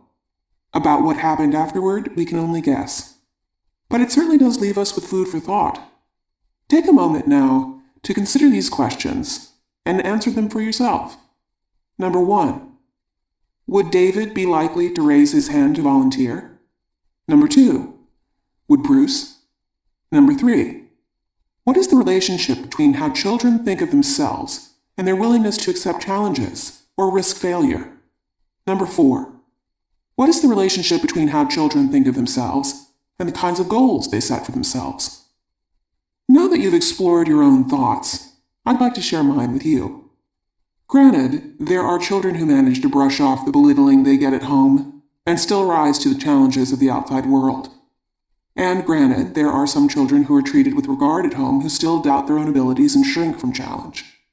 However, it would seem logical that those children who grow up in families where their best is appreciated would be more likely to feel good about themselves, more likely to cope with the challenges of life, and more likely to set higher goals for themselves than those who don't.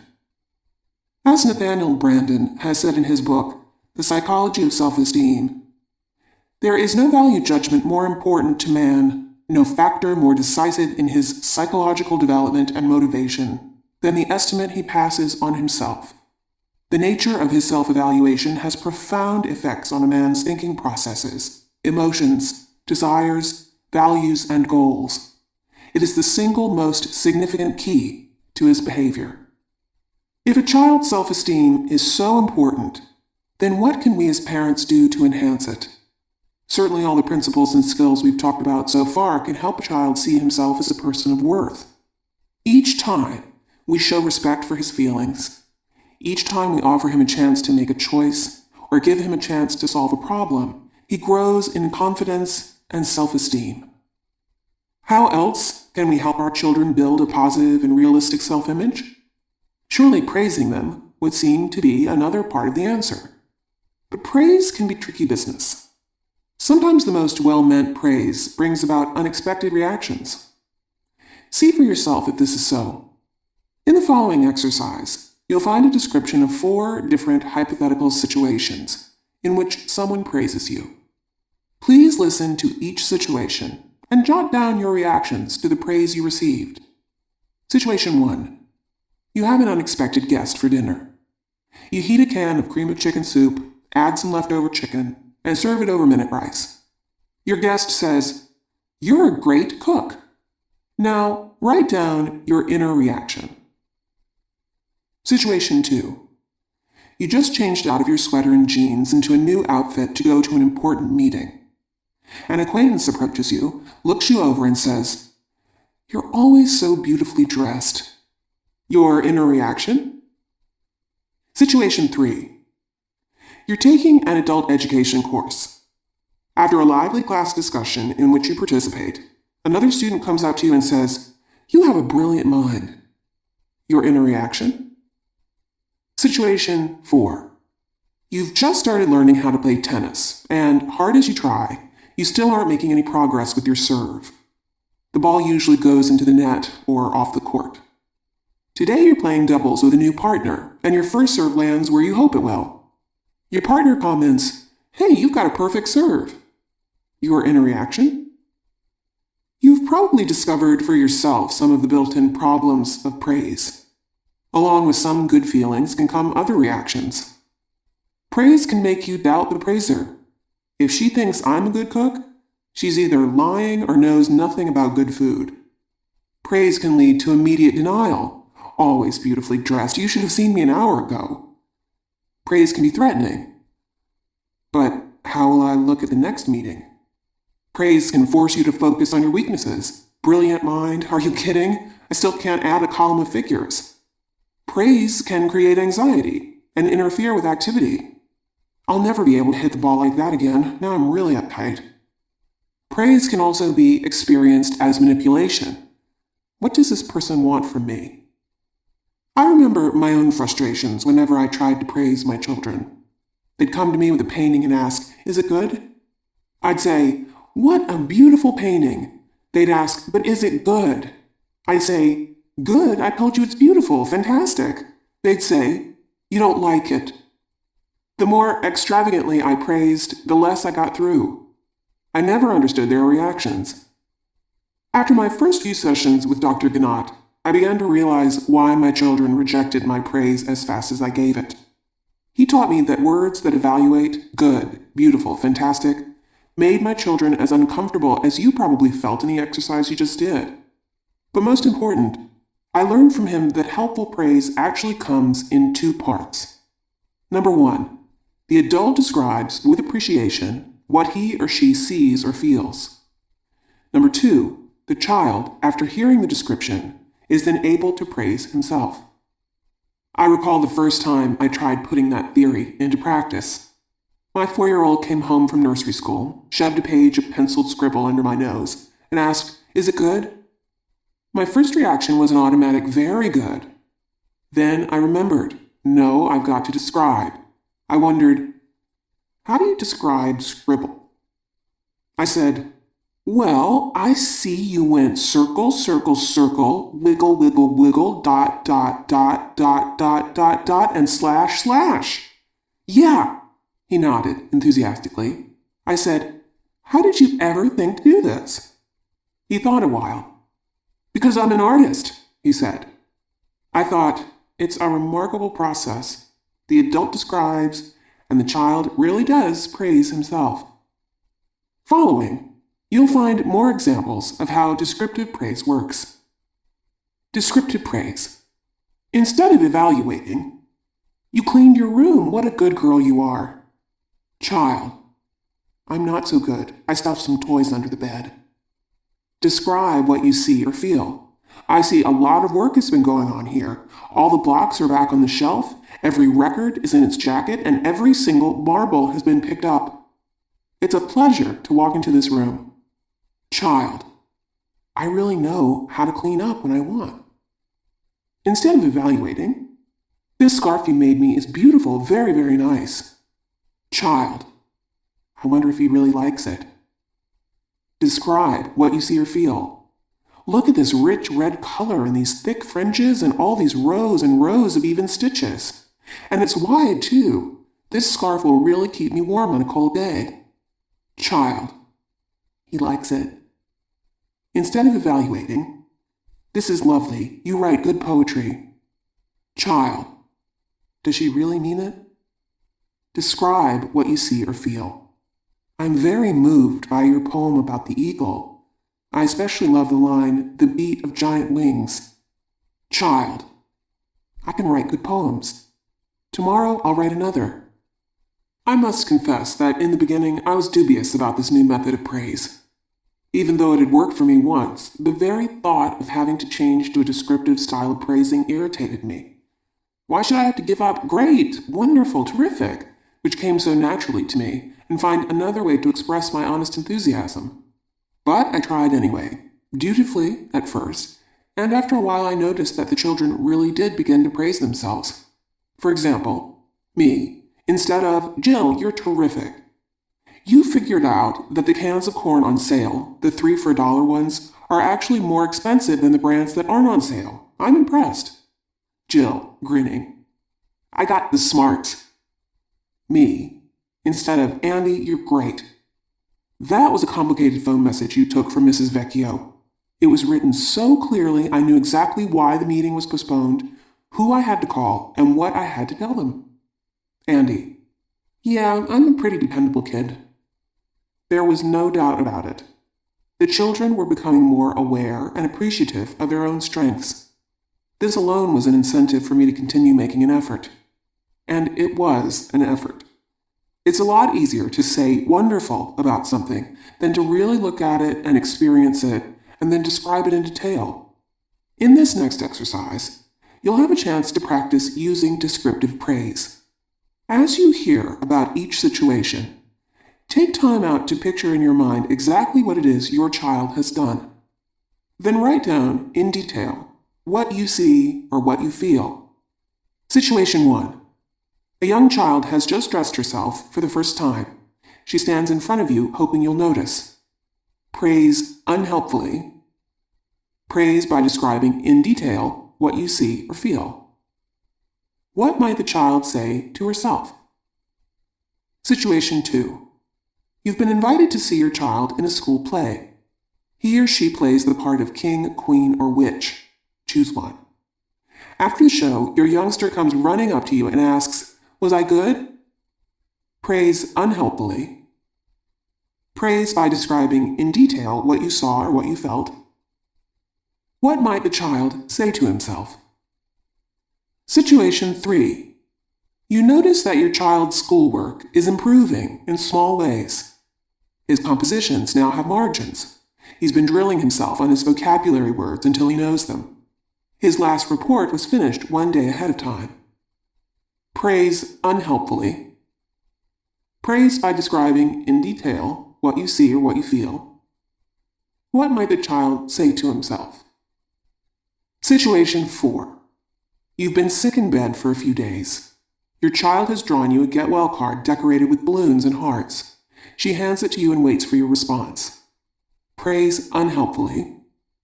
Praise by describing in detail what you see or what you feel. What might your child say to herself? Having done this exercise, you're probably more clear now on how children experience evaluative praise. You're a good girl. You're a great actor. You're finally becoming an excellent student. You're so thoughtful. You're probably also clear about how they feel themselves when they hear praise that describes their achievement.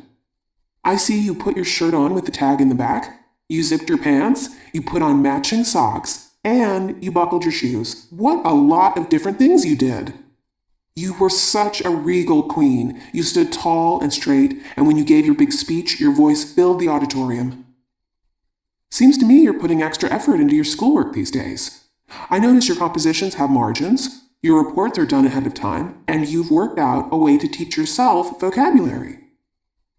I love these yellow balloons and red hearts. They cheer me up. I feel better already just looking at them. There is another way to praise that also uses description. The additional element here is that we add to the description 1 or 2 words that sum up the child's praiseworthy behavior. Summing up in a word. You've been working to memorize that vocabulary list for over an hour. Now that's what I call perseverance. You said you'd be home at 5 o'clock, and it's exactly 5. That's what I call punctuality. You noticed that the plants were dry, and you watered them. That's what's known as taking initiative. Now, in the following 3 examples, for your own practice, complete the sentence by filling in the missing word or words. Number 1. You only ate a little sliver of cake even though you love it. That really takes. Number 2. You were all set to go to that concert, and yet when it was canceled, you quickly made other plans. Now that's what I call being. Number 3. You stood up for your friend even though the other kids made fun of him. That's. Some possible ways to complete the sentence in number 1, determination, or willpower or self-control. Number 2, flexible, or resourceful, or adaptable.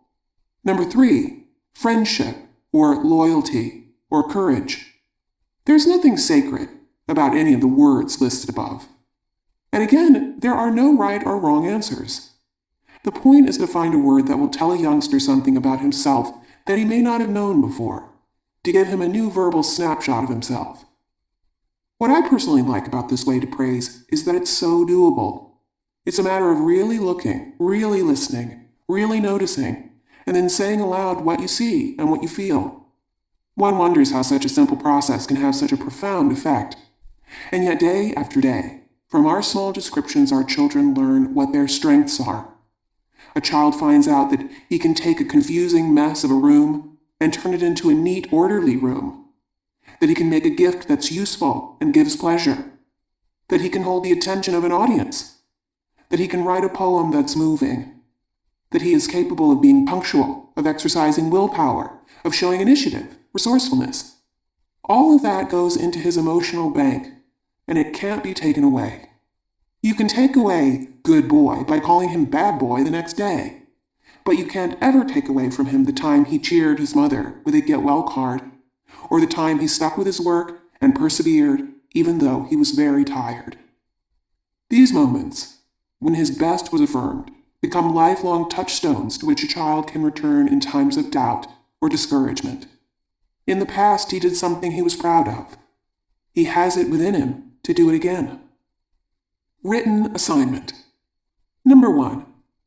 A quality I like about my child is. Number 2. Something he or she has done recently that I appreciated but never mentioned is. Number 3. What could I say to show my appreciation to him or her, using the skills of descriptive praise? Number 4. Listen to part 2 of praise. A quick reminder. Praise and self-esteem. Instead of evaluating, good, great, fantastic, describe. Number 1. Describe what you see. I see a clean floor, a smooth bed, and books neatly lined up on the shelf. Number 2. Describe what you feel. It's a pleasure to walk into this room. Number 3. Sum up the child's praiseworthy behavior with a word. You sorted out your Legos, cars, and farm animals and put them in separate boxes. That's what I call organization. Part 2. Comments, questions, and parent stories. We've often noticed that parents in our groups will tell one another enthusiastically about something one of their children just did. For 3 days now, Donnie has been setting his alarm and getting himself up in the morning. I'm so glad not to be involved anymore. Recently, Lisa has been calling home when she knows she's going to be late. I can't tell you how much that means to me. When we ask these parents whether their children were aware of their appreciation, they often look blank. It seems that praise for helpful behavior doesn't come readily. Most of us are quick to criticize and slow to praise. We have a responsibility as parents to reverse this order. Our children's self-esteem is too valuable to be left to chance or entrusted to strangers. You may have noticed yourself that the outside world doesn't rush in to offer praise. When is the last time another driver said to you, "Thank you for only taking up one parking space. Now I have room for my car"? Our efforts to be cooperative are taken for granted. One slip up, and condemnation is swift. Let us be different in our homes. Let us realize that, along with food, shelter, and clothing, we have another obligation to our children, and that is to affirm their rightness. The whole world will tell them what's wrong with them, loud and often. Our job is to let our children know what's right about them. Some cautions about praise. Number 1. Make sure your praise is appropriate to your child's age and level of ability. When a very young child is told with pleasure, "I see you're brushing your teeth every day," he experiences pride in his accomplishment. Were you to tell the same thing to a teenager, he might feel insulted. Number 2. Avoid the kind of praise that hints at past weaknesses or past failures. Well, you finally played that piece of music the way it should be played. You look so nice today. What did you do to yourself? I never thought you'd pass that course, but you did. It's always possible to rephrase your praise so that the focus is on the child's present strength. I really like the way you kept a strong rhythmic beat going in that piece. It's a pleasure to look at you. I know you put in a lot of work to pass that course. Number 3. Be aware that excessive enthusiasm can interfere with a child's desire to accomplish for herself. Sometimes parents' continual excitement or intense pleasure in their child's activity can be experienced by the child as pressure. A young person who gets daily doses of, "You're such a gifted pianist, you should be playing at Carnegie Hall," may think to herself, "They want it for me more than I want it for myself." Number 4. Be prepared for a lot of repetition of the same activity when you describe what a child is doing appreciatively. If you don't want him to blow the whistle 5 more times, then refrain from saying, "You certainly know how to make a big noise with that whistle." If you don't want her to climb to the top of the jungle gym, don't tell her, "You really know how to use your climbing muscles." There's no doubt about it. Praise invites repetition and a great outpouring of effort. It's potent stuff. Use it selectively. Questions. Number 1. I'm trying to learn to praise differently, but sometimes I forget, and great or fantastic slips out. What can I do? Please allow yourself your initial reaction. If you're feeling genuinely enthusiastic and find yourself exclaiming, "Great!" the child will hear the enthusiasm in your voice and experience it as an expression of your feelings. However, you can always enrich your initial reaction with the kind of description that helps a child know the extent of your appreciation. There I was, tired out after a long day at work, and I came home to find the whole yard raked clean with all the leaves bagged and put up front. I feel like a lucky dad. With a little specific description, you've just improved upon great. Number 2. How do you praise a child for finally doing what he should have been doing all along? My older boy is usually so obnoxious when we go for a ride with the family that we're all miserable. Last week, he behaved beautifully. I didn't want to tell him he was good or that he was finally acting like a human being, and yet I did want to give him recognition for his behavior. How could I have done it without putting him down? You're always on safe ground when you make a descriptive statement to a child about your own feelings. You can tell him, "I especially enjoyed our trip today." He'll know why. Number 3. Is it all right to praise a child by saying, "I'm so proud of you"? Suppose you had studied for a difficult and important test for a week. When the marks came back, you discovered that you not only passed, but did very well. When you called a friend to tell her the good news, she said, "I'm so proud of you." What is your reaction? We suspect that you'd feel that somehow the emphasis had been shifted from your accomplishment to her pride. Chances are you'd much rather have heard something like, "What an achievement! You must be so proud of yourself." Last week, when my son won a swimming award, I told him, "I'm not surprised. I knew all along you could do it." He looked at me strangely. I thought I was boosting his confidence. Did I say something wrong?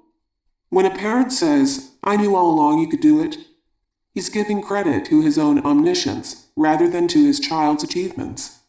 The child might even think, "How come my father knew I'd win? I didn't know." It would be more helpful to the child to hear his accomplishments described. That award represents months of practice and a lot of determination. Number 5. My son gets plenty of praise from me, and yet he's still fearful of risking failure. He goes to pieces if something he attempts doesn't turn out right. Is there anything I can do? There are a number of ways that you could be helpful to him. Number 1, when he's upset, don't minimize his distress. There's nothing to be upset about. Instead, bring out into the open what you think he might be feeling. It can be frustrating to work on a project for so long and not have it come out the way you want. When his frustration is understood, a child tends to relax inside. Number 2, it helps when a parent can be accepting of his child's mistakes and view them as an important part of the learning process. It can even be pointed out that a mistake can be a discovery. It can tell you something you never knew before. You found out that a soft-boiled egg can become hard just from sitting in hot water. 3, it also helps if parents can be accepting of their own mistakes.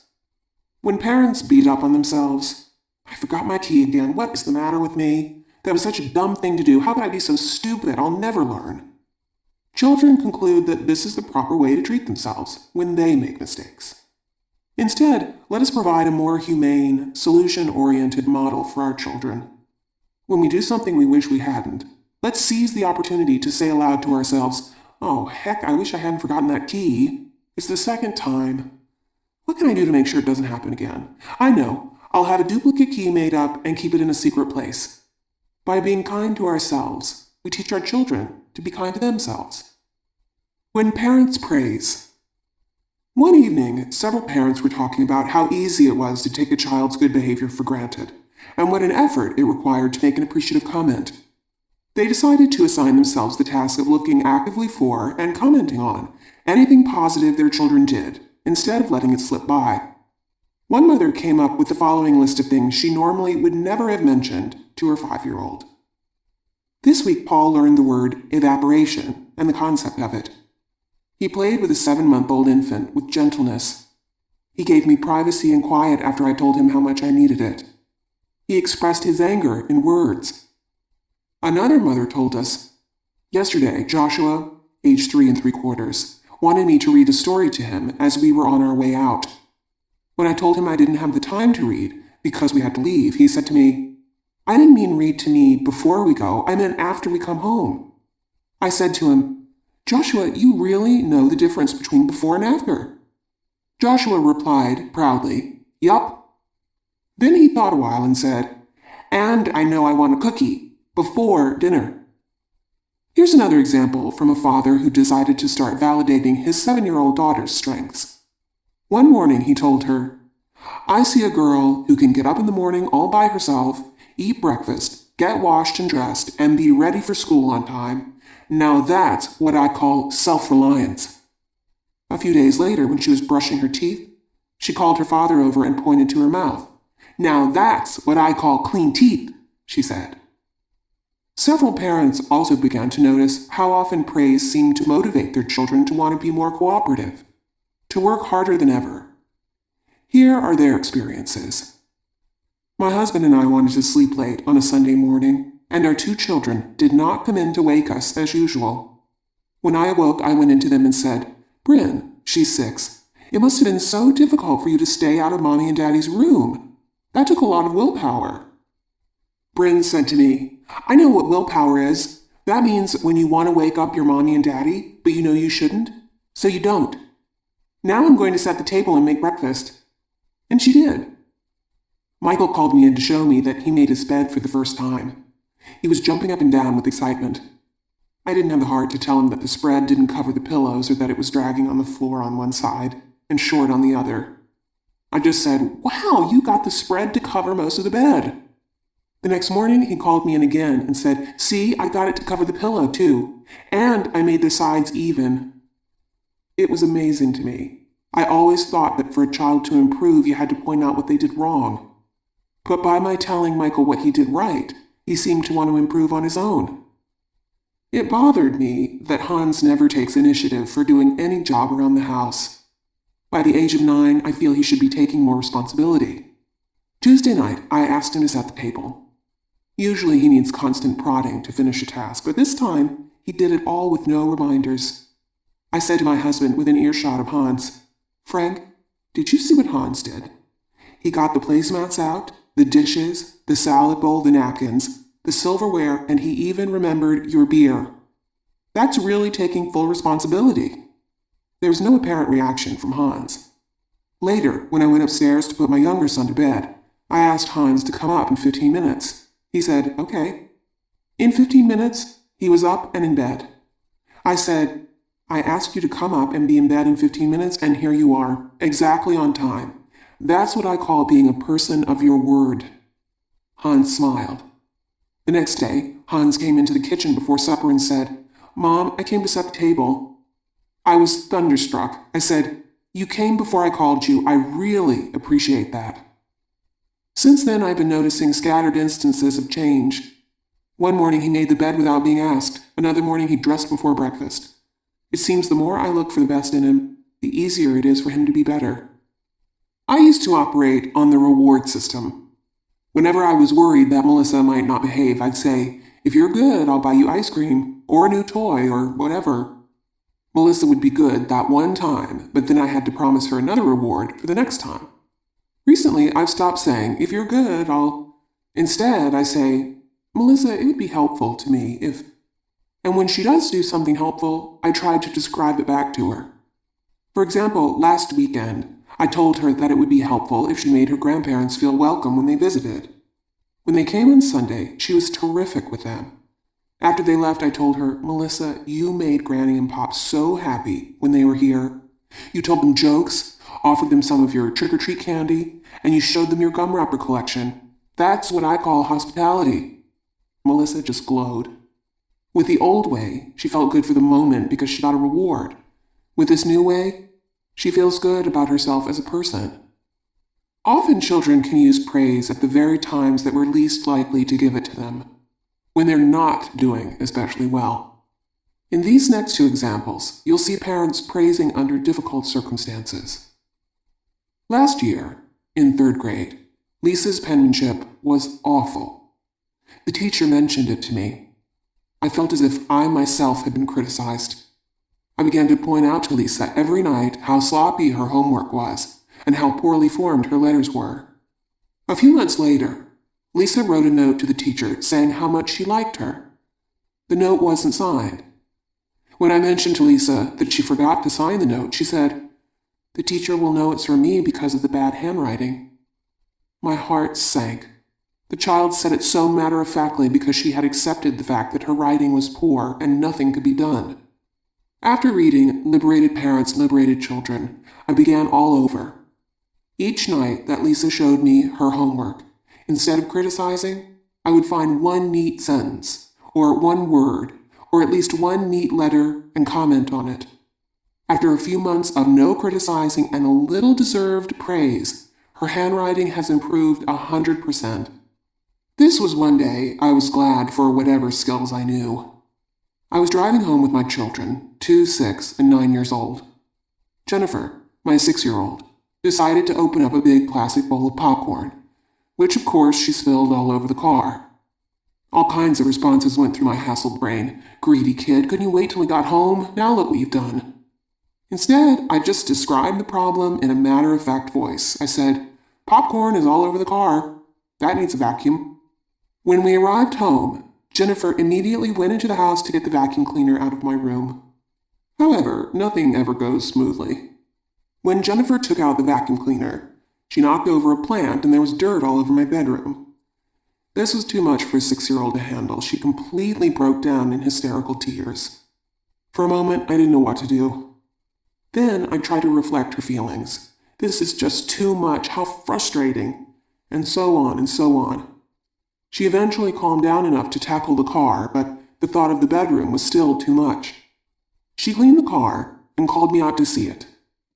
Instead of evaluating her, I observed there was popcorn all over the car, and now I don't see one piece. She was so pleased with herself. She said, "And now I'm going to clean your bedroom." "Oh, I see," I said, rejoicing inside. A few parents found that it was even possible to use praise at the most unlikely times, when their children did something they shouldn't. Instead of scolding the children, they inspired them to do better by reminding them of their past praiseworthy behavior. Here's one mother's account. When Karen told me she lost her subway pass and that she thought it fell out of her pocket, my first impulse was to bawl her out for being so careless. But she looked so miserable that I said, "Come to think of it, Karen, you've held onto your subway pass for the last 3.5 terms of high school. That's a lot of days of being responsible." Karen said, "I guess so. But still, I'm not taking any more chances. When I get my new one, I'm keeping it in my wallet." Another dividend that came from descriptive praise was the courage it seemed to generate in some children. The following experiences illustrate what we mean. Kristen is 8. And as far back as I can remember, she has always been afraid of the dark. She'd jump out of bed a dozen times after we put her to sleep to go to the bathroom, to get a drink of water, or just to make sure we were there. Last week, her report card arrived. It was full of praise. She spent the whole day admiring it and reading it over to herself again and again. Just before bedtime, she said to me, quoting her report card, "A girl who is responsible, who works well with others, who obeys the rules, who is respectful of others, who reads 4th grade books, but is only in 3rd grade. She won't be afraid of what's not there. I'm going to sleep." She went to bed that night, and I didn't see her until the next morning. I can't wait to see the teacher on open school night, to let him know what his words meant to one little girl. Brian is 9 years old, and has always been shy and lacking in confidence. I've been listening to his feelings a lot lately, trying not to give him advice, the way I always do, and giving him lots of praise instead. 2 days ago we had this conversation. "Brian, Mom, I'm having problems with Mrs. I. She's always picking on me and making remarks to the class about me." Mom: "Oh." Brian: "Yes, you know when I got my hair cut? She said, 'Look, class, we have a new boy in school.'" Mom: Brian: "And then, when I wore my new checkered pants, she said, 'Oh, look at Mr. Fancy Pants.'" Mom, unable to resist: "Do you think you should have a talk with her?" Brian: "I already did. I asked her, 'How come you always seem to be picking on me?' She said, 'One more crap like that and I'll send you to the headmaster's office.' Mommy, I felt so low. What can I do? If I go to the headmaster and tell him, she'll really be on my back." Mom: Brian: "Well, maybe I'll stick it out. There are only 30 more days left." Mom: "That's true." Brian: "No, I just can't stand it. I think you'd better go up to school with me." Mom: "Brian, I think you're mature enough to handle this situation. I have great confidence in you. Chances are you'll do the right thing. Kiss and hug." The next day. Brian: "Mommy, I feel so good about myself. I went to the headmaster, and he said I had courage to come to him, and he was glad that I was strong enough to, and he was glad I thought enough of him to share my problem with him. That's why he's there, you know." Mom: "You handled that difficult situation all by yourself." Brian, looking 10 feet tall: "Yeah." This final example shows the inspirational effects a coach's descriptive praise had on a young soccer team. After each game, each member of the team of 9 and 10-year-olds would receive a letter from him. Here are excerpts from 3 of those letters. September 16th. Dear Tomahawks, Sunday, you were nothing short of a powerhouse. On offense, we exploded for 6 goals, the most for any game this year. On defense, we kept the ball in their end of the field all game, with their only goal coming when the outcome of the game was no longer in doubt. Practice will be Saturday, Willets Field, 10 to 11:15 a.m. See you then. Sincerely, Bob Gordon, Coach. October 23rd. Dear Tomahawks, what a game! What a team! Not only did our Orange Crush defense shut out one of the top scoring teams in the league, but you also held them to only a few good shots on goal. Our offensive attack was really balanced, with 5 players scoring goals. More importantly, many of these goals were the result of good passing and good position playing. This victory was truly a team victory, with everyone making important contributions. We are still in second place, 1 point behind the Ponkas, with 2 games remaining. However, no matter how we finish, you can all be proud of the way you played this season. We have our usual practice on Saturday at Willets Field, 10 to 11:15 a.m. See you then. Sincerely, Bob Gordon, Coach. November 18th. Dear Champions, this weekend's games were the most exciting I have ever seen. All during the year, the Tomahawks have shown their great offense and their great defense. This weekend, they showed their great heart and fighting spirit. Even though time appeared to be running out, you never gave up, and you came away with a thrilling victory you so richly deserved. Congratulations to all of you. You are champions, one and all. Sincerely, Bob Gordon, Coach. Chapter 6. Freeing Children from Playing Roles. Part 1. I remember the moment when my son David was born. 5 seconds had gone by, and he still hadn't breathed. I was terrified. The nurse slapped him on his back. No response. The tension was excruciating. She said, "He's a stubborn one." Still, no response. A moment later, he finally cried. That piercing sound of the newborn. My relief was indescribable. But later on that day, I found myself wondering, is he really stubborn? By the time I brought him home from the hospital, I had put the nurse's comment in its place. Foolish words from a foolish woman. Imagine putting a label on an infant less than half a minute old. And yet, every time during the next few years, when he kept on crying no matter how long I patted or rocked him, when he wouldn't try new food, when he refused to take his nap, when he balked at getting on the bus to nursery school, when he wouldn't wear a sweater on a cold day, the thought would flit through my mind. She was right. He is stubborn. I should have known better. All the psychology courses I had taken had warned of the dangers of the self-fulfilling prophecy. If you labeled a child as a slow learner, he could begin to see himself as a slow learner. If you saw a child as mischievous, chances are he'd start showing you just how mischievous he could be. Labeling a child was to be avoided at all costs. I agreed completely, and yet I couldn't stop thinking of David as a stubborn kid.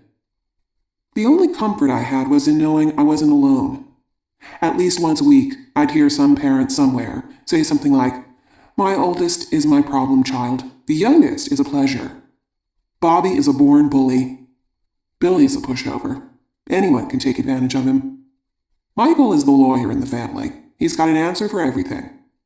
I don't know what to feed Julie anymore. She's such a picky eater.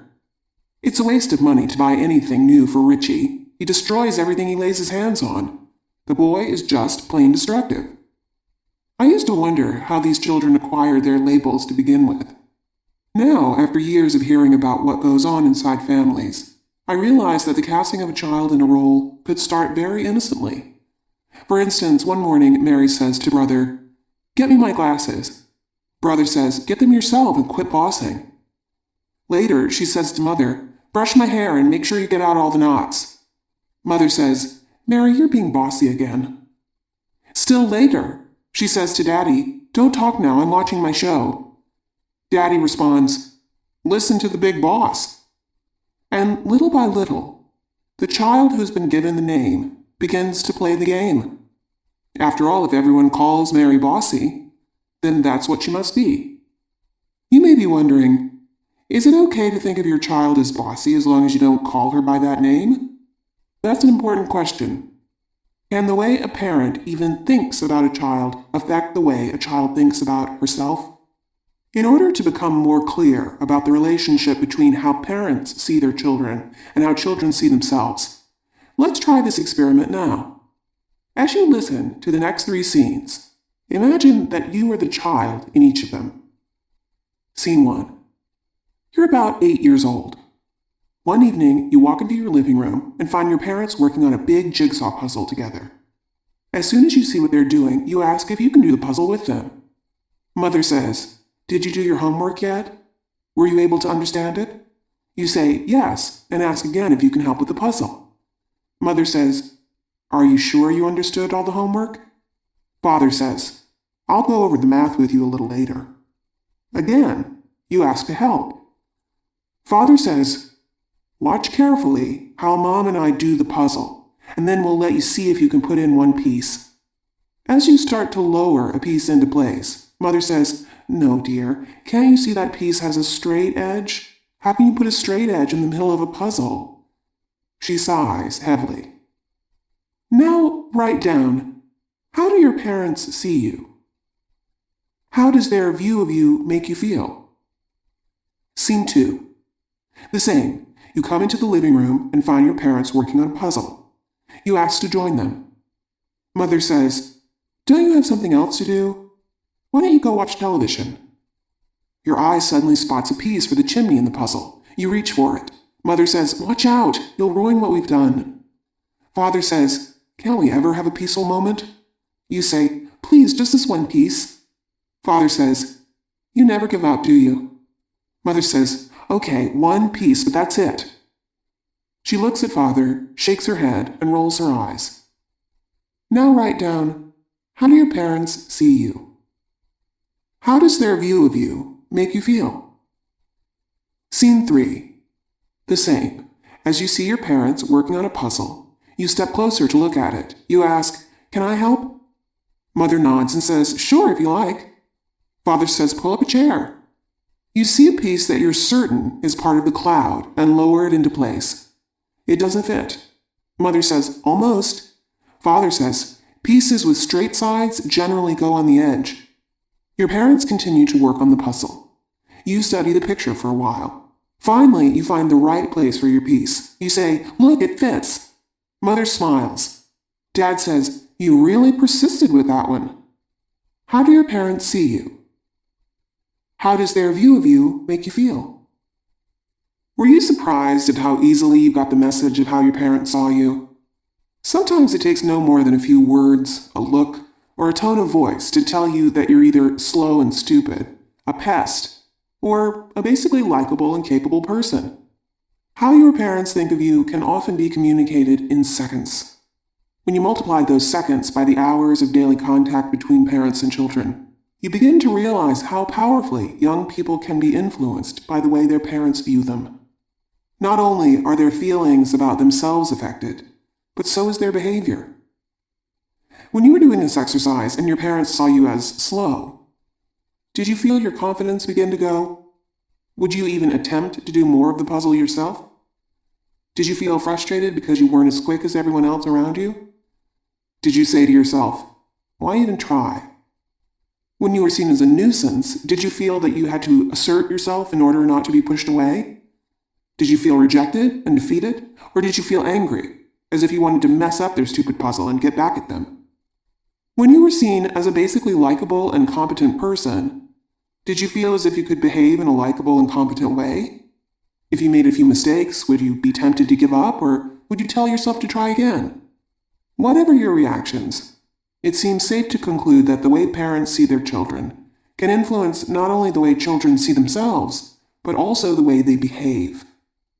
But what if a child has already been cast in a role, for whatever reason? Does that mean he has to play out that part for the rest of his life? Is he stuck with it, or can he be freed to become whatever he's capable of becoming? In the following scenes, you'll hear 6 skills that can be used by any parent who wants to liberate his child from playing out a role. To free children from playing roles. Number 1.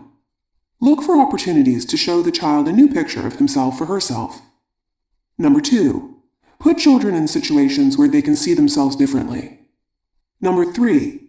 Let children overhear you say something positive about them. Number 4. Model the behavior you'd like to see. Number 5. Be a storehouse for your child's special moments. Number 6. When your child behaves according to the old label, state your feelings and/or your expectations. Look for opportunities to show the child a new picture of himself or herself. If your child's playing the role of someone who's destructive, you might say, "You've had that toy since you were 3, and it almost looks new." If your child's playing the role of someone who's a complainer, you might say, "I wanted a peanut butter sandwich for lunch today." "I like the way you told me that. You made your point, and there was no blame." If your child's playing the role of someone who's slow, you might say, "I was just about to call the refrigerator repairman when you figured out that the plug was loose. How did you ever think of that?" If your child's playing the role of someone who's undependable, you might say, "With everything else on your mind, you remembered to check the lost and found for your gloves. That's taking responsibility." Put children in situations where they can see themselves differently. If your child's playing the role of someone who's mischievous, you might say, "Jimmy, I won't be home this afternoon, so I'm putting you in charge of feeding and walking the dog." If your child's playing the role of someone who's a scatterbrain, you might say, "We need 2 quarts of milk. Do you think it's safer to carry the money in your wallet or in your pocket?" If your child's playing the role of someone who's all thumbs, you might say, "Sarah, would you take the screwdriver and tighten the pulls on these drawers?" If your child's playing the role of someone who's greedy, you might say, "Tommy, please divide these peanuts so that each person gets a fair share." Let children overhear you say something positive about them. If your child's playing the role of someone who's a crybaby, you might say, "Mom, you should have seen your grandson take his allergy shot today. He just held out his arm and went right on talking to the doctor, and those shots can hurt, too." If your child's playing the role of someone who's excitable, you might say, "Gary and I were making popcorn and the oil in the pan caught fire. While I was thinking about what to do, he threw a cover on the pan and smothered the flame. That's what I call being cool in a crisis." Model the behavior you'd like to see. If your child is playing the role of a sore loser, you might say, "Hey, I thought I had you beaten. It's no fun losing. I'd much rather win." "Oh well, I'll be a sport about it. Congratulations." If your child is playing the role of someone who's disorganized, you might say, "Boy, I dread cleaning out this garage. It's a mess. I know, instead of tackling the whole job at once, I'll clean one section at a time." Be a storehouse for your child's special moments. If your child is playing the role of someone who's uncoordinated, "I couldn't get up the rope today in gym. The teacher said I'm uncoordinated." You might say, "I guess she doesn't know you the way I do. Why, I remember the time you were 3 years old, and I was locked out of the house, and you climbed in the bedroom window, lowered yourself onto the dresser, jumped down, and ran to the door and let me in. And when you were 4.5, you were the first child on the block to ride a two-wheeler without training wheels. And I guess she's never seen you stand on your head." When your child behaves according to the old label, state your feelings and/or your expectations. If your child is playing the role of someone who's greedy, you might say, "The cookies were to be shared by the whole family. I expect you to be able to say no to yourself." If your child is playing the role of someone who's a whiner, "You have to take me to the store." You might say, "That way of talking upsets me. Can you ask me in another way?" If your child is playing the role of someone who's destructive, you might say, "It bothers me to see these new train tracks stepped on and bent.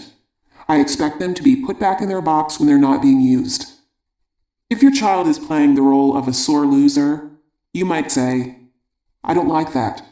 Despite your strong feelings, I expect you to be a sport about losing." The skills for helping a child view himself differently are not limited to the ones in this chapter alone. All the skills you worked on in this book can be useful to hold open the door to change. For example, one mother who used to call her son a forgetter wrote this note to help him think of himself as a person who could remember when he wanted to. "Dear George, your music teacher called today to tell me that you didn't have your trumpet for the last 2 orchestra rehearsals. I trust you'll find a way to remind yourself to bring it from now on. Mom." A father decided to problem solve instead of calling his son a bully. He said, "Jason, I know it makes you angry when you're trying to concentrate on your homework and your brother whistles, but hitting is out. How else can you go about getting the quiet you need?" Does it seem difficult to you, this whole idea of helping a child view himself differently? I don't know of any harder demand that can be made of a parent. When a child persistently behaves in any one way over a period of time, it requires great restraint on our part not to reinforce the negative behavior by shouting, "There you go again." It takes an act of will to put aside the time to deliberately plan a campaign that will free a child from the role he's been playing. If you can take the time, ask yourself the following questions, and then jot down your thoughts. Number 1. Is there any role my child might have been cast in, either at home, in school, by friends, or by relatives? What is that role? Number 2. Is there anything positive about the role? For instance, a spirit of fun in the mischief maker, the imagination of the daydreamer. Number 3. How would you like your child to think of himself or herself? Capable of being responsible, capable of seeing a job through to the end, etc. By answering these difficult questions, you've done the preliminary work. The real campaign lies ahead. Now, listen to the following skills. Then write down the actual words you might use to put each skill into action. A. Look for opportunities to show this child a new picture of himself or herself. B. Put the child in a situation where he or she can see himself or herself differently. C. Let the child overhear you say something positive about him or her. D. Model the behavior you'd like to see. E. Be a storehouse for your child's finest moments. F. When he or she behaves according to the old label, state your feelings and your expectations. G. Are there any other skills you can think of that might be effective? The exercise you just completed was one I did myself many years ago. What made me do it? One evening, when I picked David up at his scout meeting, the scoutmaster signaled me to step into the next room with him. His expression was grim. "What is it?" I asked nervously. "I wanted to talk to you about David. We've been having our little problems." "Problems?" "David refuses to follow instructions." "I don't understand. For what? You mean for the project he's working on now?" He tried to smile patiently. "I mean for all the projects we've been working on since the beginning of the year. When your son gets an idea in his head, you can't budge him. He has his own way of doing things, and he won't listen to reason. Frankly, the other boys are getting a little fed up with him. He takes up a lot of the group's time. Is he stubborn at home, too?" I don't remember what I answered. I babbled something, herded David into the car, and left quickly. David was quiet on the way home. I turned on the radio, grateful not to have to talk. My stomach was in such a knot it ached. I felt as if David had finally been found out. For years, I had been pretending to myself that he was just a little bit stubborn at home, with me, with his father, with his sister and brother. But now there was no running away from the truth. The outside world had confirmed what I had never been willing to face. David was rigid, obstinate, inflexible. It was hours before I could fall asleep. I lay there blaming David for not being like the other kids and blaming myself for all the times I had called him a mule or a stubborn ox. It wasn't until the next morning that I could put the scoutmaster's view of my son in perspective and begin to think about how to be helpful to David. There was one thing I was sure of. It was important for me not to jump on the bandwagon and push David further into this role. My job was to look for and affirm his best. If I didn't, who would? Okay, so he was strong-willed and determined. But he was also capable of being open-minded and flexible, and that's the part that needed validating. I made a list of all the skills I knew for helping a child see himself differently. Then I tried to think of the kind of situation that had caused David to balk in the past.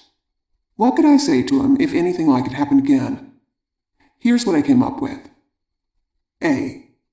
Look for opportunities to show the child another picture of himself. David, you agreed to come to Grandma's with us, even though you really wanted to stay home and play with a friend. That was giving of you. B. Put the child in a situation where he can see himself differently. Each member of this family seems to want to go to a different restaurant. David, maybe you can come up with an idea that could break the deadlock. C. Let the child overhear you say something positive about him. Dad, David and I worked out a compromise this morning. He didn't want to wear boots. I didn't want him sitting around in school with wet feet.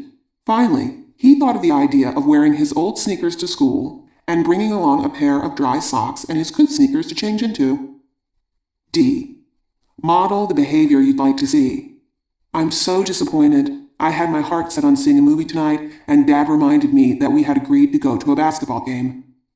Oh well, I guess I can put the movie off for one more week. E. Be a storehouse for your child's special moments. I remember how at first you had some strong feelings against going to that Boy Scout camp. But then you began to think about it and read about it and talk to some of the other kids who went there, and eventually you decided to try it for yourself. F. When your child acts according to his old label, state your feelings and/or your expectations. David, to people at a wedding, old jeans seem like a mark of disrespect. To them, it's as if you're saying, this wedding isn't important, so as much as you hate the thought of wearing a suit and tie, I expect you to dress appropriately. G. Are there any other skills that might be helpful?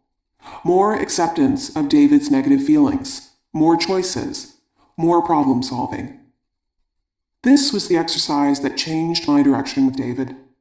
It made it possible for me to see him in a new light, and then to treat him as I had begun to see him.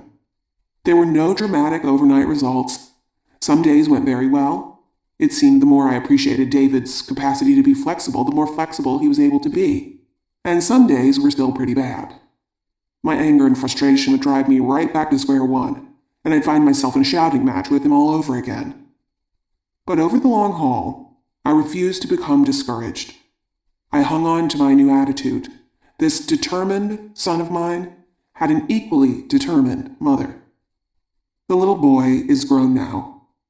Just recently, when he wouldn't listen to reason, that is, my point of view, I became so upset that I forgot myself and accused him of being pig-headed. He seemed startled and was quiet for a moment. "Is that how you see me?" he asked. "Well, I stammered with embarrassment. "That's okay, Mom," he said gently. "Thanks to you, I have another opinion of myself." A quick reminder. To free children from playing roles. 1. Look for opportunities to show the child a new picture of himself or herself. You've had that choice since you were 3, and it almost looks like new. Number 2. Put children in situations where they can see themselves differently. Sarah, would you take the screwdriver and tighten the pulls on these drawers? 3. Let children overhear you say something positive about them. He held his arm steady even though the shot hurt. 4. Model the behavior you'd like to see. It's hard to lose, but I'll try to be a sport about it. Congratulations. 5.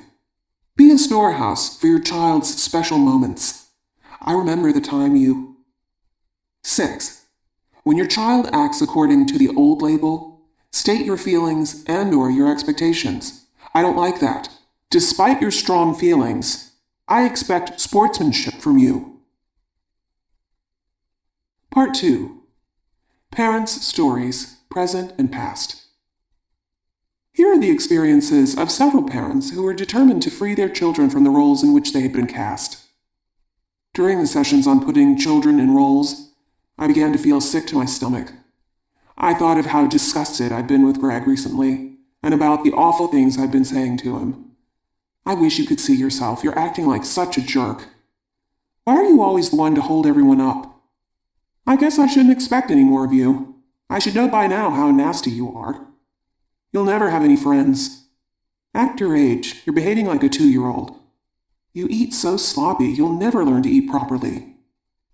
I thought of him as my nemesis, and I never let up on him.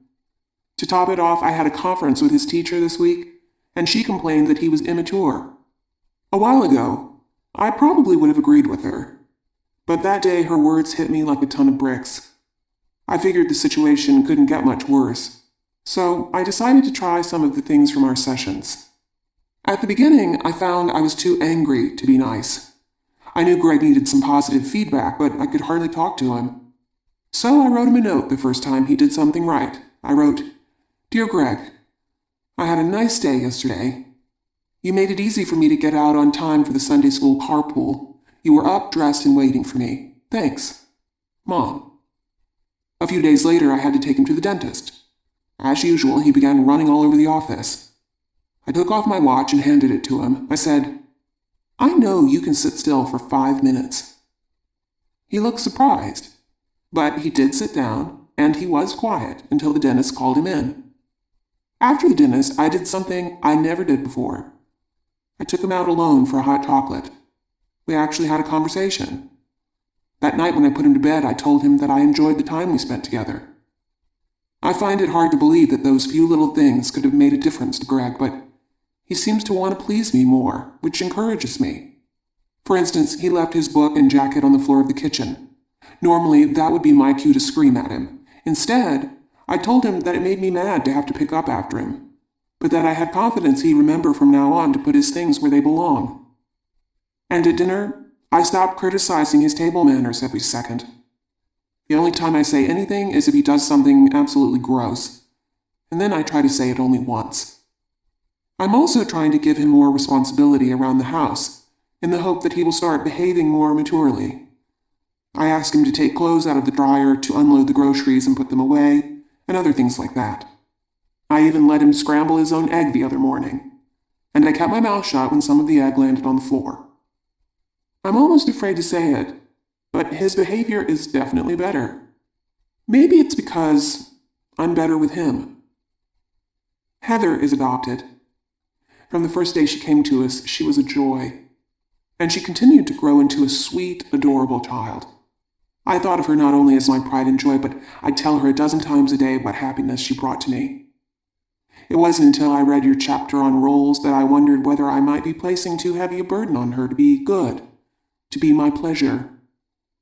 I also wondered whether there might be other feelings inside her that she was afraid to show. My concern led me to try a number of things that were new. I suppose the most important thing I did was to think of ways to let Heather know that all her feelings were okay, that it was all right to be angry, upset, or frustrated. When I was a half hour late one day in picking her up from school, I said, "It must have been irritating for you to have to wait so long for me." This was instead of my usual, "Thank you for being so patient, sweetheart." Another time I told her, "I bet you felt like giving your friend a piece of your mind for breaking a date with you," instead of my usual, "Well, honey, other people just aren't as considerate as you." I also tried to model what I wanted for her. I began to allow myself to talk about my own negative feelings more often. The other day, I told her, "I'm feeling crabby now, and I'd like some time to myself." And when she asked to borrow my new scarf, I told her that I didn't feel like sharing it just yet. I tried to praise her differently. Instead of carrying on about how happy her schoolwork made me, I described what she had accomplished. "This is a clear and well-organized report," and let it go at that. The other morning was a first. Heather was in the shower, and I was rinsing a few dishes. She banged on the wall, and I turned the hot water down halfway. Later, she came storming into the kitchen and yelled at the top of her lungs, "I asked you not to run the hot water. I had a freezing cold shower." If she had done that a month ago, I would have been shocked. I would have told her, "Heather, that's not like you to behave that way." This time I said, "I can hear how angry you are, and I'm making a mental note not to use any hot water at all the next time you're in the shower." I have the feeling Heather is going to be expressing herself a lot more in the future, and I'm sure I won't like everything I hear, but in the long run, I still think it's more important for her to be real than to have to continue being mother's joy. P.S. Now whenever I hear people telling me how good their children are, I'm a little suspicious. Yesterday, I was in the playground with my two daughters. About 4 times I heard myself call out to Kate, the older one, 8. "Keep an eye on Wendy. Hold on to her when she walks up the slide. Be sure to stay close to her." I began to wonder if I was casting Kate in the role of responsible older sister. It's true, I was giving her a lot of trust, but maybe I was giving her a lot of pressure, too. And yet, in practical terms, I often needed her help. I also began to wonder if I was treating Wendy, 5, as too much of a baby. I'm not planning to have any more children, so I guess I'm happy to treat her that way. After all, she is my baby. The more I thought about it, the more I realized that Kate is probably resentful. She's been refusing to walk home with Wendy from summer play school, and she won't read to her anymore. I also realized that at Wendy's age, Kate was doing things for herself that Wendy still isn't doing, like pouring her own milk. I haven't done anything about it yet, but I'm slowly getting a conviction about what both my daughters need. Wendy needs to be helped to become more self-reliant, mostly for her own sake, but also so there's less pressure on Kate.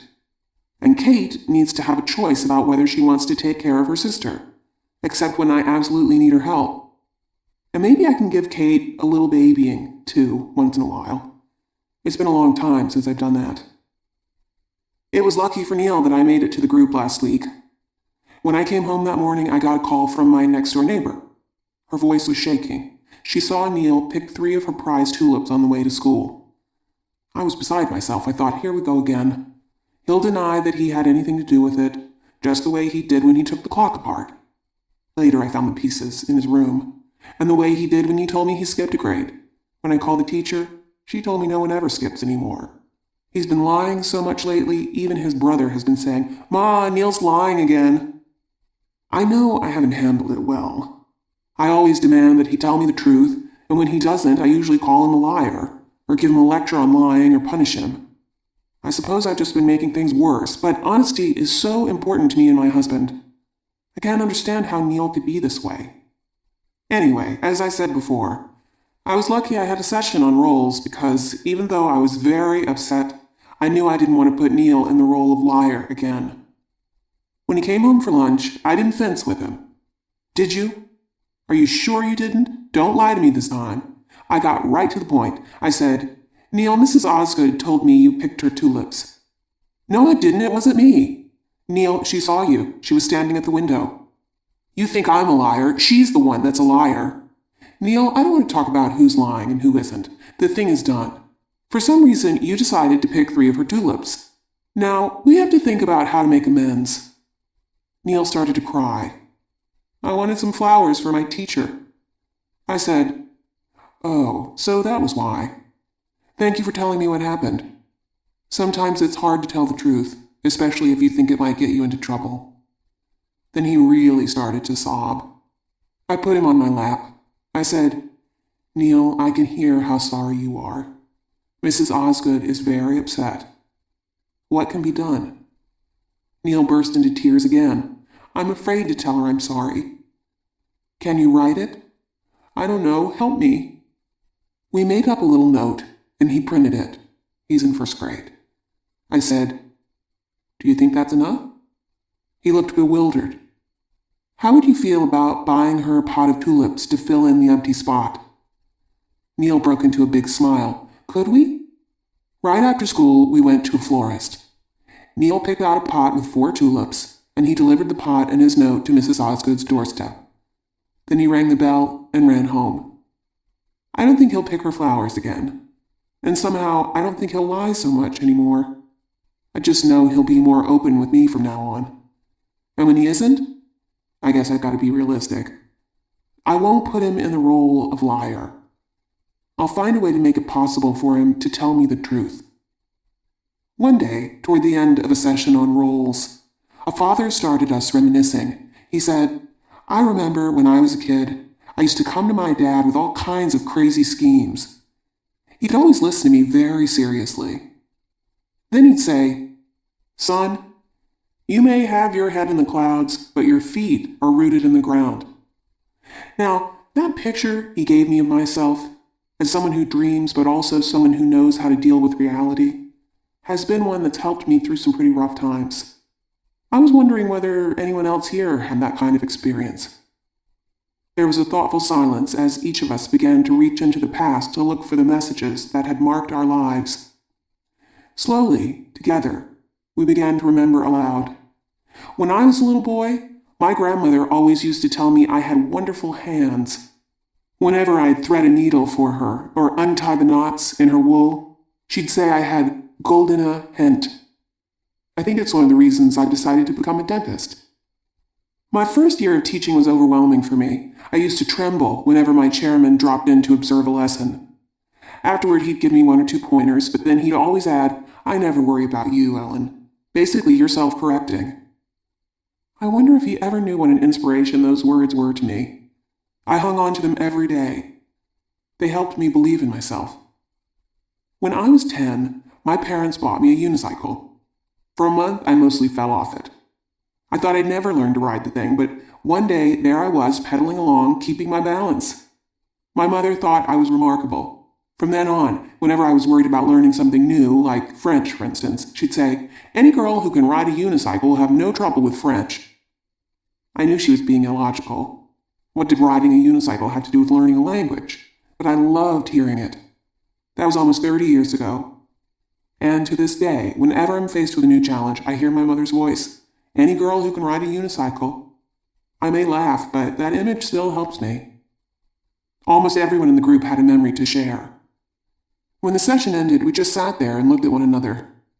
The father who had started us all remembering shook his head in wonderment. When he spoke for all of us. Never underestimate the power of your words upon a young person's life. Chapter 7. Putting it all together. Parents have pointed out to us that the process of freeing children from playing out roles is a complicated one. It involves not only a whole change of attitude toward a child, but also requires a working knowledge of many skills. One father told us, to change a role, you've really got to be able to put it all together. Feelings, autonomy, praise, alternatives to punishment, the works. In order to illustrate the contrast between the well-intentioned parent and the parent who relates with skill, as well as love, we've written 2 scenes, based on characters in Liberated Parents, Liberated Children. In each of these, 7-year-old Susie tries to play out the role of the princess. As you observe how Mother copes with her daughter in this first scene, you might want to ask yourself, what else could she have done? The Princess, Part 1. Mother. I'm home, everybody. Hi, Susie. Don't you say hello to your mother? Susie glances up sullenly and continues to color, ignoring her mother. Well, I think I'm almost ready for tonight's company. I've got rolls, fruit, and, dangling a paper bag in front of her daughter, trying to coax a smile from her, a little surprise for Susie. Susie, grabbing the bag. What'd you get me? Pulling things out one at a time. Crayons? That's good. Pencil case? Indignantly. A blue notebook? You know I hate blue. Why didn't you buy me a red one? Mother, defending herself. It just so happens, young lady, that I went to 2 stores for you, and neither of them had red notebooks. The supermarket was all out, and so was the stationery store. Why didn't you try the store near the bank? I didn't have time. Well, go back. I don't want the blue. Susie, I'm not going to make another trip just for a little notebook. I've got a lot to do today. I won't use the blue notebook. You just wasted your money. Mother, sighing. Boy, are you spoiled. Always have to have everything your own way, don't you? Susie, turning on the charm. No, I don't. But red is my favorite color and blue is so yucky. Oh, please. Mommy, please. Well, maybe I can go back later. Oh, good. Goes back to coloring. Mommy? Yes. I want Betsy to sleep over tonight. Now that's out of the question. You know Daddy and I are having dinner company tonight. But she has to sleep over tonight. I already told her she could. Well, call her back and tell her she can't. You're mean. I'm not mean. I just don't want children underfoot when I'm having company. Remember the way you 2 carried on last time? We won't bother you. Mother, loud. The answer is no. You don't love me. Starting to cry. Mother, distressed. Now, Susie, you know perfectly well I love you. Cupping her chin tenderly. Come on, who's my little princess? Oh, please, Mommy, pretty please, will be so good. Mother, weakening for the moment. Well, shaking her head. Susie, it won't work out. Why do you always make it so hard for me? When I say no, I mean no. Susie throws coloring book on floor. I hate you. Mother, grimly. Since when do we throw books? Pick it up. I won't. Pick it up this instant. Susie shrieks at the top of her lungs and throws new crayons on the floor one at a time. No, no, no, no. Don't you dare throw those crayons. Susie, throwing another crayon. I will if I want to. Mother, slapping Susie on the arm. I said stop it, you little brat. Susie shrieks. You hit me! You hit me! You broke the crayons I bought you. Susie, crying hysterically. Look, you made a mark. Mother, very upset. She rubs Susie's arm. I'm so sorry, sweetheart. It's just a tiny scratch. It must have been my nail. It'll be better in no time. You hurt me. You know I didn't mean it. Mommy wouldn't hurt you for the world. You know what? Let's call up Betsy and tell her she can come tonight. Will that make you feel better? Susie, still teary. Yeah. As you can see, there are times when love, spontaneity, and good intentions are simply not enough. When parents are on the firing line, they need skills, too. As you listen to this next scene, you'll see the same mother with the same child. Only this time she uses all her skills to help her daughter behave differently. The Princess, Part 2. Mother. I'm home, everybody. Hi, Susie. I see you're busy coloring. Susie, not looking up. Yeah. Mother, putting down her packages. There, I think I'm set for tonight's company. By the way, I picked up some school supplies for you while I was out. Susie, grabbing the bag. What'd you buy me? Pulling things out. Crayons, that's good. Pencil case. Indignantly. A blue notebook? You know I hate blue. Why didn't you buy me a red one? Mother. Why didn't I? Susie, hesitating. Because the store didn't have a red one? Mother, crediting Susie. You guessed it. Susie: Then you should have gone to another store. Susie: When I go out of my way to buy something special for my daughter, what I'd like to hear is, "Thanks, Mom. Thank you for the crayons. Thank you for the pencil case. Thank you for getting me a notebook, even if it isn't the color I like." Susie, grudgingly: "Thank you, but I still think blue is yucky." No doubt about it, when it comes to color, you are a person of definite taste. Yeah, I'm making all the flowers red. Mom, can Betsy sleep over tonight? Mother, considering the request: Daddy and I are having company tonight, but she's certainly welcome another night, tomorrow, next Saturday. But she has to sleep over tonight. I already told her she could. Mother, firmly: As I see it, Susie, the choice is tomorrow night or next Saturday, whichever you prefer. Susie, her lip quivering: You don't love me. Mother, pulling up a chair next to her: Susie, now is not the time to talk about love. Now we're trying to decide the best night for your friend to visit. Susie, dearie, the best night is tonight. Mother, persistently: We want to find a time that meets your needs and my needs. I don't care about your needs. You're being mean to me. Throws coloring book on floor and starts to cry. Hey, I don't like that. Books are not for throwing. Picks up book, dusts it off. Susie, when you feel strongly about something, tell me your feelings with words. Tell me, Mom, I'm angry. I'm very upset. I was counting on Betsy sleeping over tonight. Susie, accusingly: We were going to make chocolate chip cookies together and watch television. I see. And Betsy was going to bring her sleeping bag, and I was going to put my mattress on the floor next to her. You had the whole evening worked out. We did. We were talking about it all day in school today.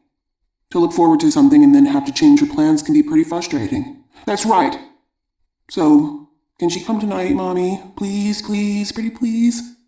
I wish tonight were good for me, because you want it so much. It isn't. Stands up. Susie, I'm going into the kitchen now. But, Mommy. Mother, as she leaves. And, while I'm preparing dinner, I'll be knowing how very disappointed you are. But, Mommy. Mother, calling out from the kitchen: As soon as you decide what other night you want Betsy to visit, please let me know. Susie picks up the phone and calls friend. Hello, Betsy. You can't come tonight. My parents are having some dumb company. You can come tomorrow, or next Saturday. In this second dramatization, Mother had the skills she needed to keep Susie from playing out the role of princess. Wouldn't it be wonderful if in real life we too were able to always come up with the kind of responses that were helpful to our children and helpful to ourselves? But life isn't a neat little script that can be memorized and performed. The real-life dramas that children engage us in every day don't give us time for rehearsal or careful thought. However, with our new guidelines, though we may do and say things we regret, we have a very clear direction to which we can return. There are basic principles we can depend on. We know that we can't go too far wrong if we take time to listen to our children's feelings, or talk about our own feelings, or work in terms of future solutions rather than past blame. We may be thrown off course temporarily, but chances are we'll never lose our way completely again. One final thought. Let's not cast ourselves in roles either. Good parent, bad parent, permissive parent, authoritarian parent. Let's start thinking of ourselves as human beings first, with great potential for growth and change. The process of living or working with children is demanding and exhausting. It requires heart, intelligence, and stamina. When we don't live up to our own expectations, and we won't always, let's be as kind to ourselves as we are to our youngsters. If our children deserve 1,000 chances, and then one more, let's give ourselves 1,000 chances, and then 2 more. What's it all about, anyway? Just by listening to this book, you've asked a great deal of yourself. There have been new principles to absorb, new skills to put into practice, new patterns to learn, and old patterns to unlearn. With so much to sort out and make your own, it's sometimes hard not to lose sight of the larger picture. So once again, for the last time, let's take a look at what this method of communication is all about. We want to find a way to live with one another so that we can feel good about ourselves and help the people we love feel good about themselves. We want to find a way to live without blame and recrimination. We want to find a way to be more sensitive to one another's feelings. We want to find a way to express our irritation or anger without doing damage. We want to find a way to be respectful of our children's needs and to be just as respectful of our own needs. We want to find a way that makes it possible for our children to be caring and responsible. We want to break the cycle of unhelpful talk that has been handed down from generation to generation and pass on a different legacy to our children. A way of communicating that they can use for the rest of their lives with their friends, their coworkers, their parents, their mates, and one day, with children of their own. Afterward. Many years later. Dear listener, when How to Talk was first published back in 1980, we had our fingers crossed. We weren't at all sure how people would react. The format was so different from our first book. Liberated Parents, Liberated Children was the story of our personal experiences. This book was basically a version of the workshops we had been giving around the country. Would parents find it helpful? We knew how people responded when we worked with them directly. Whenever we'd present a 2-part program, evening lecture followed by a morning workshop, we'd find that even before the morning session began, parents would be waiting for us, eager to tell how, overnight, they had tried a new skill and how pleased they were with the results. But that happened because we were there in person, role-playing with the audience, answering their questions, illustrating each principle with examples, using all our energies to drive home our convictions. Would readers be able to get it from the pages of a book? They did, in numbers that astonished us. Our publisher informed us they were printing additional copies to meet the demand. An article in the New York Times reported that of the hundreds of parenting books flooding the market, How to Talk was one of the top 10 sellers. PBS produced a 6-part series based on each chapter. But the biggest surprise came from the amount of mail that filled our boxes. Letters arrived in a steady stream, not only from the United States and Canada, but from countries all over the globe, some so small or unfamiliar we had to look them up in an atlas. Most people wrote to express their appreciation. Many described, in some detail, just how our book had touched their lives. They wanted us to know exactly what they were doing differently now, what was working with their children and what wasn't. It seemed that parents everywhere, no matter how different the culture, were dealing with similar problems and searching for answers. There was another theme that emerged in the letters. People spoke of how hard it was to change old habits. When I remember to use my skills, everything goes better, but too often I revert, especially when I'm under pressure. They also expressed a desire for additional help. I want this approach to be a more natural part of me. I need practice and support. Do you have any materials my friends and I can use to study these methods together? We understood their needs. As young mothers, we had sat in a room with other parents and discussed each skill, and struggled together to come up with the most respectful, effective ways to deal with the endless challenges presented by children. It was because we knew how valuable the group experience could be that we conceived the idea of writing a series of do-it-yourself workshops, based on our book. We felt sure that if parents were given an easy-to-follow, step-by-step program, they could learn and practice the skills together, on their own, without the help of a trained leader. Our master plan worked. Parents organized groups, ordered our workshop materials, and really were able to use them successfully. But what we hadn't anticipated was the number of professionals requesting and using the How to Talk program. We heard from psychiatrists, psychologists, social workers, educators, ministers, priests, and rabbis.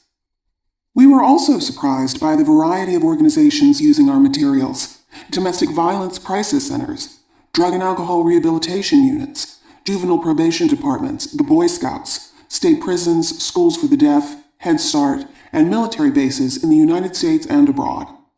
Eventually, more than 150,000 groups around the world had used or were using our audio and video programs.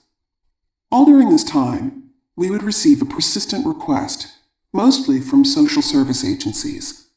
Parents desperately need communication skills. Do you have any materials that could help us train volunteers to go out into the community and run your How to Talk program? What an interesting idea. We wished we did.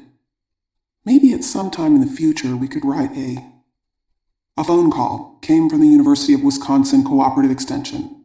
They had done it, unbeknownst to us and in partnership with the Wisconsin Committee for the Prevention of Child Abuse. They had obtained a federal grant to create a leadership training manual for our How to Talk So Kids Will Listen group workshop program.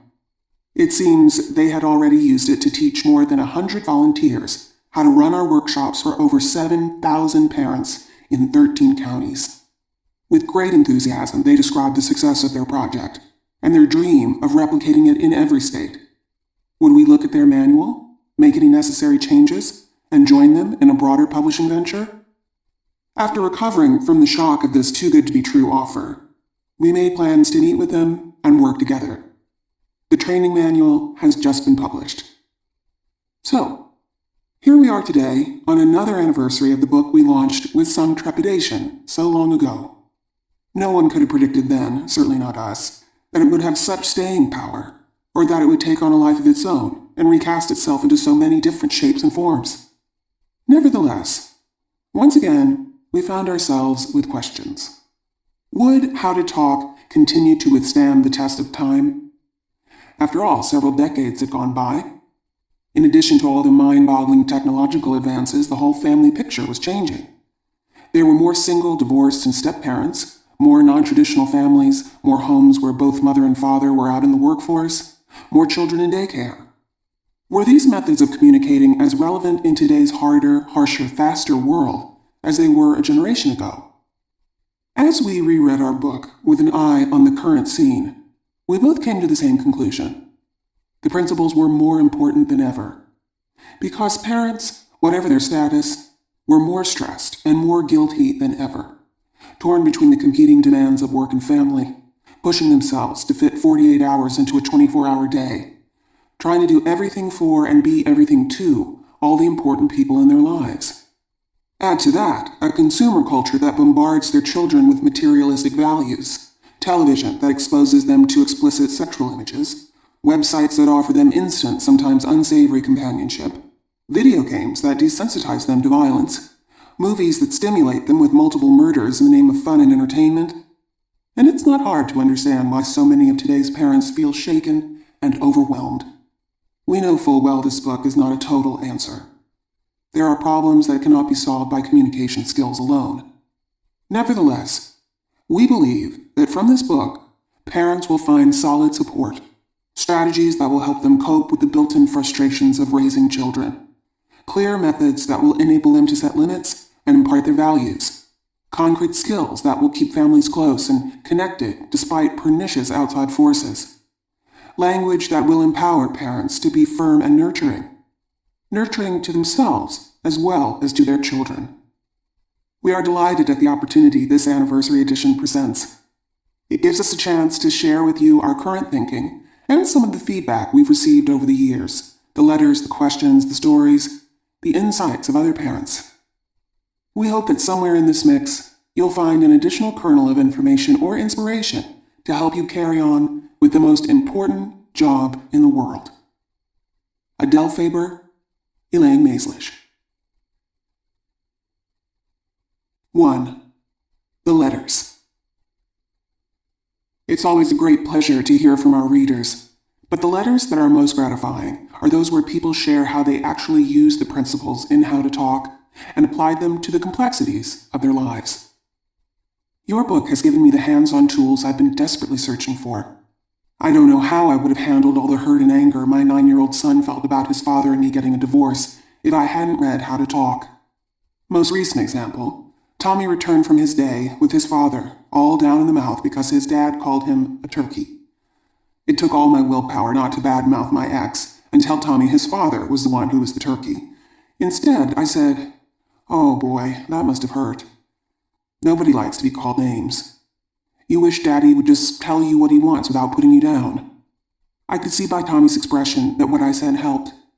But I'm not going to let this drop. I'm going to have a talk with his father. I just have to figure out how to do it without making things worse. Thank you for my newfound confidence. I bought your book for $4 in a used bookstore, and by now I can honestly say it was the best investment I ever made. One of the first skills I tried was describe what you see. When I got positive results, I almost fell out of my chair. My son, Alex, 4, is a very strong-willed child. My parents call him bullheaded, which gives me many opportunities to use the ideas in your book. Here's how the chapters on roles and problem-solving helped me.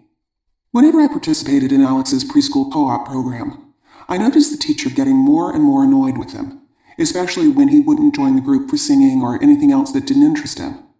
If Alex is bored or restless, it's hard for him to sit still. He rolls around, runs around, walks around. His teacher kept saying his name. Alex, sit down. Alex, stop that. Alex. I saw him being put in the role of troublemaker. One day, after school, I talked to him about what he didn't like about the program and what he did. It turned out that he was tired of singing Old MacDonald and having to listen to some of the same stories, but he really enjoyed the crafts and the games. Then I told him how hard it was for the teacher to teach songs or tell stories to all the children when one child was running around disturbing the class. I was about to ask him to list some solutions when, out of the blue, he said, "Okay, Mom, I'll be wild in the playground after class." I gulped and said, "Sounds good to me." And since then, the teacher hasn't had anything to complain about. The more I use my skills with my son, the more positive changes I see in him.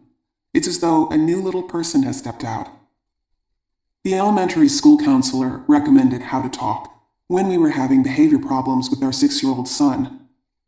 After reading the book, borrowing the videos from the Michigan State University Extension office nearby, and teaching myself the parenting skills, several of my friends noticed such a change in our son that they asked what I was doing that made such a difference in his behavior and in my relationship with him. He went from saying, "I hate you, I wish I wasn't your son," to, "Mom, you're my bestest pal." After telling my friends about the book, they asked me to teach them. I was able to get all the necessary materials from the Extension office, the video series and the workbooks, and gave a 6-week course to my class of 12 parents, including my husband. Sometime later, the Extension office asked me if I would give it again and open it to the public, which I did. I've been teaching the series for several years now, and have seen some incredible changes for the better in the lives of the children whose parents attended the workshops. Lately, I notice it takes some parents a little longer to catch the spirit of the program.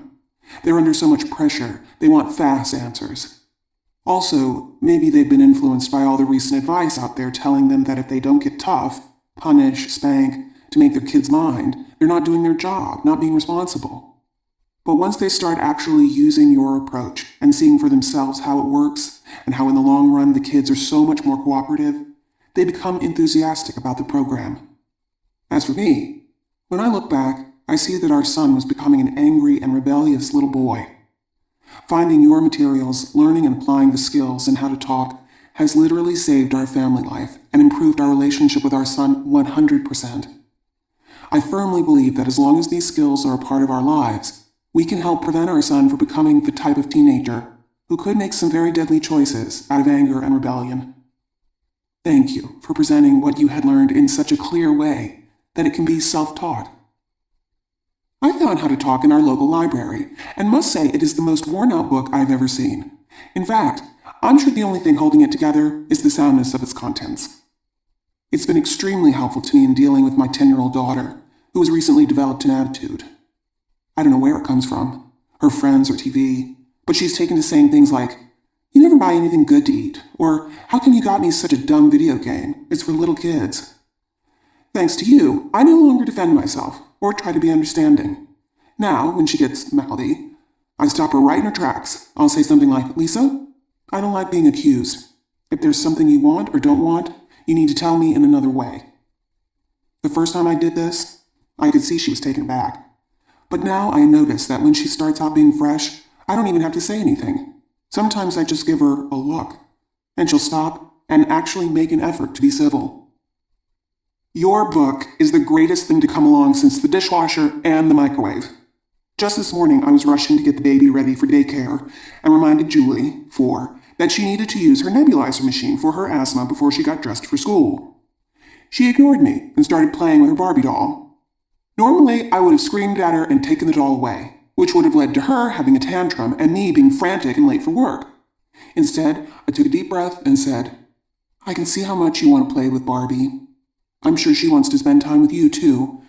Would you like to turn on your nebulizer, or do you think Barbie would like to turn it on?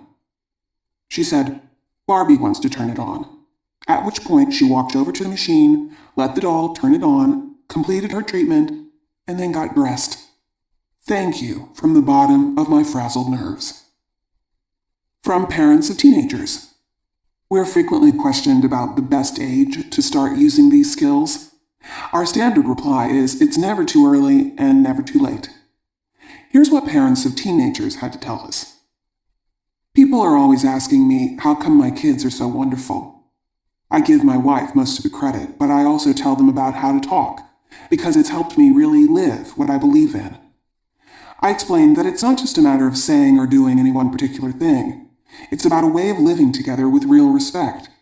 And when you get that respect going, that's what gives you whatever power or influence you have when they get to be teenagers. I know there are no guarantees, and I'm not saying it's easy. Recently, Jason, my 14-year-old, asked me for money to go to the movies. It turned out he wanted to see this R-rated film that I had read about and didn't think was appropriate for him. I gave him my objections, including the fact that he was underage. He said his friends were all going and he didn't want to miss out. I repeated my position. He said I couldn't really stop him because he was tall and could pass for 17, and if not, someone online would get him in. I said, I know I can't stop you, but I'm hoping you won't go, because from everything I've read, this movie is all about connecting sex with violence, and I think that is a sick connection.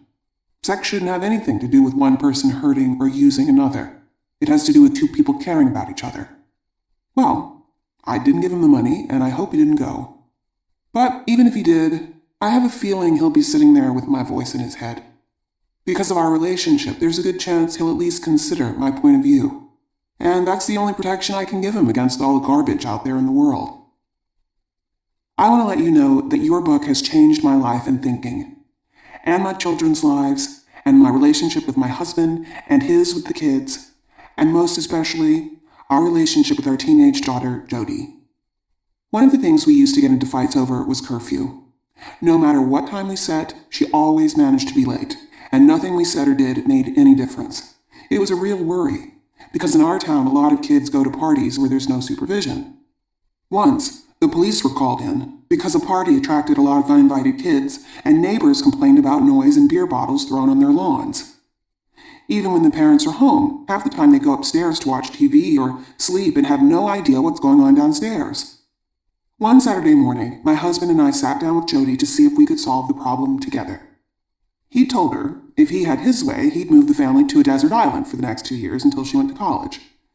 But since that wasn't practical, we'd have to think of something else.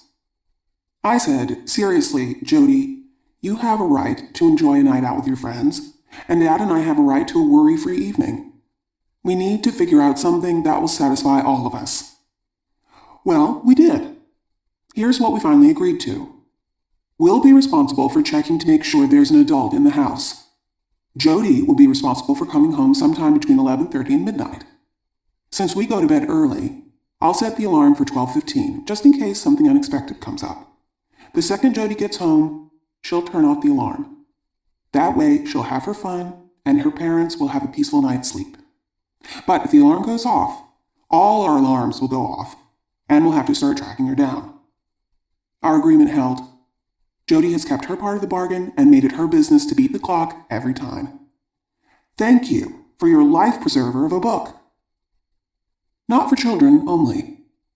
Our purpose in writing How to Talk was to help parents have better relationships with their children.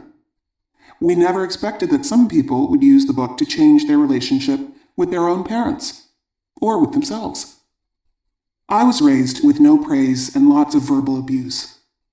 After several years of escaping life through drugs and alcohol, I sought therapy to try to change my destructive behavior. My therapist recommended your book, and it has been a terrific help to me, not only with the way I talk to my 18-month-old son, but in the way that I now talk to myself. I try not to belittle myself anymore.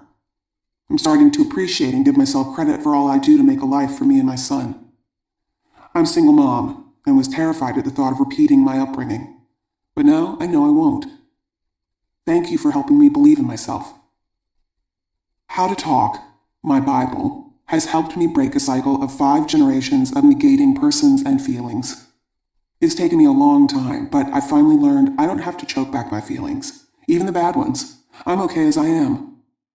I hope my 4 children, 17, 14, 12, and 10, can at some point appreciate the effort it took on my part, years of going to your parenting classes, to be able to raise the next generation of people willing and able to communicate instead of negate. P.S. I got your book when my 17-year-old was 1. It's been my salvation. I am a 40-year-old mother of 2 boys. What has affected me most deeply about your book is the realization that I have been terribly damaged by my parents' attitude toward me. My father still manages to say something hurtful to me every time we see each other. Since I've had children, these remarks are all nasty little digs about what a hopeless mother I am and what a mess I'm making of my boys' upbringing. I realize now that even though I'm an adult, part of me is still a child suffering from lingering wounds of doubt and self-hatred. The weird thing is that I'm a conscientious hard worker who has had relative success as an artist. Yet my father always paints a picture of a person who is completely the opposite of me. After reading your book, I found the courage to begin to stand up to my father. Recently, when he told me I was lazy, I replied that he might see me that way, but that I had another picture of myself. He was nonplussed by that. I have new hope now that I can heal the child inside me by giving it the parenting it never had. From teachers. At almost every conference, 1 or 2 teachers would take us aside to tell us how our books had affected them, not only personally but professionally as well. Some put their experiences in writing. I read How to Talk So Kids Will Listen 9 years ago when I first started teaching. I was used to working with adults and hadn't yet had children of my own. Your book may have saved my life. It has certainly helped me be a much better teacher to my 7th and 8th graders, and a much happier person. The most helpful shift in my thinking came from no longer asking myself how to make the kids learn or behave. Now I ask myself how I can motivate my students to take ownership of the problem. My most recent success came with Marco, a self-appointed class clown, who disrupted the other students and got zeros on tests. One day after class, I stopped him. I said, "Marco, I need to talk to you. What do you think would help you to learn?" My question stunned him. I think he expected to be sent to the principal's office. After a long silence, he said, "Maybe I should take notes." The next day, Marco not only began taking notes, but he raised his hand and talked in class. One of the other boys said, "Hot damn, Marco, you know something." Over the years, I have recommended, lent, and discussed your book with literally hundreds of parents and teachers. I usually keep a copy on my nightstand. Conscious attention to its precepts also helps me be the kind of father, husband, and friend that I want to be more often. My students have all benefited from your chapter on praise. I have one boy who has ADD. In 9 months, he had turned in only 3 math assignments. After reading How to Talk, I began to use descriptive language to point out his positives. I started saying things like, "You figured it out," or "Oh, you caught your own error," or "You persisted until you got the right answer." The next week, he turned in every single assignment. He is so proud of his work, he wants me to tell his mother at the next parent conference. I have another student who has handwriting that is so bad even he can't read what he's written. His spelling grades have all been in the 50% area. He goes to another teacher for extra help. I shared my book with her, and together we have stormed him with praise. We both described whatever was right about his handwriting and spelling. You remembered to put the silent T in often. Today, he burst into my room and announced that he got 19 spelling words right out of 20. It was his first A in spelling ever. I'm an educational diagnostician in a large school district in Texas. After years of training teachers and experimenting with a variety of different methods, behavior modification, reinforcement theory, increasingly severe punishments, loss of recess time, detention, suspension, my colleagues and I have come to the same conclusion. The principles and skills you write about in all your books are the skills we need to use and teach our teachers to use. We are convinced that when our classrooms really work, they work because relationships are working. And relationships work when communication is humane and caring. Response from abroad. We were fascinated by the feedback we received from foreign countries. That our work would be meaningful to people in cultures so very different from our own was a continuing source of amazement to us. When Elaine spoke at the International Book Fair in Warsaw, she asked the audience to explain the passionate response to our work in Poland. How to Talk was a bestseller there. A father told her, "For years we have been under communist rule. Now we have political freedom, but your book shows us how to be free within ourselves, how to give respect to ourselves and respect to our families." From China, a woman wrote, "I'm a teacher of English in Guangzhou, China. While I was a visiting college student in New York, I was also a babysitter of Jennifer, a little girl of 5 years old. Before me, she had a babysitter from another country who was unkind to her. She was hit and locked in a dark room from time to time for being naughty. As a result, Jennifer grew to be more eccentric and unsociable. What is more, she often burst into hysterical cries. For my first few weeks, I applied to Jennifer the traditional Chinese methods, which tend to tell children how they should behave. Yet such methods did not turn out to be effective. The little girl burst into hysterical cries more often, and she even hit me. Jennifer's mother was so sympathetic with me that she went to a psychological doctor for advice. He recommended to her your book, How to Talk So Kids Will Listen, and Listen So Kids Will Talk. The mother and I read it eagerly and tried our best to use the knowledge we learned from it. It has proved to be a success. Jennifer began to talk more, and we gradually became good friends. "Jing Ying, you are so good at dealing with Jennifer," said the grateful parents. I am now back in China and have become a mother of a little boy myself. I have been applying the methods I learned from your book to deal with him, and they have proved to be effective. Now my desire is to assist other Chinese parents to become more effective and happier in relation to their children. From Victoria, Australia, a mother wrote, "I have used some of your suggestions with my children and found that they, especially my 2 elder taciturn children, are talking to me more frequently. When they come home from university or school and I greet them with, 'I'm glad to hear you come in the door,' or something along those lines, and not, 'How was school and uni today?' I get a smile. My elder daughter is actually instigating conversation with me and not avoiding me." A social worker who ran our How to Talk program in Montreal, Quebec, wrote to describe a visit to her in-laws in Cape Town, South Africa. "I met with the head of a parenting center in the area to see what work they are doing. The center offers classes both for the middle-class people who live nearby and for the residents of the sprawling shantytown called Khayelitsha on the outskirts of town. In Khayelitsha, families live in small tin houses, each house about the size of a bedroom. No electricity, no running water, no sanitation facilities. The people from the center hold classes there using How to Talk as a basis and translating the cartoons into Afrikaans so the residents can understand. They said they have about 10 copies of the book in their lending library, and that they are all worn out and dog-eared from use.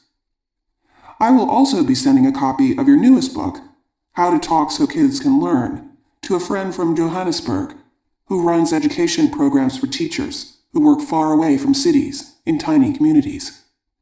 Thought you'd like to know the scope of your influence." Parents under duress. Most of the examples in How to Talk showed people dealing with everyday run-of-the-mill problems.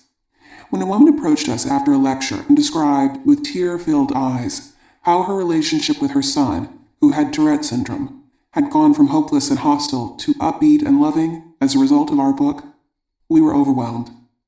Since then, we have heard from a number of mothers and fathers who have used our work to cope with especially stressful or serious problems. Almost always, the writers credit us for the changes they've made. As we see it, the credit belongs to them. Anybody can read a book. It takes a person of great determination and dedication to study the words on a page and use them to triumph over heartache. Here's what some parents had done. "My home is sometimes like World War III. My daughter, 7, is ADHD. When she takes her medication, she is, for the most part, manageable. But when it wears off, we have this out-of-control child. I know a lot of parents of kids with ADHD who have to go to tough love. When I read your book, I wondered if these skills would work with an ADHD child. Well, they do. Now I notice that if I talk to her in this new way when she's on her medication, it helps her all through the day, particularly with her social skills. I feel sure that if I keep on this way, it will help her later in life as well. Thank you for your book. My husband and I are both psychologists. Our son, 8, has recently been diagnosed with ADHD. We have had many troubling times with him. A friend introduced us to your books, Liberated Parents, Liberated Children, and How to Talk So Kids Will Listen, and we found them to contain the most useful approach we have come across to date. We were both trained primarily in the use of behavioral methods, which were extremely counterproductive with our son. Your approach, based on mutual respect and understanding, has gradually helped us to get what we want from him without trying to control everything that happens. It has been a most welcome relief. I feel that my knowledge of effective interaction patterns is only in its infancy, but I've been busy sharing what I've learned in my clinical practice. Your methods are effective in a wide variety of settings and with a wide variety of populations. Thank you for your willingness to share all of your experiences and admit your weaknesses. It has helped your readers to admit their own. My son Peter was discovered to have amblyopia at the ripe old age of 6. His doctor made it clear that we had 6 months to work on patching with glasses, or Peter would run the risk of severely impaired eyesight in his right eye. He was required to wear the patch 4 hours per day, during school hours. Needless to say, Peter was embarrassed and uncomfortable. He tried to get out of doing it every day, and I was at my wit's end. He complained that it gave him a headache, and that he could see worse than ever, and that it hurt. I acknowledged his feelings and was firm all at once, but his attitude did not improve. At last, after 5 or 6 days of this, I was worn down. I said, "Look, Pete, I'll put the patch on for 4 hours, so I'll know just what it's like, and then we can figure out ways to make it work better." I only said this out of pity for him. I didn't realize that it was going to have the effect it did. Within 20 minutes, I had a terrible headache. I lost depth perception, so that trying to do ordinary things like open a cabinet door, get the laundry out of the dryer, let the cat go out, or even walk upstairs were all incredibly difficult. By the end of 4 hours, I was a miserable, exhausted wreck who fully understood what this child was going through. We talked. Although I couldn't change the requirements, Peter and I recognized that we had experienced the same things. My affirming how hard it was, and my obvious inability to handle it as well as he did, was apparently all that he needed. From that point on, he was able to wear the patch religiously every day during school for the 4 hours. His sight was saved, and he didn't even have to wear glasses. The lesson to me was, sometimes it's not enough just to give lip service to what a child is feeling. Sometimes you have to go an extra step to see things through his eyes. I've been running your How to Talk group workshops for many years now. Since I picked up your first book in 1976, I've been an advocate of your work. At that time, my first child, Alan, had just been born. He is 22 years old now and suffers from severe mental illness. This disease is a brain disorder that is hereditary in my family. Because of the skills I learn and teach, Alan's prognosis is so much better than that of most of the other sufferers, and I'm able to help him in his grief and acceptance of his disability. Also, I'm able to manage the ups and downs of his emotional roller coaster that comes with the disease by using my skills. As I attend support groups for the other parents who have similarly disabled children, I realize that your methods have made my whole situation much more positive in outlook and manageability. Hopefully, we will be able to help Alan to continue to make progress in his life and, more important, prevent him from relapse and hospitalization, which so often occur. I am so grateful for the 17 years experience I have using these principles. Alan's siblings suffer as well, from fear of getting the disease to the terrible imbalance of resources in our family in managing the disability. The skills help my husband and me to be empathetic and aware of their plight. Your work has been a great gift to our family. 2. Yes, but, what if, how about? Not all the feedback we received was positive. Some people were disappointed at not finding more help for children who had serious or complex problems. Others were unhappy at not having their particular questions answered. Still others were frustrated because they had made a genuine effort to say or do things differently, with little or no success. Their common refrain was, "I tried it, but it didn't work." When we asked what actually happened, and heard the details of their experience, it was almost always easy to see what went wrong and why. Evidently, there were some ideas we needed to develop more fully. Here are some of the comments and questions we heard, along with our responses. About choices. I gave my teenager a choice, and it backfired. I told him he could either get a haircut and come to Thanksgiving dinner, or he could have Thanksgiving dinner in his room, and that it was up to him. He said, "Fine, I'll have it in my room." I was shocked. I said, "What? You would do that to me, and to your family?" He just turned his back on me and walked away. Maybe choices don't work with teenagers. Before you offer a child of any age a choice, it helps to ask yourself, are both of these options acceptable to me and likely to be acceptable to my child? Or are these choices really threats in disguise? Will he experience me as using a technique to try to manipulate him? At its best, the subtext of a choice should be, I'm on your side. There's something I want you to do or not do, but rather than giving you an order, I'd like to give you some say in the matter. What choice could you have given your teenage son about his hair? Chances are none. Most teenagers experience almost any parental comment about their hair, the style, the color, the length, the cleanliness or lack thereof, as an invasion of their personal space. But suppose you can't contain yourself. If you're willing to risk moving into this sensitive area, approach with caution. I know it's none of my business. However, if you could consider the possibility of allowing the barber to remove just enough hair so that we could see your eyes, you'd have a thankful mother on Thanksgiving. Then make a quick exit. What do you do if you give your child two choices and she rejects both of them? The doctor prescribed a medicine for my daughter that she hates, and I did exactly what you suggested. I told her that she could have it with apple juice or ginger ale. She said, I don't want either one, and clamped her mouth shut. When children have strong, negative feelings about doing something, they're not likely to be receptive to any choices. If you want your daughter to be open to the options you offer, you need to start by giving her full respect for her negative feelings. Boy, I can see by the way you're wrinkling your nose how much you hate even the thought of taking that medicine. A statement like that can relax her. It says, Mom understands and is on my side. Now your daughter is more emotionally ready to consider your words.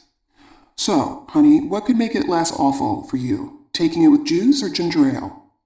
Or can you think of something that would help? Even a little? Actually, the possibilities for choices are endless. Do you want to take it fast or slow? With your eyes open or closed? With the big spoon or the little spoon? Holding your nose or on your toes? While I sing or while I'm quiet? Should I give it to you, or would you rather take it yourself? The point is, some things are easier to swallow if someone understands how hard it is for you, and if you have a small say in how it goes down. About consequences. Another communication breakdown occurred when consequences were included in the problem-solving process.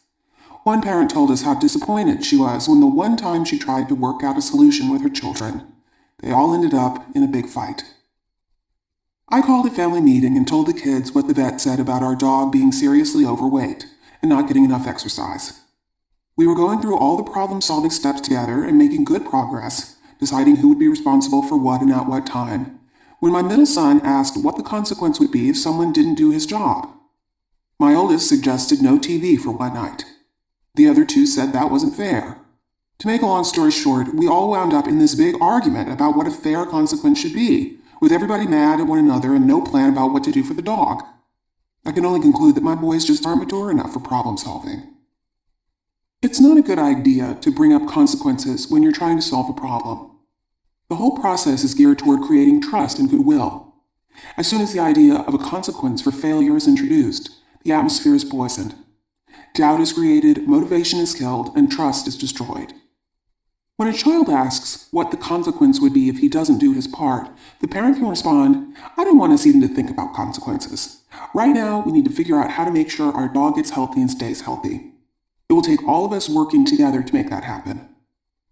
We understand there will be times when we won't feel like doing our part, but we'll do it anyway because we don't want to let one another or our dog down.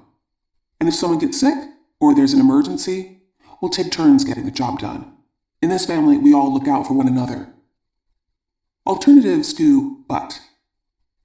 A number of parents complained that when they acknowledged their children's feelings, the children became even more upset. When we asked exactly what they said, the problem became clear. Each of their empathic statements included a but.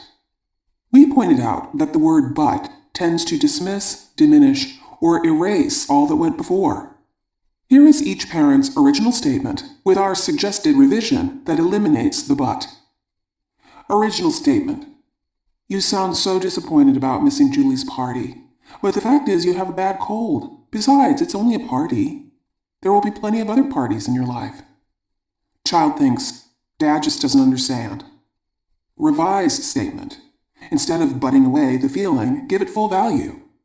You sound so disappointed about missing Julie's party. You were looking forward to celebrating your friend's birthday with her. The last place on earth you wanted to be today was in bed with a fever. If Dad is feeling expansive, he can express what his daughter might wish. Don't you wish someone would finally discover a cure for the common cold? Original statement. I know how much you hate the thought of having a sitter again, but I need to go to the dentist. Child thinks, you always have a reason to leave me. Revised statement. Delete, but, substitute, the problem is. I know how much you hate the thought of having a sitter again. The problem is, I need to go to the dentist. What's the difference? As one father commented, but feels like a door slammed in your face. The problem is, opens the door and invites you to consider a possible solution. The child might say, maybe while you're at the dentist, I could play at Gary's house. Mom might say, maybe you could come with me and read a book in the waiting room. Then again, there might not be a solution that satisfies the child. Nevertheless, by acknowledging that there is a problem, we make it easier for him to deal with it. Original statement. Holly, I can see how unhappy you are about your haircut, but you'll see it will grow. In a few weeks, you won't even notice it. Child thinks. No kidding, like I couldn't figure that out for myself. Revised statement. Delete, but, substitute, and even though you know. Holly, I can see how very unhappy you are about your haircut. And even though you know it will grow, you still wish somebody would have listened to you when you said you wanted only an inch taken off. By prefacing your statement with, and even though you know, you credit your daughter's intelligence and make your point without dismissing hers. Why didn't you? Some parents complained because they felt that they went out of their way to be understanding of their children, only to be met with a hostile response. As a new stepmother, I'm well aware of how important it is not to be critical of the children. I leave the discipline up to their father. But when he was out of town and the teacher sent a note saying my stepson's report was overdue, I knew I had to handle it. I was very calm. I just asked him in a friendly way why he didn't get his report in on time, and he exploded at me. Why? Any sentence that begins with why did you or why didn't you can feel like an accusation. The question forces a youngster to think about his shortcomings. Beneath your friendly, why didn't you? He may hear, isn't it because you're lazy, disorganized, irresponsible, and a hopeless procrastinator? Now he's on the spot. How shall he answer you? He's left with two untenable choices. He can either own up to his inadequacies, or he can try to defend himself and make excuses for them. Because the assignment wasn't clear, because the library was closed, etc. In either case, he becomes more upset with himself, more angry at you, and less likely to think about how to remedy the situation. What might you substitute that would lead to a non-defensive reaction? You can turn the problem over to your stepson and offer your support. As you hand him the note from his teacher, you can say, this was addressed to Dad and me, but you're the person who will know how to take care of it. If there's anything getting in the way of starting or finishing the report, or if you want someone to bounce some ideas off, I'm here. About timeout. Several parents were disappointed at reading the book from cover to cover and not finding anything about timeout. Initially, we were puzzled by the comment. We had raised 6 children between us without ever sending anyone to timeout. Then, little by little, we began to notice a groundswell of books and magazine articles advocating timeout as a new disciplinary method, a humane alternative to spanking, and instructing parents on precisely how to carry out the procedure successfully. How could we not consider it? The explanation seemed almost reasonable. By sending the misbehaving child into another space or place with nothing to distract him, no books, toys, or games, and insisting that he sit there for a specified amount of time, 1 minute for each year of his life, the child will soon see the error of his ways and return chastened and well-behaved. But the more we thought about it, and the more we read about it in all its variations, the less we liked it. To us it seemed that timeout was not new or innovative, but an updated version of the outdated practice of making a naughty child stand in the corner. We wondered, suppose Billy hits his little sister because she keeps pulling on his arm while he's trying to draw, and Mom, in a fury, sends him to do time in his timeout chair. She claims that's better than hitting Billy for hitting his sister. But what might be going on in Billy's mind as he's sitting there? Is he thinking, now I've learned my lesson, I must never hit my sister again no matter what she does?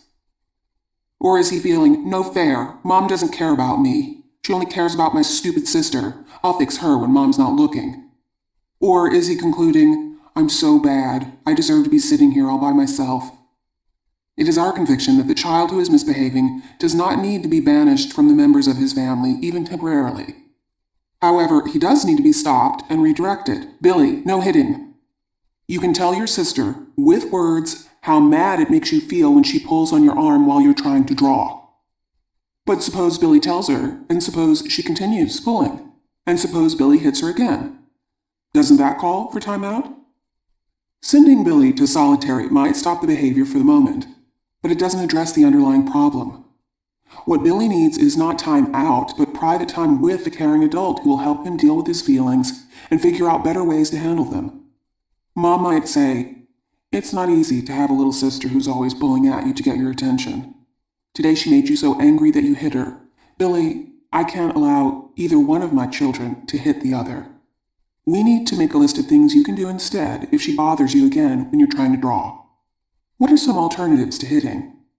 Billy could yell stop in her face very loud. He could push her hand away gently. He could give her her own piece of paper and a crayon. He could give her something else to play with. He could draw when his sister is napping. He could draw in his room with the door closed. If nothing else works, he can call Mom for help. Billy can post his list of solutions wherever he likes and consult it whenever the need arises. He no longer sees himself as someone who acts so bad when he's mad that he needs to be sent away, but as a responsible person who has many ways to cope with his anger. About spouses and significant others. A number of our readers shared a common frustration. They found nothing in the book about how to get through to a resistant spouse. I'm trying to change the way I talk to the children, but I'm being undermined by my husband, wife, partner, who doesn't go along with my new approach. Do you have any suggestions for me? When the same question arose at one of our lectures, we asked people in the audience what they had done. Here are their responses. I talked to my husband about the changes I'm trying to make. That way he feels included in the process but doesn't feel any pressure to have to change himself. We keep the book in the car. Whoever isn't driving reads a little bit aloud and then we talk about it. My husband won't read books on parenting. He's from the what's the difference, what you say as long as your kid knows you love them school.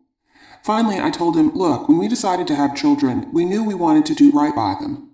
We wouldn't think of dressing them in rags or giving them a diet of junk food. Well, by the same token, why would we talk to them in ways that aren't healthy, especially if there are better options out there? Our kids deserve the best from both of us. I try to involve my husband by asking his advice about the best way to handle certain situations with our two sons. I'll say something like, honey, I need to bounce this off you. This is an area where I had no experience since I was never a little boy. Now, what would make you more likely to want to cooperate? If your mother said this to you or if she said that? Usually he answers right away, but sometimes he'll think about it and come up with a suggestion I never would have thought of. My wife hates it when I tell her what to say or how to say it. It's best if I just use the skills myself and say nothing. Something must be rubbing off on her because the other morning as we were rushing to get out, my daughter refused to put on her jacket. Instead of arguing, my wife gave her a choice. She asked her if she wanted to wear it regular or backward. My daughter giggled, picked backward, and off we went. The power of playfulness. Several parents took us to task for not including a chapter on humor. In our defense, we explained that when we were writing the chapter on engaging cooperation, we actually did debate the pros and cons of including humor. We knew how doing anything offbeat or unexpected could change the mood in seconds from mad to glad. But how could we ask parents, with everything else they had to do, to be funny? So, we limited ourselves to 2 short paragraphs about humor. Big mistake. Parents, we discovered, are funny. Even those who don't believe they can be. Anytime we had a workshop, anywhere in the country, and asked the very serious grown-up parents to get in touch with the playful, funny, silly, zany kid part of themselves, they did.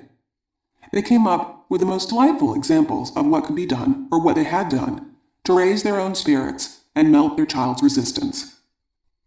Sometimes my 3-year-old refuses to get dressed because he wants me to do it for him. When he gets in this mood, I put his underwear on his head and try to put his socks on his hands. He, of course, tells me I'm doing it wrong, and then puts his underwear on and his socks on his feet. Then he says, "See, Mommy, this is how it goes." I act completely surprised and try to put his pants on his arms or his shirt on his legs. The game always ends with laughter and hugs. To get my son to brush his teeth, we invented germs, Geraldine and Joe, who would be hiding. So we would brush each spot while they would sing, "We're having a party in Benjamin's mouth." Then they would scream when he brushed them and yell when he spit them down the drain. They would call out, "We'll be back!" The challenge of maintaining a semblance of order in any home with children of any age seemed to generate the most creative solutions. Here's what some parents did to motivate their children to help around the house or clean up after themselves. We're trying to establish some traditions to encourage our new blended family, her 3, 7, 9, and 11, and my 2, 10, and 13, to get along better. Arguing about who does what chores has been a real sore point. Now every Saturday morning, we write down all the jobs that have to be done on separate pieces of paper. Then we fold them, put each one in a different color balloon, blow them up, and throw all the balloons into the air. Each child grabs one, breaks it, does the job, comes back, and breaks the next. On it goes until all the jobs are done, and we congratulate one another on our great teamwork. I'm an at-home dad who recently came up with a new way to deal with all the mess the kids make. I take out my special deck of cards with all the high numbers removed. Then each boy picks a card that tells him how many things he has to put away. There's lots of excitement as they count what they put away and rush back to see what their next card will be. The last time I did it, the whole cleanup was finished in 20 minutes and the kids were disappointed that the game was over. Scenario: 1 room with 2 girls, pieces from 3 puzzles all over the floor. Mom: "Okay, kids, this is called Can You Beat the Music? I'm going to play this new album, and the idea is to see if you can get all the puzzle pieces back in their original boxes before the first song ends." They went for it and finished the job in 2.5 songs. I've got 4 boys. At least 50 times a day I'm yelling at them to put their shoes away. The first thing they do when they come home is take off their shoes and drop them in the middle of the floor, and I'm always tripping over 8 shoes. Inspiration: I write "shoes" on a piece of paper, put a string through it, and hang it over the entrance to the kitchen, low enough so they'll run into it when they come home. Kevin, my 8-year-old, is the first to arrive. The note brushes his hair as he enters the kitchen. "Kevin, what's this?" "Me." "Read it." Kevin: "Shoes? What's that supposed to mean?" Me: "What do you think?" Kevin: "Are we going to get new shoes today?" Me: "No." Kevin, thinking hard: "Do you want us to put our shoes away?" Me: "You guessed it." Kevin puts shoes away, comes back and explains the note to the next 3 kids who put away their shoes. Kevin: "You should make a sign like that for washing your hands." My teenagers hate cleaning the bathroom. "Ma, it's gross." I didn't argue. I just posted a note on the mirror over the sink. Here's the poem that did the trick. Grab the comet and a rag. Scrub-a-dub, oh what a drag. Edges, ledges, nooks and crannies. Don't forget where sit the fannies. Yes, it does. It takes some time. But work well done is so sublime. Thanks. Love, Mom. The mother who gave us this story titled it "Nothing Lasts Forever." I wanted all the trains and tracks cleared out of the den, So I walked into my son's room and pretended to call him on the phone. Ring, ring. He pretended to pick it up and said, "Hello?" I said, "Is this the Riley Construction Company?" He said, "Yes." I said, "I have this big job of removing some heavy trains and tracks to another location, and I heard your company was the best." He came in and picked everything up. I tried it a second time and it worked again. Then one day I rang him up and asked, "Is this Riley Construction?" My son answered, "He's out of business." 3. Their native tongue. Our mentor, Dr. Chaim Gnat, wasn't born in the United States. He came to this country from Israel as a young adult. It was here that he studied for his doctorate, published his books, and ran parent guidance groups. When we first joined one of his groups, we remember complaining to him about how hard it was to change old habits. We find ourselves starting to say something to the kids, stopping, tripping over our own tongues. He listened thoughtfully and then replied, "To learn a new language is not easy. For one thing, you will always speak with an accent. But for your children, it will be their native tongue." His words were prophetic, not only as they applied to our children, but to the readers' children as well. We heard from many parents how their youngsters were using this new language in the most natural way. Here are their experiences, as told or written. I'm a working mother and have a very tight schedule. My 3-year-old hates to get up and is usually very irritable. So I usually say, "You're feeling cranky this morning, aren't you?" He says, "Yeah," and feels better, and is more cooperative. One morning I woke up feeling irritable because I was running late. He looked at me with concern and said, "Are you feeling cranky, Mommy? I still love you so much." It amazed me that he was so perceptive. He made me feel better, and my day was great. My 4-year-old Megan said to her brother, "Justin, I don't like it when you kick me." Usually she kicks him back. He said, "Okay, Megs." And that was it. Then Megan came and told me she used her new skill and it worked. She was surprised and proud of herself. I would have been institutionalized by now without your magic spells.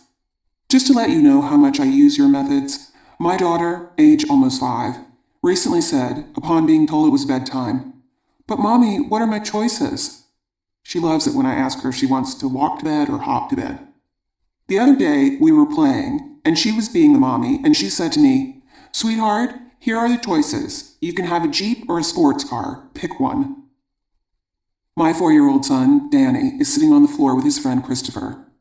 They're playing with toy animals and having a pretend fight. Suddenly, it turns into a real fight. Christopher, "Danny, stop, you're hurting my hand." Danny, "You're hurting me." Christopher, "I had to, you were pressing my hand down." Danny, "I had to because you were pressing my hand down." Me, thinking I should intervene, but not sure what to say. Danny, "Wait a minute," sits back on his heels and thinks. Christopher, "Here are our choices. We can play with the animals and not press each other's hands down, or we can not play with the animals and play a different game. Which do you choose?" Christopher, "Let's play another game." And off they ran. I know it's hard to believe, but it really did happen. One day after breakfast, I was walking toward my daughter's room thinking about what else I could do instead of giving her a long lecture about not leaving milk out on the counter. But I was preceded by my son, 8, who was already outside her door saying, "Milk turns sour when it's left out of the refrigerator." To my surprise, the door opened and out came my 6-year-old, who immediately went to the kitchen and put the milk away. I was in the living room and overheard this conversation between my 10-year-old daughter, Liz, and her friend Sharon, who was searching through a kitchen cabinet. Sharon, in a whiny voice, "I'm hungry. Why does your mother keep all the snacks up so high? She never puts things where you can reach them." Liz, "Sharon, in our house we don't blame. Just tell me what you want and I'll get it for you." I stood there thinking, you try and never know if you're getting through, and then one day, it happens. The big thing I got from your book is that it's okay to be angry, as long as you don't say anything that hurts anybody. I used to try to keep calm and keep it all in, and would always end up yelling stuff I'd regret. As a matter of fact, lately I've been letting the kids know early on when I'm even beginning to feel uptight or out of patience, or when I just need to take some time for myself. Yesterday, I got my reward. I was shopping with Ryan, my 13-year-old, who had shot up during the summer and needed a new winter jacket. We went to 2 stores and found nothing he liked. We were on our way to a third when he said, "Let's go home." Me: "Ryan, when that first cold snap hits, you won't have anything to wear." Ryan: "Mom, please, I want to go home." Me: "But Ryan, Mom, I'm trying to tell you." I feel myself getting into a bad mood, and I don't want to let it out on you. As we headed home, I felt so proud and so cared about. Thank you for giving my kids and me ways to protect each other when we're about to lose it. I've been attending your How to Talk classes for the last month. Recently, I had a conversation with my 8-year-old son that I had to share with you. Eric, as he was getting off the school bus: "Guess what happened at recess today?" Me: "I'm all ears." Eric: "Michael got into trouble because he hit someone and Mrs. M yelled at him. He started to cry and she told him to stop and called him a crybaby." Me: "That must have made you feel bad to see that happen to Michael." Eric: "Yeah, I put my arm around him like this."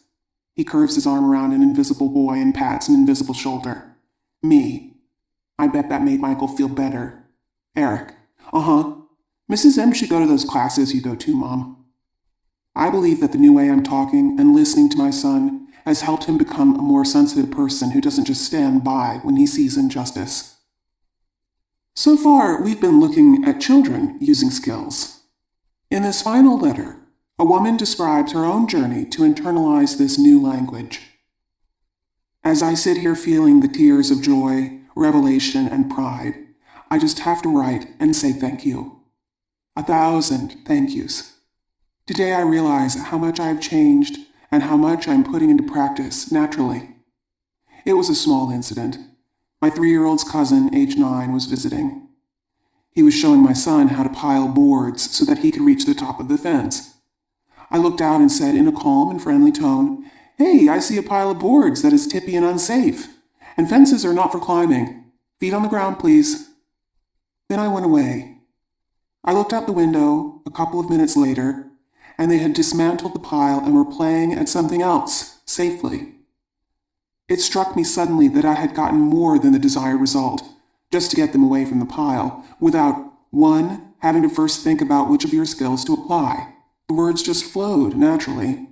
2, screaming like a banshee, the usual result of my gripping fear at the image of the harm that could come to my child. 3, physically being part of the correction. Even after I said my piece, it was not a conscious decision to leave the scene, it just happened. I just walked away and let them decide what to do. So unconscious was leaving the scene that it didn't even occur to me until I'd done it, until I sat down to write this letter. I'm really learning, hurrah! Afterward, I reflected on, and will not print, how I would have handled that situation as little as a year ago. And I cringe. Then I cry to think of what my child's life would have been like without your books. You have given the likes of me, a perfectionist, workaholic, adult child of an alcoholic, the incredible gift of communicating with my precious children in a loving, uncritical way. My mother and I recently shed tears when she reflected on how she had talked to us as children. When I hear how you speak to your son, I am ashamed of how I spoke to you kids. I was quick to forgive. She is quick to learn. She's also spurred on by the warm feelings that a parent or grandparent can bask in after a success. My sister, having recently fled from an abusive husband, spoke to her children in such a demeaning tone that I reached the point where I could not be in her company. I felt so much hurt for her children that I just couldn't listen anymore. I bought her How to Talk and Siblings Without Rivalry, and suggested that she just skim the cartoons for the gist, hoping she would be drawn in. My mother reports seeing a change in the way my sister communicates with her kids. The self-esteem of another 2 children is being saved by your books. I truly cannot convey the depth of my gratitude to you for sharing your skills. Jane. P.S. Alcoholism is ugly, and my family can't yet own up to it. I therefore can't release my surname. Thank you, Jane. Thank all of you who have taken the time to put your thoughts and experiences in writing. It is when we read letters such as these, from home and abroad, that we permit ourselves once again our fondest fantasy. The one where all of us together, parents, teachers, mental health professionals, and workshop leaders, spread the principles of caring communication so far and so wide that the time comes when the children of the world grow up to be strong, compassionate human beings, confident in themselves, and committed to living in peace with one another. 30th anniversary. Another decade has flown by. An updated edition of How to Talk is being ready to go to press. Our editor asks if there's anything we'd like to add for today's parents. Elaine has an idea. Let's ask Joanna. My Joanna? Why? Because, Adele, she's grown up in your home. Everything that took us so long to learn is as natural to her as breathing. So she's the next generation. She's been putting her skills into action as a teacher, as a parent, as a speaker, and as a workshop leader who's been running our group workshop programs for years now. She's right there on the front lines of the parent-child battles. I think our readers would love to hear about her experiences and discoveries. Are you saying we should ask her if she'd be willing to add her perspective to this new edition? It would be a loss if we didn't. When I broached the idea to Joanna, she barely hesitated. How soon do you need it? She asked. What follows is hers. The next generation. It feels a little strange to be writing about being the daughter of parenting guru Adele Faber. As a young mother, I was not eager to discuss my illustrious background. I was trying to survive each day on that crazy roller coaster of life with toddlers.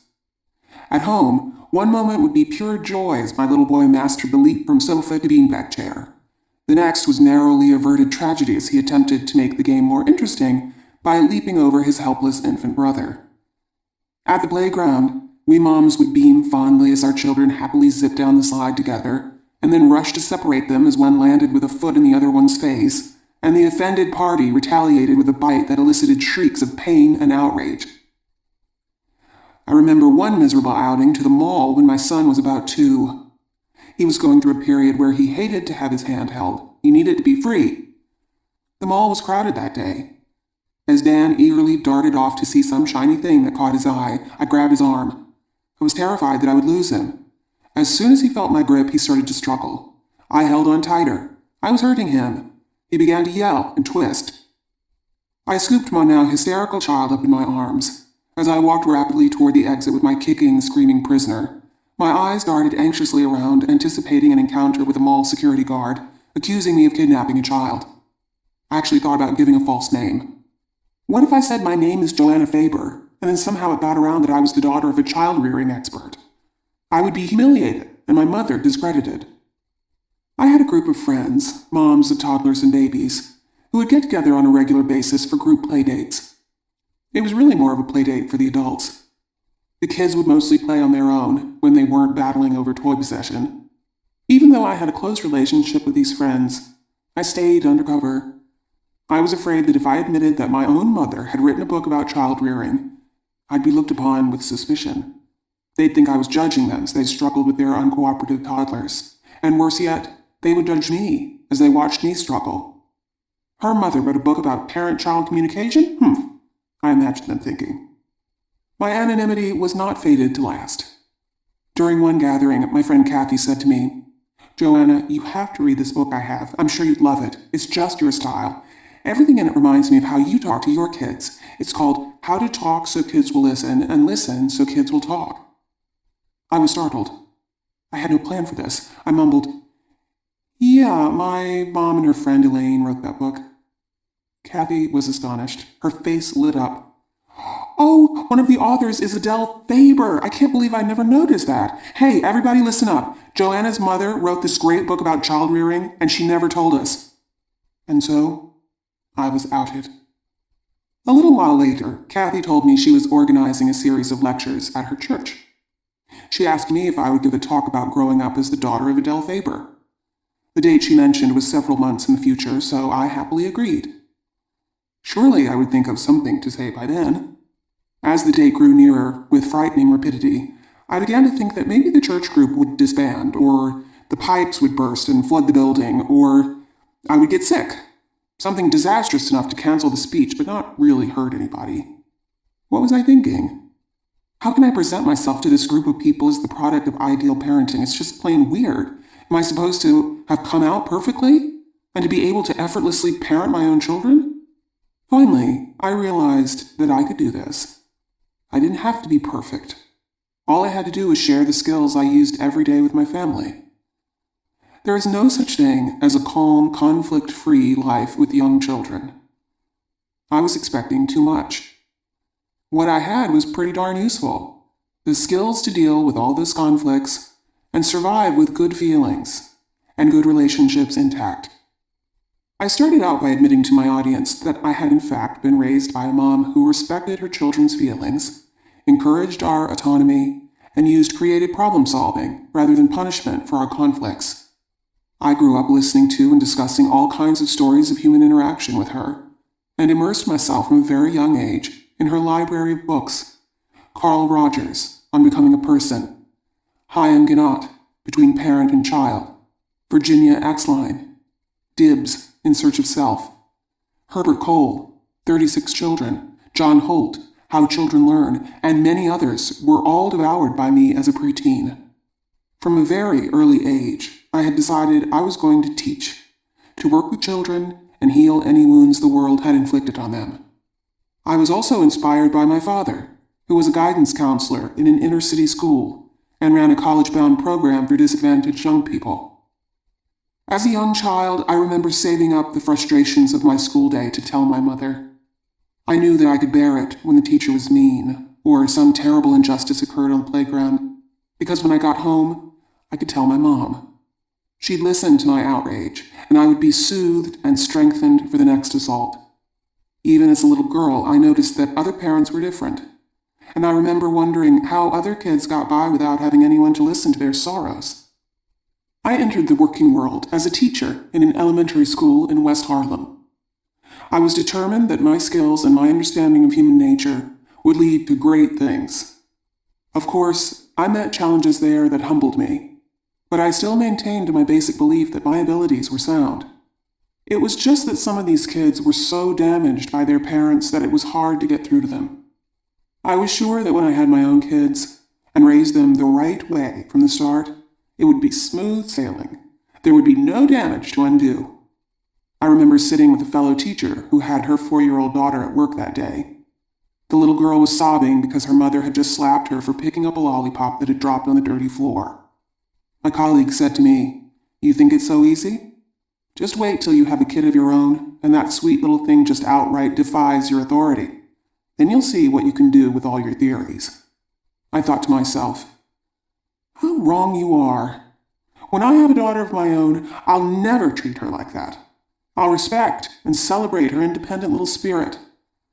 I am not like you, with your authoritarian approach to motherhood. Then, at one point, I jumped off that cliff of no return and created little humans of my own who would live with me all day and keep me up all night. And finally, I was brought to my knees. Parenthood was just so relentless. You never get to go home at the end of a good day's work. I found my voice reaching that high, desperate pitch as I formulated classic non-self-esteem enhancing statements such as, "What is the matter with you? I've told you 1,000,000 times. How could you do that to your brother?" And the reprehensible, "Okay, that's it. I'm going to leave without you." And wishing I really could do it. Also the ever-helpful philosophical question, why did you do that when I just told you not to? Somehow I'd imagined that when my children got over being babies and were able to walk and talk and grab things, they would be a little bit more reasonable. They certainly wouldn't kick or bite or shove their little brother when they had been raised in such a gentle and accepting environment.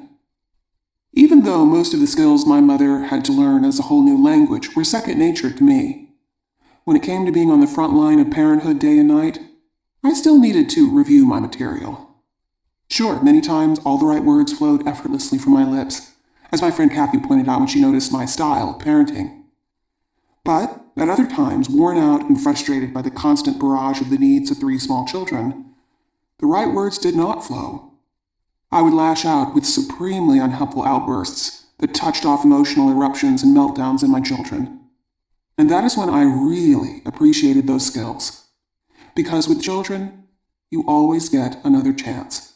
You could be confident that the latest battle over who gets the red cup or who knocked over the blocks will not be the last. And knowing what to do with that second chance is what saves me every time. After the speech at the church, there was a lot of excitement among the audience. A group of parents wanted me to lead a workshop series. And so I was launched into the whole business of helping parents communicate with their children while still finding my own way through that challenging maze. Here are some of the memorable moments from each of our meetings. Session 1. Acknowledging feelings. I was afraid that the parents would be disappointed with our first meeting. My message was a cliché. Acknowledge feelings. Who hasn't heard of that? I imagine them rolling their eyes at one another. Is this what we got a babysitter for? To my great relief, they found it challenging. There is a wide gap between knowing something intellectually and applying it on the battlefield under fire. One of the objections parents had to accepting feelings was that often the feelings their children expressed were so downright unacceptable. And yet they were willing to suspend disbelief and give it a try. This first story is from Max's mom. She was often at her wit's end. Her 4-year-old son had been diagnosed with oppositional defiant disorder. He was constantly challenging her and had many tantrums every day. A therapist had helped them to set up a chart with points and rewards for good behavior, but so far, it hadn't made a difference. After our first session, Max's mom came back with this report to the group. Max at the mall. Last Saturday was cold and rainy. I made plans with a friend to meet her and her children at an indoor play area at the mall. When we got to the place, Max stopped at the entrance and refused to budge. He declared, "I'm not going in there. It's boring and stupid and dumb." I thought, uh-oh, here we go again with another tantrum. I almost said, "What do you mean? You wanted to come? Look at all the great things there are to play with. All the kids in there are having so much fun." Instead, I took a deep breath and said, "So, you don't like anything about this place?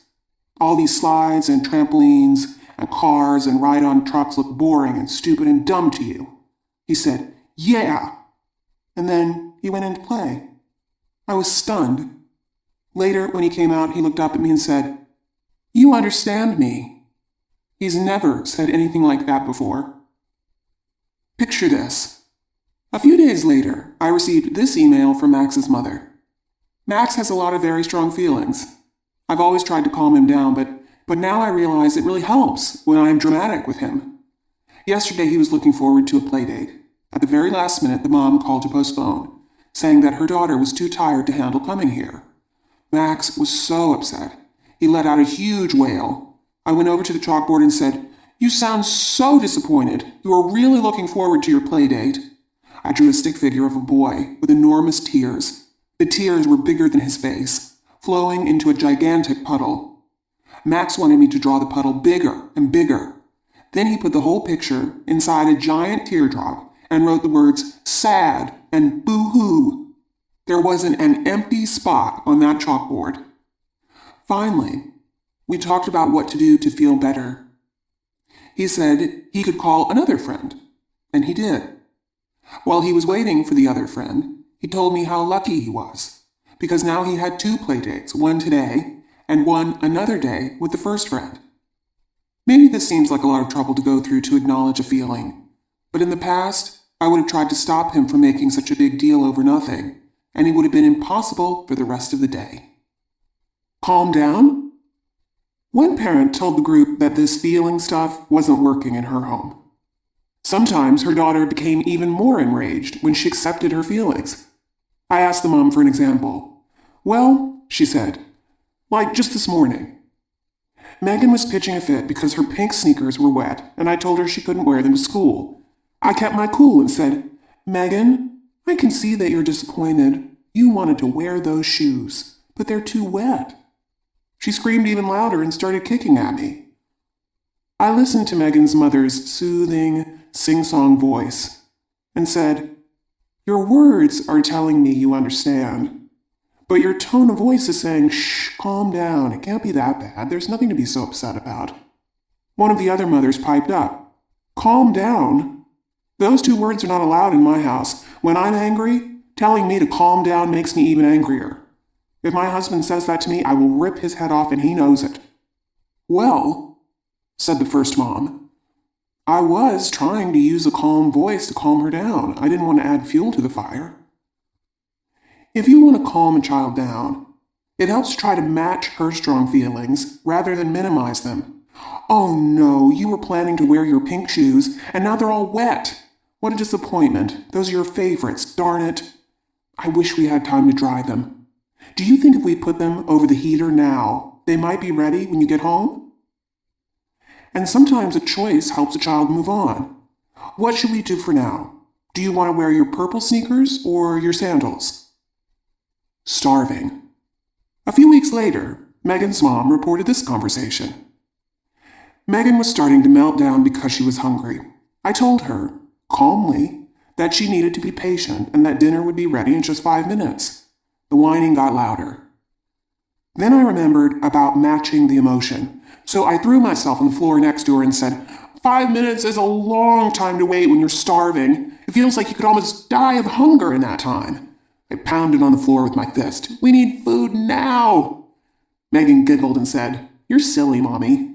She really enjoyed the drama. It completely changed her mood. 2 or 3 at a time. A nursery school teacher in my group wondered about accepting feelings when there's more than one child involved.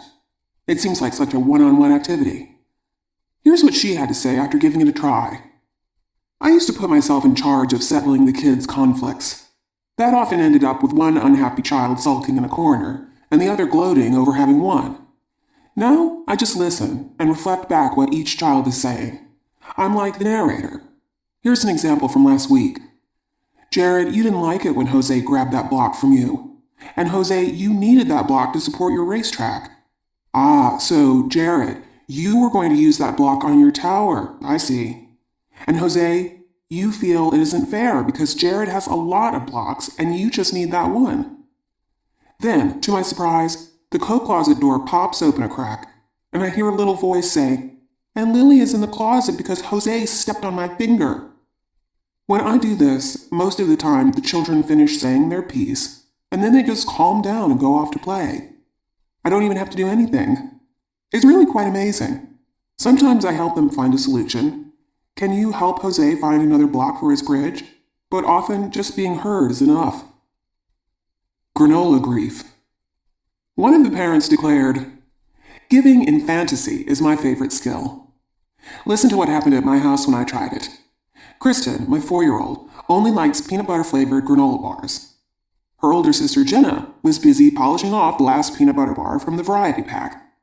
As Kristen started to cry, Jenna quickly shoved the whole bar into her mouth. I gave Jenna a disapproving look. She scooped a damp wad from her cheek and offered it to her sister.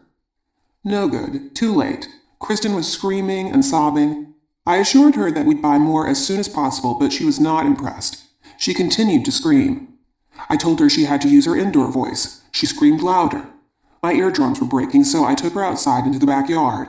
Now the whole neighborhood got to share in the grief. On and on it went until I finally remembered. Oh yeah, give in fantasy. In my most dramatic voice, I said, Kristen, do you know what I wish? She stopped crying to say, What? I looked around the yard for inspiration. Aha, got it. I wish we had a granola bar as big as that picnic table.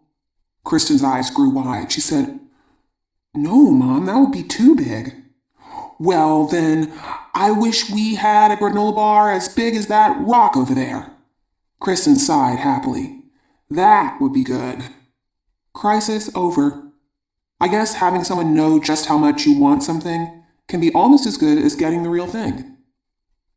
Take me to Oz. One mother wondered if acknowledging feelings could possibly work with her 9-year-old son, who had been diagnosed with autism. Robbie had serious cognitive delays, and most of his service providers were sure that a behavioral system with simple, concrete rewards and punishments was the only way to help such a child get himself under control. I don't know. I hated to admit. I don't have any experience with this. Here's what she reported the following week. Robbie got it into his head that he wanted to see The Wizard of Oz on Broadway. He's watched the movie dozens of times and has memorized all the songs. I explained to him over and over that it wasn't playing in theaters right now, but that didn't help. One of the issues we have is that when Robbie wants something, he just can't let it go. The anger and the crying can last for hours. He was starting to get really wound up when I figured, I'll try the fantasy thing. I patted the bed and said, Robbie, do you want to come on my magic carpet with me and go visit Oz? Robbie ran to the bed and snuggled in beside me. We flew over Oz. I looked down over the edge of the bed and started pointing out the characters. I think I see the Scarecrow down there. What is he doing? And is that the Cowardly Lion? I see the Tin Man, Robbie yelled. Oh no, he's not moving, I said. I think he's rusted. We visited all the characters and had a lovely time together. I felt good that I was able to meet his needs instead of just trying to suppress his endless frustration. It's so much better than offering him a star on a chart for controlling his temper, especially when he really can't control himself, and then he has to be doubly upset because he didn't get the star. I hate school. This next example came from the mother of a child with Asperger's syndrome. Justin has been giving me a hard time about going to school for over a year now. Transitions are difficult for him. We were having terrible mornings. He would cry and scream and have to be dragged to the car. I've been making changes, working with his teachers and reducing his school hours, but I've also started acknowledging his feelings. At the same time, I've stopped trying to reassure him and push away his anxiety. I used to say things like, you know I'll pick you up at 12:30, or you know you have to go to school, or you'll feel better once you're there, or you'll see your friends, or you love doing math at school, all of which just enraged him. Here's how it goes now. Every day, still. Me. Justin, time to put your jacket on for school. We're going to the car. Horrified pause. Justin. But I hate school! Me. I know! School is not your favorite place to be. You like being at home, playing with your cars. Sigh. Well, here's your jacket. Justin, coming to the front door, repeats, it's not my favorite place, and puts on his jacket. It's funny, I think I used to do this a bit sarcastically. Yeah, I know you hate it. I heard they torture kindergartners every afternoon. Now that I know I don't have to fix all his worries, I can completely and honestly accept his feelings. And I think he knows it. More questions. The parents continued to challenge me. Surely there are some feelings that are too insignificant to merit sympathy. What about the kid who falls apart over the littlest thing? Someone brushed against his elbow. Ow, ow, ow, it hurts. Are we supposed to acknowledge the feelings of a kid who is just seeking attention? Won't that encourage him to complain about ever more insignificant slights? A child's day can be filled with all kinds of frustrations and emotionally intense experiences. As 4-year-old Max said after a long, tough morning of being cooperative and well-behaved at preschool, Mom, I'm freaking out. Maybe that little brush of the elbow was the proverbial last straw. Maybe it was an excuse to weep a little. If a child just wants attention and comfort, we can just give it to him. If we don't, he may well seek other, more annoying strategies for getting our attention. You can scoop him up and say, where does it hurt? This needs a kiss. You can keep a special supply of Band-Aids dedicated to invisible injuries. A child who feels low can have 2 raisin pills or a teaspoon of grape juice medicine.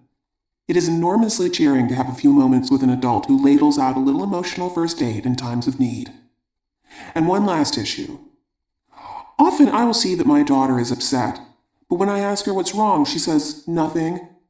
The more I question her, the less she will tell me. It makes an enormous difference to a child when we accept her feelings from the get-go without any questions. Instead of asking what's wrong, we can simply say, you look sad, or something upset you, or seems like you had a rough day. Statements like these help a child relax and feel free to share. She doesn't have to defend her feelings as she would if we had said, why do you feel sad? She can talk to us if she wants to, or just take comfort from our understanding. I remember feeling the power of this skill of accepting the feelings without questions when I was teaching at PS 161 in Manhattan. One morning, as I checked in at the main office, I saw a tangle of teachers and secretaries surrounding a weeping sixth grader. The adults were desperate to find out what was wrong. They took turns firing questions at the child. Why are you crying? What's wrong? Did something happen to you? Are you okay? With every question, the girl sobbed harder until she was almost breathless. I took her arm and steered her out of the circle of attentive adults. I'll sit with her, I said. We sat in a corner and I waited a bit, and then I said, "Something really upset you." The girl started to talk, telling me that she had heard a car backfire on the street, and she thought it was a gunshot. Someone on her block had been shot that weekend, and now she thought they were shooting at her. That must have been really scary, I offered. Yeah, she agreed, as her breathing slowed and became less spasmodic. If I had any doubt as to the power of my simple acceptance, it was quickly erased. Two adults in the office, seeing that the girl had calmed down, approached and started questioning us. "Did you find out what happened? Is she okay now? What was wrong?" The girl immediately went back into her panic sobbing. I said, "She got scared. She's going to be okay." And the well-meaning adults backed away. I felt very grateful at that moment that I had this little key to help a stressed and panicked child. The urge to question is so strong. If we find out what the problem is, we feel we have a chance to fix it. But often, the fix is simple acceptance. Even if this girl hadn't told me what was wrong, I feel sure that having an adult just sit with her and acknowledge her distress without question would have been the most healing remedy. Session 2. Engaging Cooperation. One issue that jumped out at me when I started conducting workshops was that parents aren't just worried about getting through the day. Sure, that's a top priority, but there's always the underlying anxiety. What kind of child am I raising? How did I create this little monster who has no sense of responsibility, hits his sister, tells lies, won't clean up his messes, whines, and is generally about as cooperative as an angry hornet? He was such a sweet little baby. Where did I go wrong? I remember how I felt when my own son, Danny, at 2 years of age, figured out a new game to play with our small, elderly terrier mix. He would approach the sleeping dog, swing back his chubby little foot, and kick. The poor dog would jump up in alarm, and Danny would laugh delightedly at the excitement he had created. What kind of human being kicks a dog for fun? What kind of a mother raised such a horror? It helps to keep in mind that a 2-year-old doesn't yet fully understand that other people and creatures have feelings. He understands that his leg hurts when he is kicked, but he doesn't really get it that your leg hurts when he kicks you. He isn't feeling any pain. Sure, he'll cry if you yell at him, but that's because it's scary and unpleasant to be yelled at. That knowledge freed me from feeling bad about myself as a mom, or angry at my son, and allowed me to focus on helping my child figure out a better way to interact with the dog.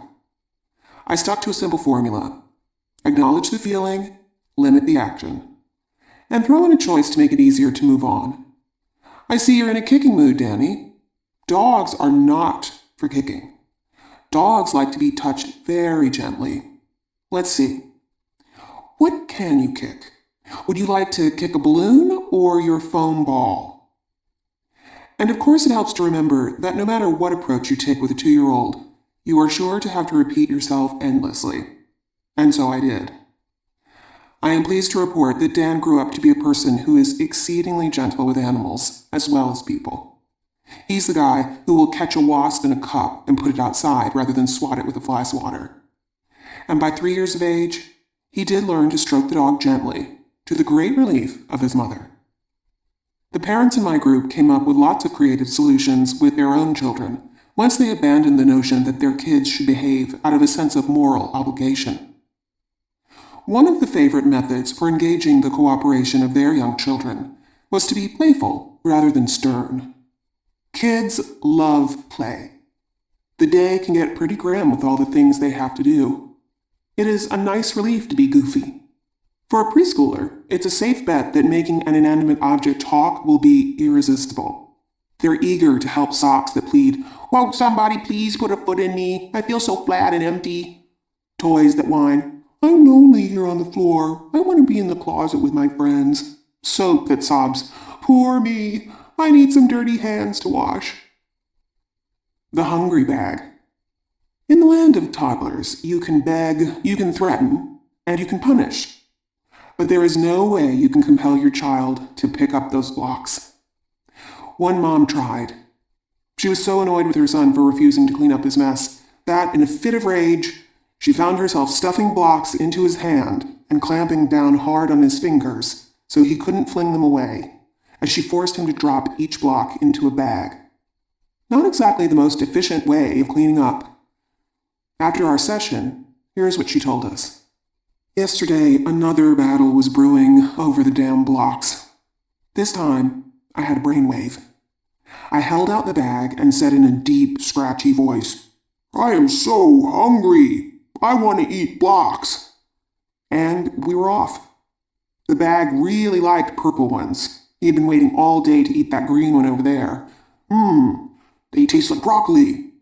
Not bad. Oh no, I'm getting full now. No, don't make me eat the pink ones. They make me sick. Please no, I'll vomit.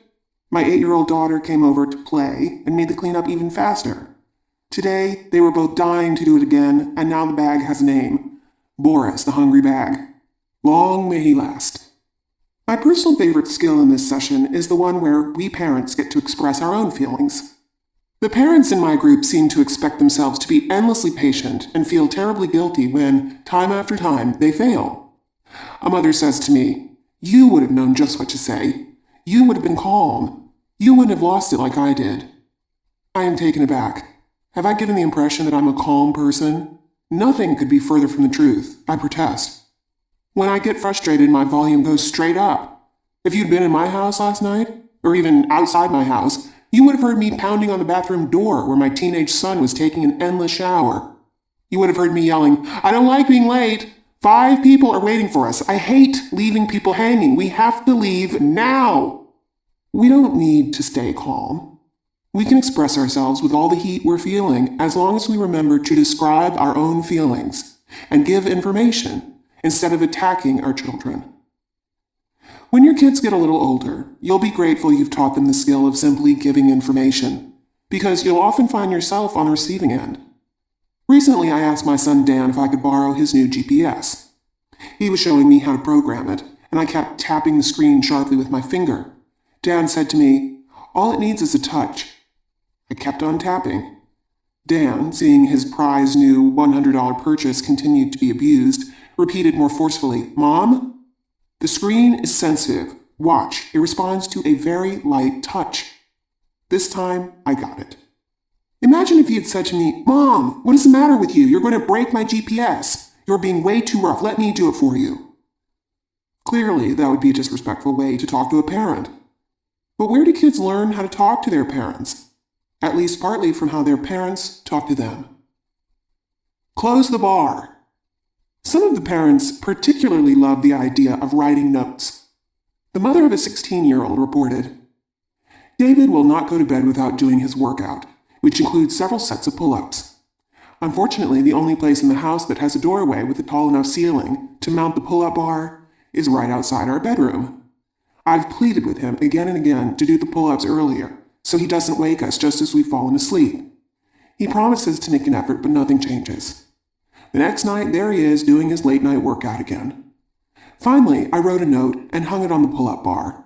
Bar closes at 10. This means you. No exceptions. The management. It's been a week, and so far he's finished his exercises before 10 every night. I asked him how he managed that, and he just gave me a funny look and said, Well, I have to get it done before the bar closes, Mom. I don't quite understand why the written word seems to have so much more power than the spoken one, but it is working for us. And another parent found that note writing helped when her son was too upset to talk. I'm not going to school. Last night, Kevin got really mad because his team lost the Super Bowl, and he didn't win any of the quarters on the football pool we did. So he yelled, I'm not going to school tomorrow, and went up to his room and wrote a note. Hi, I'm not going to school. Oh, and take everything I have away. From Kevin. P.S. I hate you. Needless to say, I was not looking forward to the morning and getting him ready for school. So I wrote a note back and left it on his bed. Dear Kevin, there is no need to take everything you have away. You didn't do anything wrong. You were just really sad because the Cardinals lost and you didn't win the football pool. It is okay to be mad, especially since your team lost last year too. You probably don't want to go to school because you don't want to be embarrassed. Right back. Love, Mom. Then this morning I went in to make sure he was awake and saw he had written back. Yeah, I guess so. That's what happened last year. But I still don't like football. So I pretended I thought he was still sleeping and wrote back to him and left his room. Dear Kevin, I wouldn't like football either. Why can't your team win? Maybe someday you can play and help your team win. Love, Mom. P.S. We need to get ready for school. After about 5 minutes, he was dressed and ready to go to school. Not in a great mood, but decent. Session 3. Alternatives to punishment. The idea that we need to punish in order to teach is deeply ingrained in most of us. We feel it is part of our duty as parents. I'm always a little bit nervous about making a case against such a powerful social norm. So I begin the session by asking parents if any of them can recall being punished as children. Here are some of the responses I've gotten. I was grounded, but it didn't stick. We got away with a lot. When my parents grounded me, it was pathetic. There was no way they could control me. I just lost more respect for them. My mom hit me with a spoon. It didn't stop me. My dad hit me with a belt. It didn't stop me. When I was hit, I just got sneakier. My mom used to make me put soap in my mouth. It just made me mad. I was put in a corner. I felt ashamed. It was scary. Then one father threw me a curveball. My mother always spanked us when we were bad. We respected her and followed her rules. I spanked my son whenever he was bad. It works. But now I have a daughter, and when I spank her, it makes her so angry that she gets worse. So I'd like to learn your alternatives. Also, we now have a foster child, and we're not allowed to spank him, so this is very important to me. After I hear from the parents, I pull out a newspaper clipping I'd saved and read excerpts to the group. I found this article striking because a teenager died when his friends were so focused on avoiding punishment that they neglected to take him to the hospital when he was severely injured. A nightmare for real. Teen athlete's death, actions of others shake entire region. A 17-year-old popular high school student athlete died Tuesday night, his devastated family by his side, after being taken off life support 5 hours earlier.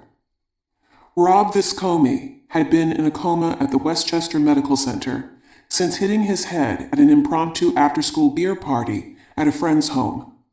The teens lied about where the party took place and cleaned up evidence. Many of the witnesses gave conflicting stories. It is still not clear why they didn't call police or how long the teen lay bleeding before friends finally drove him to the hospital. We pray that young persons, despite possible short-term consequences with their parents, will be more apt to dial 911 if one of them becomes injured or sick. Precious moments and precious lives may be at stake. An editorial from the Journal News, Westchester edition, May 3, 2002. Why would we be surprised that in a moment of crisis, our children's first thoughts turn to self-protection rather than how to fix the problem? We have trained them to expect that our response to their misdeeds is to punish them. An incident of much smaller import occurred to my son when he was in 5th grade English class. A girl seated near the teacher's desk put her foot up and accidentally knocked a snow globe to the floor where it shattered. Everyone froze, except Dan. He jumped up and began to pick up the broken glass. Of course, no good deed goes unpunished. The teacher erupted in a rage at him, thinking that he was the culprit. She screamed at him so furiously that he wasn't even able to get out that he hadn't done it. In the face of this onslaught, no one else confessed. What I came away with from this experience was that when faced with a problem, my kid was the one who reacted instantly to fix it, because that's how he was raised. Everyone else drew back in fear, as well they should have. The challenge for us is to find some response to misbehavior that actually inspires change, instead of hanging on to the old ways that cause resentment, and more important, distract from the real problem. But parents continue to wonder, shouldn't there be consequences for children who continue to misbehave? How will they learn if they don't suffer for their crimes? My objection to the word consequences is that it is so often used as a new label to stick on an old, self-defeating idea. In the mind of the parent, no TV for a week becomes a consequence rather than a punishment. It doesn't change the dynamic. The child does something wrong, and the parent thinks of some way to make the child feel bad in the hope that he will learn to behave better. Whether we call it a consequence or a punishment, it doesn't get us the result we're looking for. We need to decide what we want our children to think and feel when they do something wrong. Do we want them to focus on which TV shows they will miss, how resentful they are at being grounded, what hopelessly bad people they are? Or do we want them to think about how to fix the mistake, make it better, what to do next time? Parents were still skeptical. So, are you saying that even consequences aren't allowed? How about when a child deliberately disobeys? Then what are we left with? That's too permissive for me. Don't we need some kind of bottom line? I'm not suggesting that we give up our authority as parents. We can assert our authority by taking action. We can take action to protect a child from harm, to protect them from hurting others, to protect property from being damaged, to protect ourselves or our relationship. We can state our values and give choices. We can give our children a way to fix the problem or to make amends. And we can do it all without punishing. Here are some examples of parents taking action to protect, rather than imposing consequences. Protecting your property. Throwing blocks can break windows. I'm putting the wooden blocks away for now. I'm not willing to lend any more tools. I'll feel better about sharing my tools again when the drill you brought to your friend's house last week is returned or replaced. I'm very upset that the car was taken without permission. I'm holding on to the keys until we can come up with a system that we're both comfortable with. Let's take a while to think about it. Protecting others. No hitting. I can see how angry you are with your brother. I'm taking you, or him, into the kitchen with me right now so that nobody gets hurt. Throwing sand can injure people's eyes. Let's go play on the grass for now. I'm holding on to your paintball gun until you can come up with a way to assure me that it will be used safely. Pointing it at people's ears is too dangerous.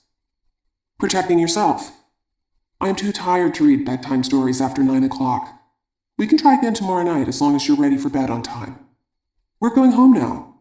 I don't want to do any more shopping today.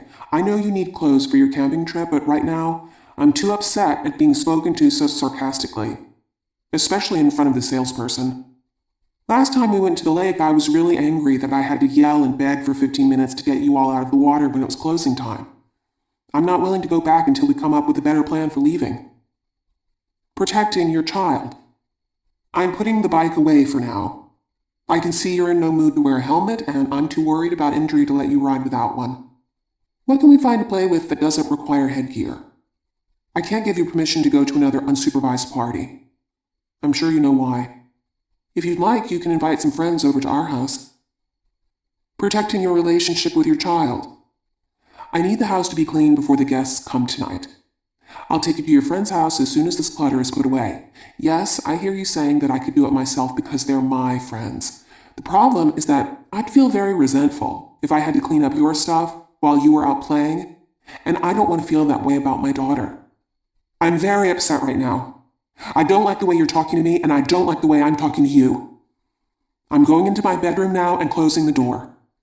I need some time to cool down. These kinds of statements let your children know, without attacking them, that you respect your own feelings, as well as theirs, and that you have your limits. Not only does it motivate them to cooperate and make amends, it helps teach them how to stand their ground respectfully with their own friends. In most of our relationships, we don't have the power to punish people, but we often do have the power to protect ourselves and others. As I drove home from the meeting, I thought about the time Dan spent the afternoon with his friends exploring the woods behind our house. He was 12 then. That evening he said to me, "Mom, it's really weird. Steve and Henry wanted to climb those rocks by the ice cave, and I told them I didn't think we should do it. Steve said, "Don't worry, it'll be okay." And I said to him, "I know if my mom were here, I'd be saying the exact same thing that you're saying. But I just don't feel comfortable with you guys climbing up there, because if you got hurt, I'd feel responsible." And they stopped. I think I'm getting to be like a grown-up. I could never imagine myself saying something like that. I was dumbfounded. I couldn't imagine it either. My reckless little boy was telling someone else to be careful, but he had the language for it. He couldn't have given orders to his friends, "Don't you dare do that," or threaten them, "I'll ground you." But he knew how to respectfully describe his feelings and state his limits. Who knew he even had limits? A useful tool in any relationship. The next week, parents were eager to share the results of their experiments with alternatives to punishment. Young Vandal. One of the workshop moms had a home that was a real showcase. It was filled with elegant furniture, plush white carpeting, and beautiful rugs. She also had Ivan, a destructive little 3-year-old.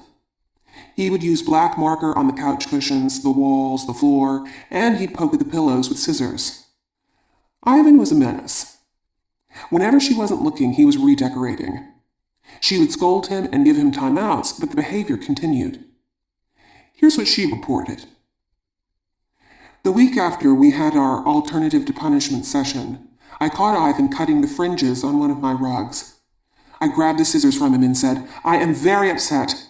This was the oriental rug my grandmother gave me. Now the fringes are all messed up. I expect you to fix it."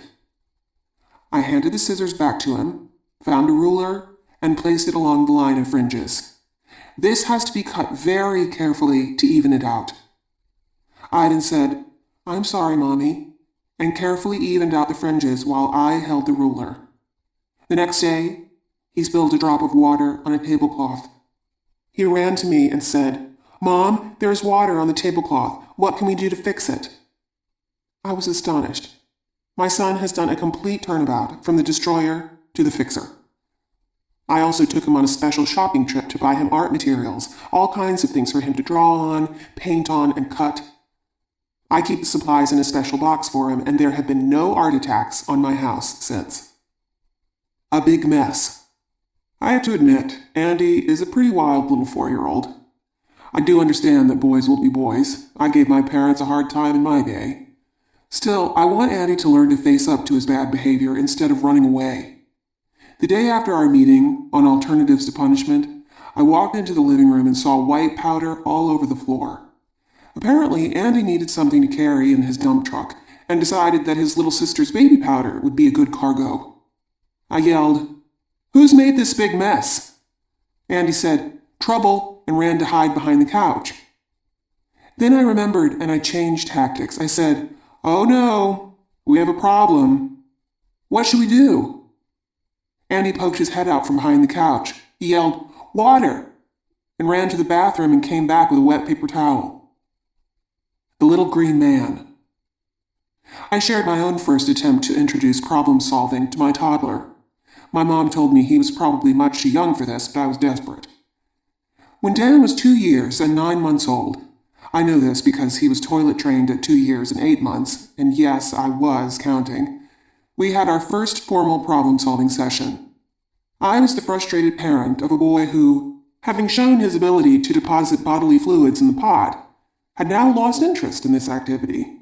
He would play, clutching himself until it was absolutely too late, and then let loose and pee freely on the carpet. He'd then happily climb up on the stool to reach the foam action carpet cleaner and scrub brush to clean up the mess. If I tried to urge him to use the bathroom during the clutching period, he would vehemently protest that he did not need to go. This had gone on for a week. My long-awaited toilet training triumph was crumbling before my eyes. I got out my pad and pencil and read aloud as I wrote, "The problem. Dan does not like to stop playing to go to the bathroom. Mom does not like pee-pee on the floor." Dan asks, "What are you writing?" "I'm writing down ideas to solve this problem. 1, 2, 3, 4. 1. I go first. Mom will remind Dan in a friendly way to go to the bathroom. 2. Dan offers the next idea. Dan will clean the floor with carpet cleaner. 3. My turn.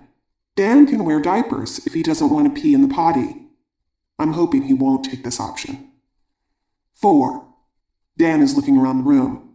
His gaze falls on a small plastic Statue of Liberty souvenir. The little green man will tell me. He will say, pee-pee in the pot. I am thinking that this is not working, but I forge ahead. Okay, let's look at our ideas to see which ones we want to use and which we don't like. 1. Dan violently objects to a friendly reminder. I cross it out. 2. Mom objects. Carpet is getting too smelly. 3. Dan says okay to diapers, but Mom objects to her own idea. 4. The little green man. Dan thinks this is a good one, although Mom lacks conviction. I post the list on the fridge and lie in wait for the next crotch-clutching incident. Finally, it happens. It's dinner time, and Dan has no thought of leaving the table. He is content to squeeze and wiggle. I take Miss Liberty, put it to his ear, and whisper, pee-pee in the pot. He takes the statue and whispers something back to it, I never found out what, and he went to the bathroom. Hallelujah. For the next month or so, I carried the little green man everywhere with me. He is my emissary to my son's bladder. It caused me only one awkward social moment. Once, when I was rummaging through my pack, I found my Swedish friend giving me an odd look. She had spied the statue. My, aren't we getting patriotic lately? Should I be carrying the Swedish flag? Inappropriate attire. 8-year-old Carly has always been a tomboy. She absolutely hates getting dressed up. Usually, I let her pick her own clothes, but last Sunday was my mother-in-law's funeral. My husband was distraught, and so were the other children. His mom had been very close with them all. She was no long-distance grandmother. Carly chooses to stage a clothing revolt right before we get in the car. Instead of the outfit I had laid out for her, she came to the car in a stained t-shirt, jeans, and her Yankees cap. My husband was ready to give her a good hard spanking. I grabbed Carly and went inside. I told her that I knew she hated dress-up clothes. The problem, I said, is that Daddy is very sad about his mom dying, and to him and a lot of other people, dressing up is a sign of respect. I can't let you go to the funeral like this because it would make other people feel bad. Carly didn't say anything, but her bottom lip was pushed out and she wasn't about to cave in. I said I'd bring her nice black pants. I wasn't even making her wear a dress, mind you, and 2 blouses to choose from. When we got there, she could change in the car. If she didn't want to change, we would not be going into the funeral. I would wait outside in the car with her. When we got there, Carly squirmed into the nice clothes and came in with us. Later on at the reception, I told her she could change back into her jeans, but she insisted that she liked her fancy outfit. I was very relieved to be able to save the day when my husband was under so much stress. Describing our feelings and giving Carly a choice let her cooperate without losing face. She can be really tough. A direct confrontation would have been a disaster. Finally, one parent who complained of being a short-order chef shared this experience. Mealtime misery. Mealtimes at my house are miserable. Josh, my 5-year-old, will start to complain that he doesn't want to eat the chicken. He says it's disgusting, and I yell at him for being rude. Then the 7-year-old twins act up. If he isn't eating, why do we have to? We end up in a big fight every night. I decided to give problem-solving a try. I told the kids I worked hard at making dinner, and it hurt my feelings when they said it was disgusting. Josh said he didn't want to be forced to eat something he didn't like. I realized that one of the reasons he was being so rude was that I was giving him no choice. He would be willing to be polite if I would back off a little. I told him we needed to write down all our ideas for making dinner time more pleasant for everyone. They were excited about that. Here are the ideas we all finally agreed on. Josh would be allowed to make himself a sandwich for dinner if it was something he felt he really couldn't eat. But he had to do it ahead of time. No complaining about food and jumping up to visit the refrigerator during the meal. The twins didn't want to make their own sandwiches. They didn't really mind the food, but they decided to make a rule of no singing at the dinner table. That would make mealtimes more pleasant, because the singing made the kids annoyed with one another and usually led to fighting. We also decided to put a suggestion sheet on the refrigerator where they could write their dinner ideas, and at least once a week, I would make something from the sheet. So far, it's been working beautifully.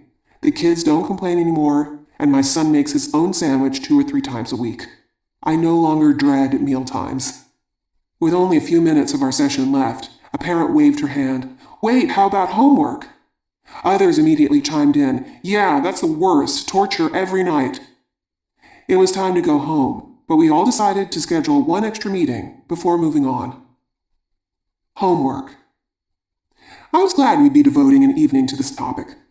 It's hard to think of a single issue that has caused more children to melt down and more parents to tear out their hair in frustration than homework. I told the group that when I was a kid, homework didn't exist in kindergarten. It was barely introduced in 1st and 2nd grade. We had an occasional assignment along the lines of, "If you would like, you can bring in something to talk about for show and tell." Decades later, when I sent my own children to school, I encountered a whole new world. They came home from kindergarten with nightly assignments, such as write the letter B 10 times, then draw 4 objects that begin with B. Sounds simple, doesn't it? I remember watching my dad tearing through the paper with his eraser as he struggled to draw the bicycle that existed in his head. There was no way I could convince my sobbing son to please just draw a ball instead of an infernally complicated 2-wheeler. That was just the 2nd day of kindergarten. In grade school, it got worse. Pages of long division problems, 5-paragraph persuasive essays, science web quests, all designed to bring a parent with a tired child to the edge of insanity. Eventually, I discovered that every parent imagines that his or her child is the only one having such trouble. Surely the other children are happily scribbling cute little drawings of bubbles, balls, and bottles, while your own is becoming mentally unhinged. Some children may handle homework with relatively little stress, but I haven't met any. There's no simple solution. We need to tackle the problem from all angles. "I'm ready to try anything," said the mom who had introduced the topic. "Please, can we use my son as an example?" Without hesitation, she launched into her tale of woe. Tommy started 6th grade this year. He did okay for the first quarter, but then things started falling apart.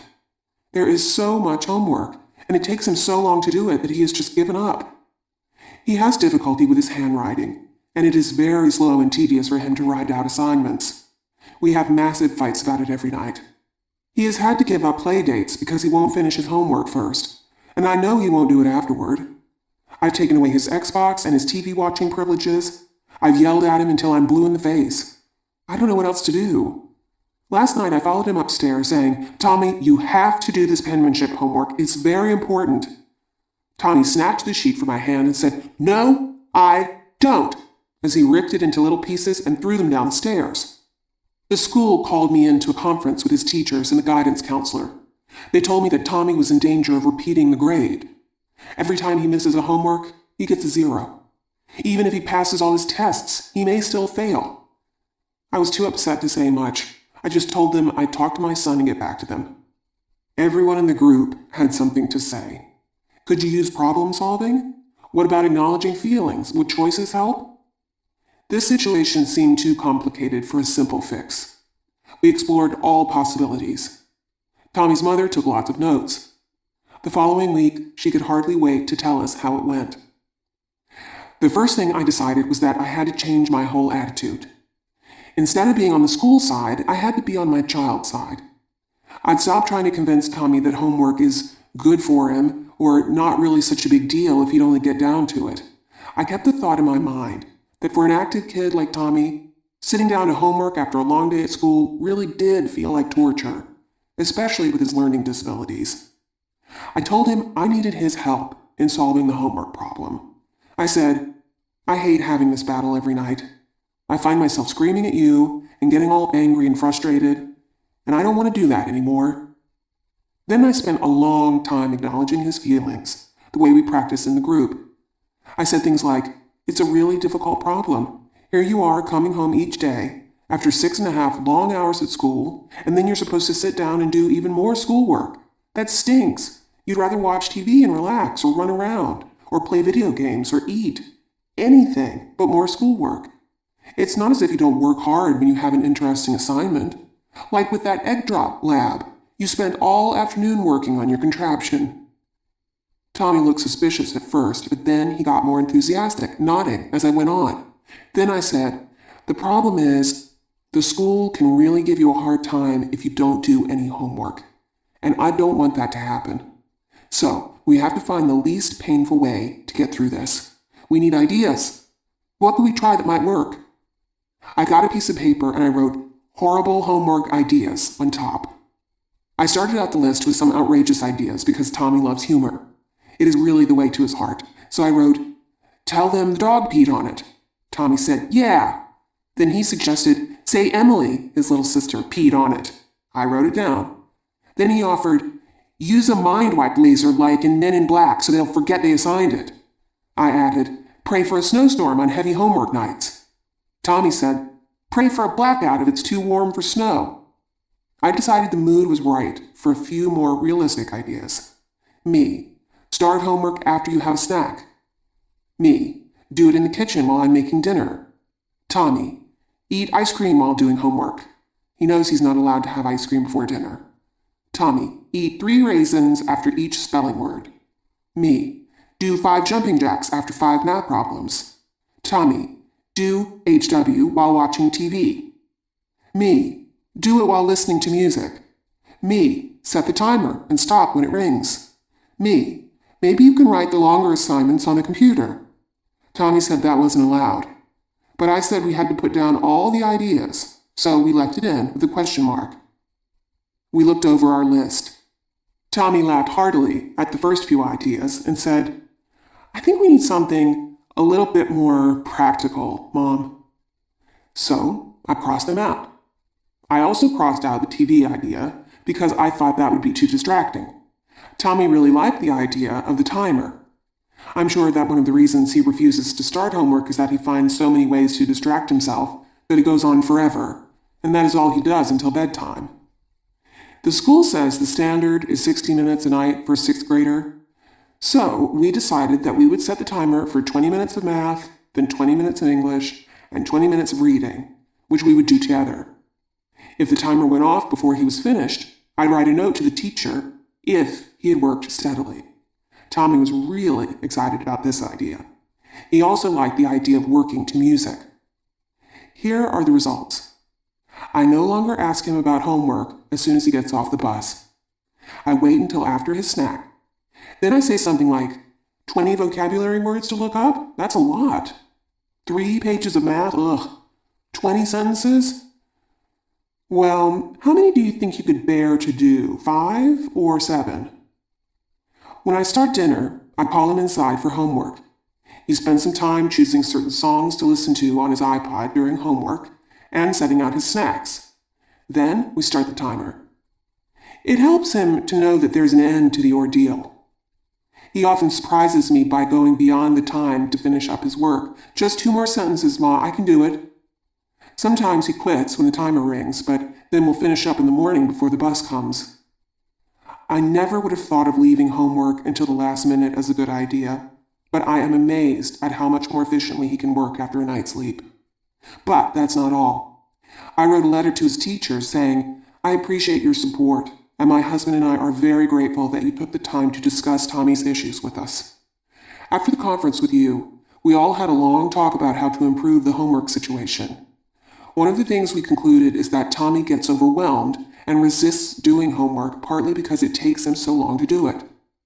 Part of our new plan is to put a time limit on the homework so that it isn't as overwhelming to him. We feel this is the way to get him back on the right track. I hope you will support us in this endeavor. In addition, we plan to have Tommy use the computer when he has more than one written assignment in a given night. He can practice his handwriting with shorter assignments like spelling words and definitions. This way, we will get the best of both worlds. More motivation from Tommy and regular handwriting practice without tears. The teacher actually agreed. He has never been flexible with Tommy in the past. But I guess the way I put it was hard to resist. This has made our lives so much more livable. The group beamed and applauded. It was a lot to absorb. I thought I'd better summarize. So, when it comes to homework, I said, here are your new strategies. 1, be on your child's side, acknowledge his feelings. 2, problem solve, consider everything. 3, be your child's advocate. Communicate with the teacher when homework gets overwhelming. Don't worry about what other people's kids are doing.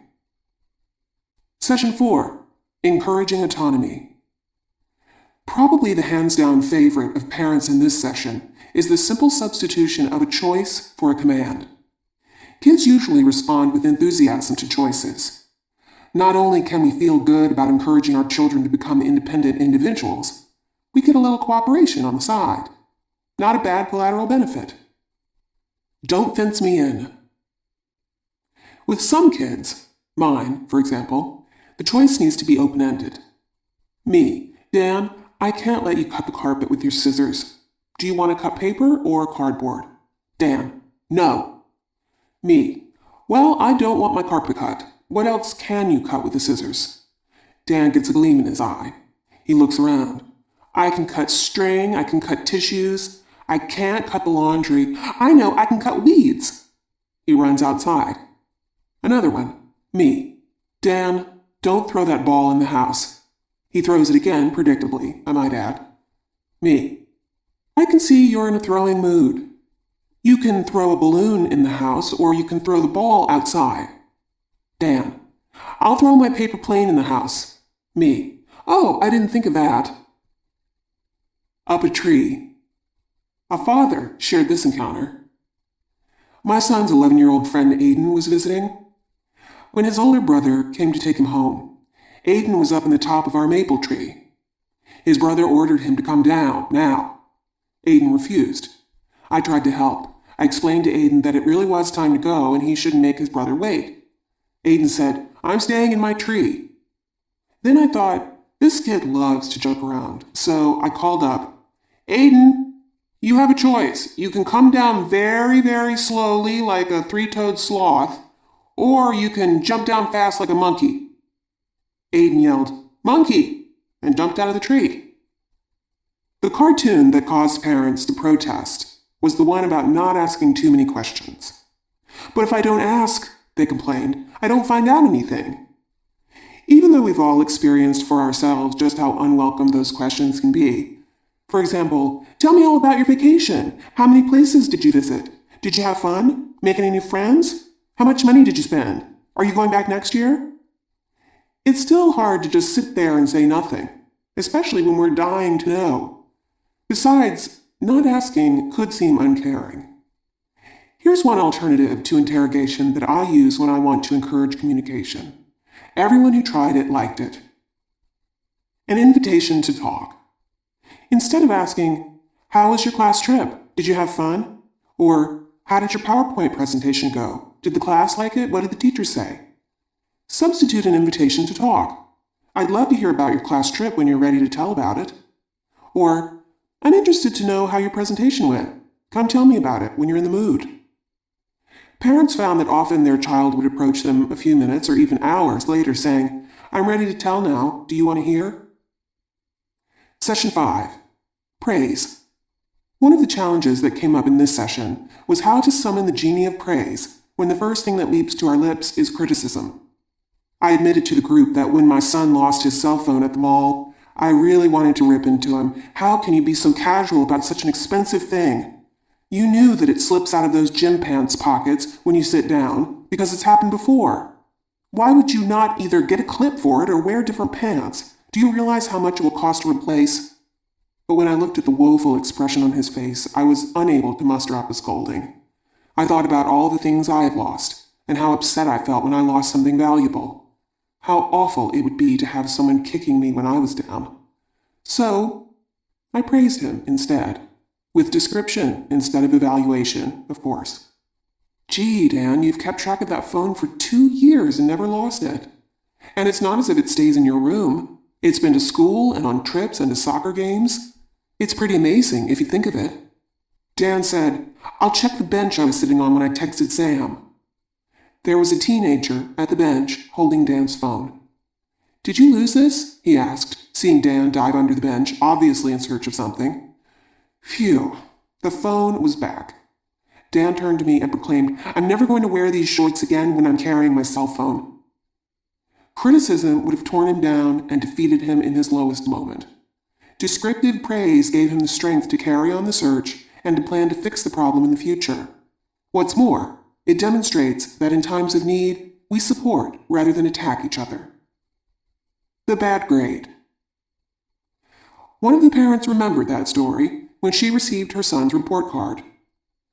I'm so glad you told us about your son's cell phone. When I read Eric's report card, I was really mad at him. He was failing math, and he hadn't given me a clue that he was struggling with it. I said, Eric, I noticed that in the past, you've always done pretty well in math. And you're so good at explaining it to Joey, his younger brother, when he has trouble with his homework. Something must be happening here with this D. Eric started telling me he really didn't like his teacher this year. She was always putting a lot of notes on the board, and he couldn't write fast enough to copy the formulas before she erased them. Last year, the kids had worked in groups and discussed their answers, but this year it was all lecture. We had a friendly discussion, and Eric agreed to go for after-school help if he missed the notes in class. In the past, I have scolded him for a low grade, and he has gotten really sullen and angry with me. He never talked with me before about what kind of problems he was having. One temptation that parents have to watch out for is the urge to praise by comparison. Parents with more than one child found it particularly hard to resist statements like, "You got your shoes tied without any help. The baby can't do that. Look at what a big girl you are, reading your book all by yourself. Your little sister can't read a single word. You cleaned your room without being asked. That's more than I can say for your older brother."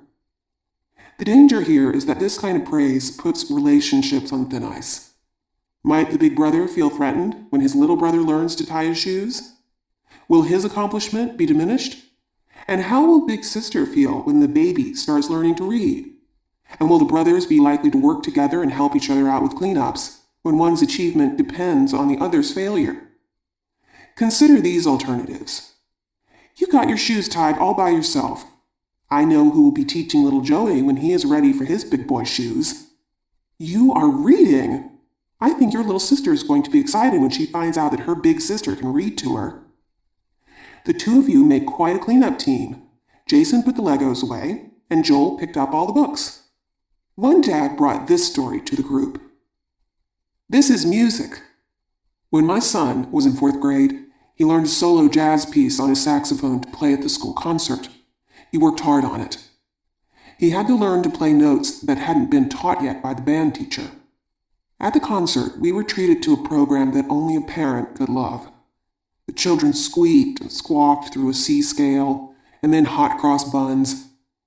Finally, my son came to the front of the stage and started to play. People were bobbing their heads and tapping their fingers. This was music. My heart swelled with pride. When I saw my son afterward, I had a powerful urge to say, "You were the best one. Everybody else up there could hardly play, but you were great." But I knew we weren't supposed to do that anymore.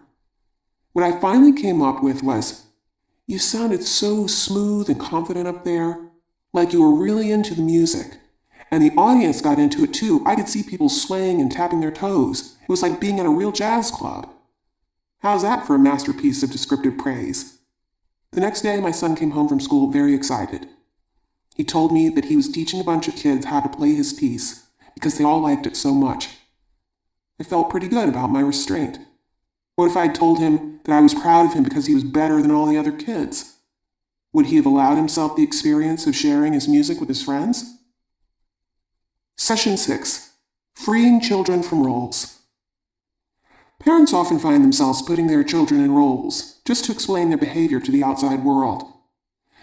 When you're at a relative's house for dinner and your son rejects the entree, you say in self-defense, well, he's a picky eater. When a visiting relative talks to your daughter and she turns her face away, you feel compelled to explain, she's just shy. When your 5-year-old doesn't join the others in the pool, you tell the other parents, he's afraid of the water. He takes a long time to warm up to new things.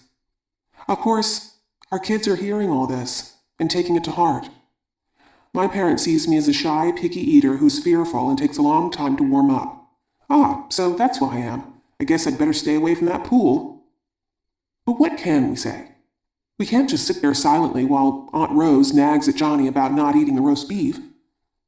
How can we support our kids while not making them feel stuck in a role? and simultaneously politely fend off well-meaning friends and relatives. A very useful phrase that seems to do it all is, when he is ready.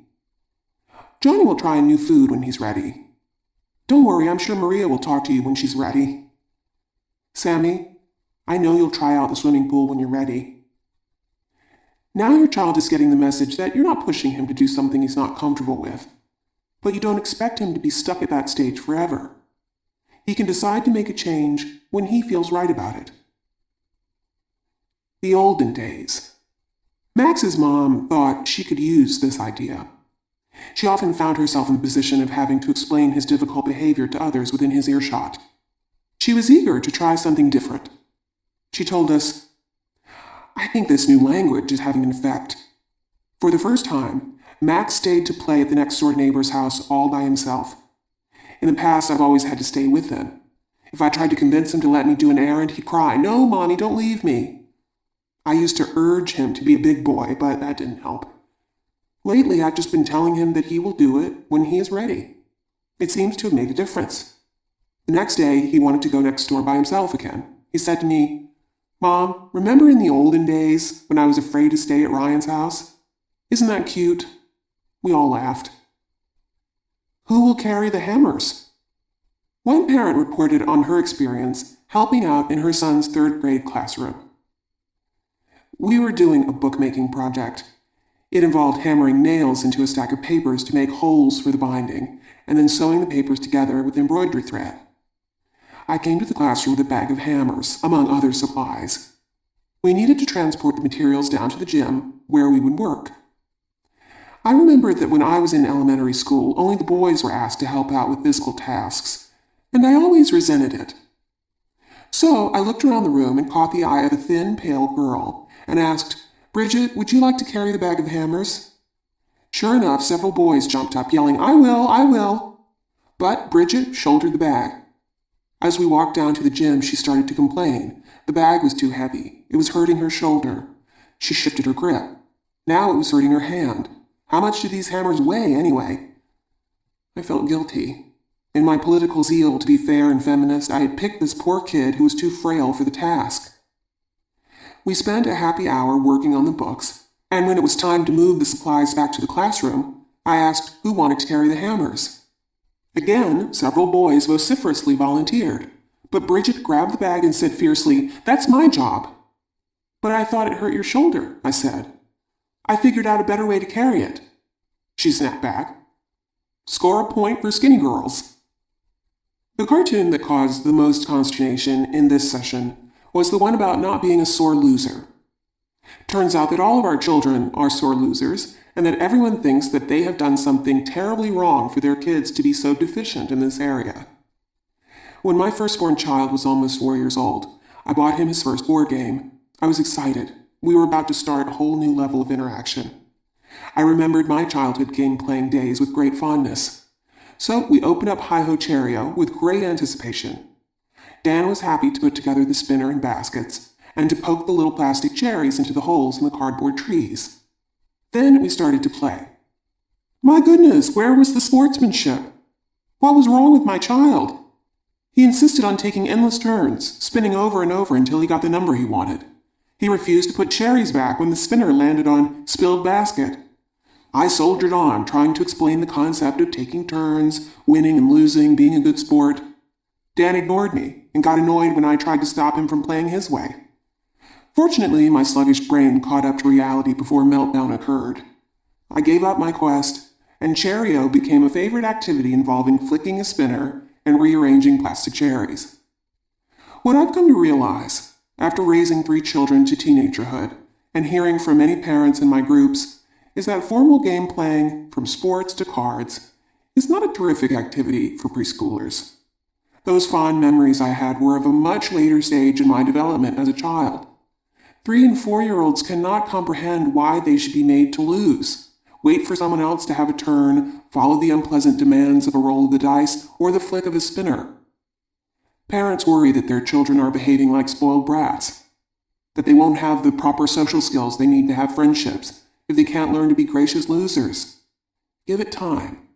A preschooler isn't ready for that, and she doesn't need to be. For school-age children, games become social coin of the realm. But it still can be difficult for them to accept the idea of losing without feeling angry and discouraged. Heck, it's difficult for many adults. One of the ways we can teach our kids the fun and satisfaction of game playing without the emotional drama is to alter the games a bit so that the competition factor is lessened. Here are just two of the successful variations that we've come up with. Kids love to play racing games, but there are often tears and accusations of cheating. The best purchase I made was a big stopwatch. The kids come up with some kind of challenge or obstacle course, then one of them will run while the other keeps the time. On the next round, each child tries to beat his own time. I'm amazed at how well this works. You would think they'd insist on comparing, but they don't. When we play board games like Candyland, the one who gets around the board first is the official first-place winner, but the rest of the family keeps on playing. I started this tradition because it was too frustrating for the other kids not to be allowed to get to the end. I said, I'm going to keep playing until I finish. I don't care how many turns it takes.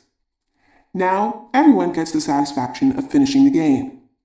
This may sound overly indulgent, but I have seen my 3 boys grow into teens who enjoy competitive sports, card games, computer games, and all manner of board games, at least during blackouts and family game nights. They are gracious winners and good losers. They modified their intensity for younger children. They laugh a lot while they play. I believe that the work I did when they were younger, racking my brain to figure out ways for them to enjoy playing without feeling like losers, helped that happen. Our last session. When we meet for the last time, I ask the parents which skill they found most useful. Without fail, most say that the language of accepting feelings is what has profoundly changed their relationship with their children. It's interesting to me that this is what they choose. Way back in session 1, when we first talk about this skill, I can tell that the parents are impatient. They want to get past the touchy-feely stuff and move on to the real tricks of the trade. They accept the idea of acknowledging feelings, but what they really want to know is, then what? After I do all that, how do I make my child get ready for school, stop having temper tantrums, stop poking his baby sister in the eye, eat his vegetables, brush his teeth, go to bed? It really takes the whole 6-week series for it to sink in. Acknowledging feelings is not the prologue. It's the main event. All the other skills build on that foundation. Many problems evaporate without anything more. And the whole nature of the relationship is so transformed that many problems never even get started. It is an ongoing challenge to live life without constantly contradicting the experience of those around us. Often, when we're talking to an adult friend, we can empathize easily, without even thinking about it. We don't try to scold or instruct or advise. We have a natural sense that this would be insulting. But sometimes, even with other adults, our instincts fail us. Empathy seems counterintuitive.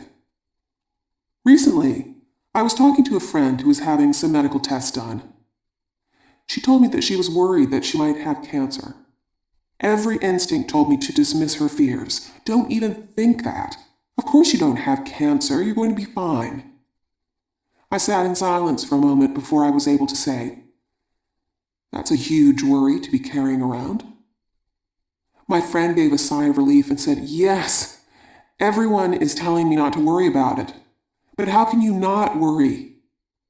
Yeah, I said. It's like telling someone not to look at the pink elephant in the living room. She laughed, and the mood lightened.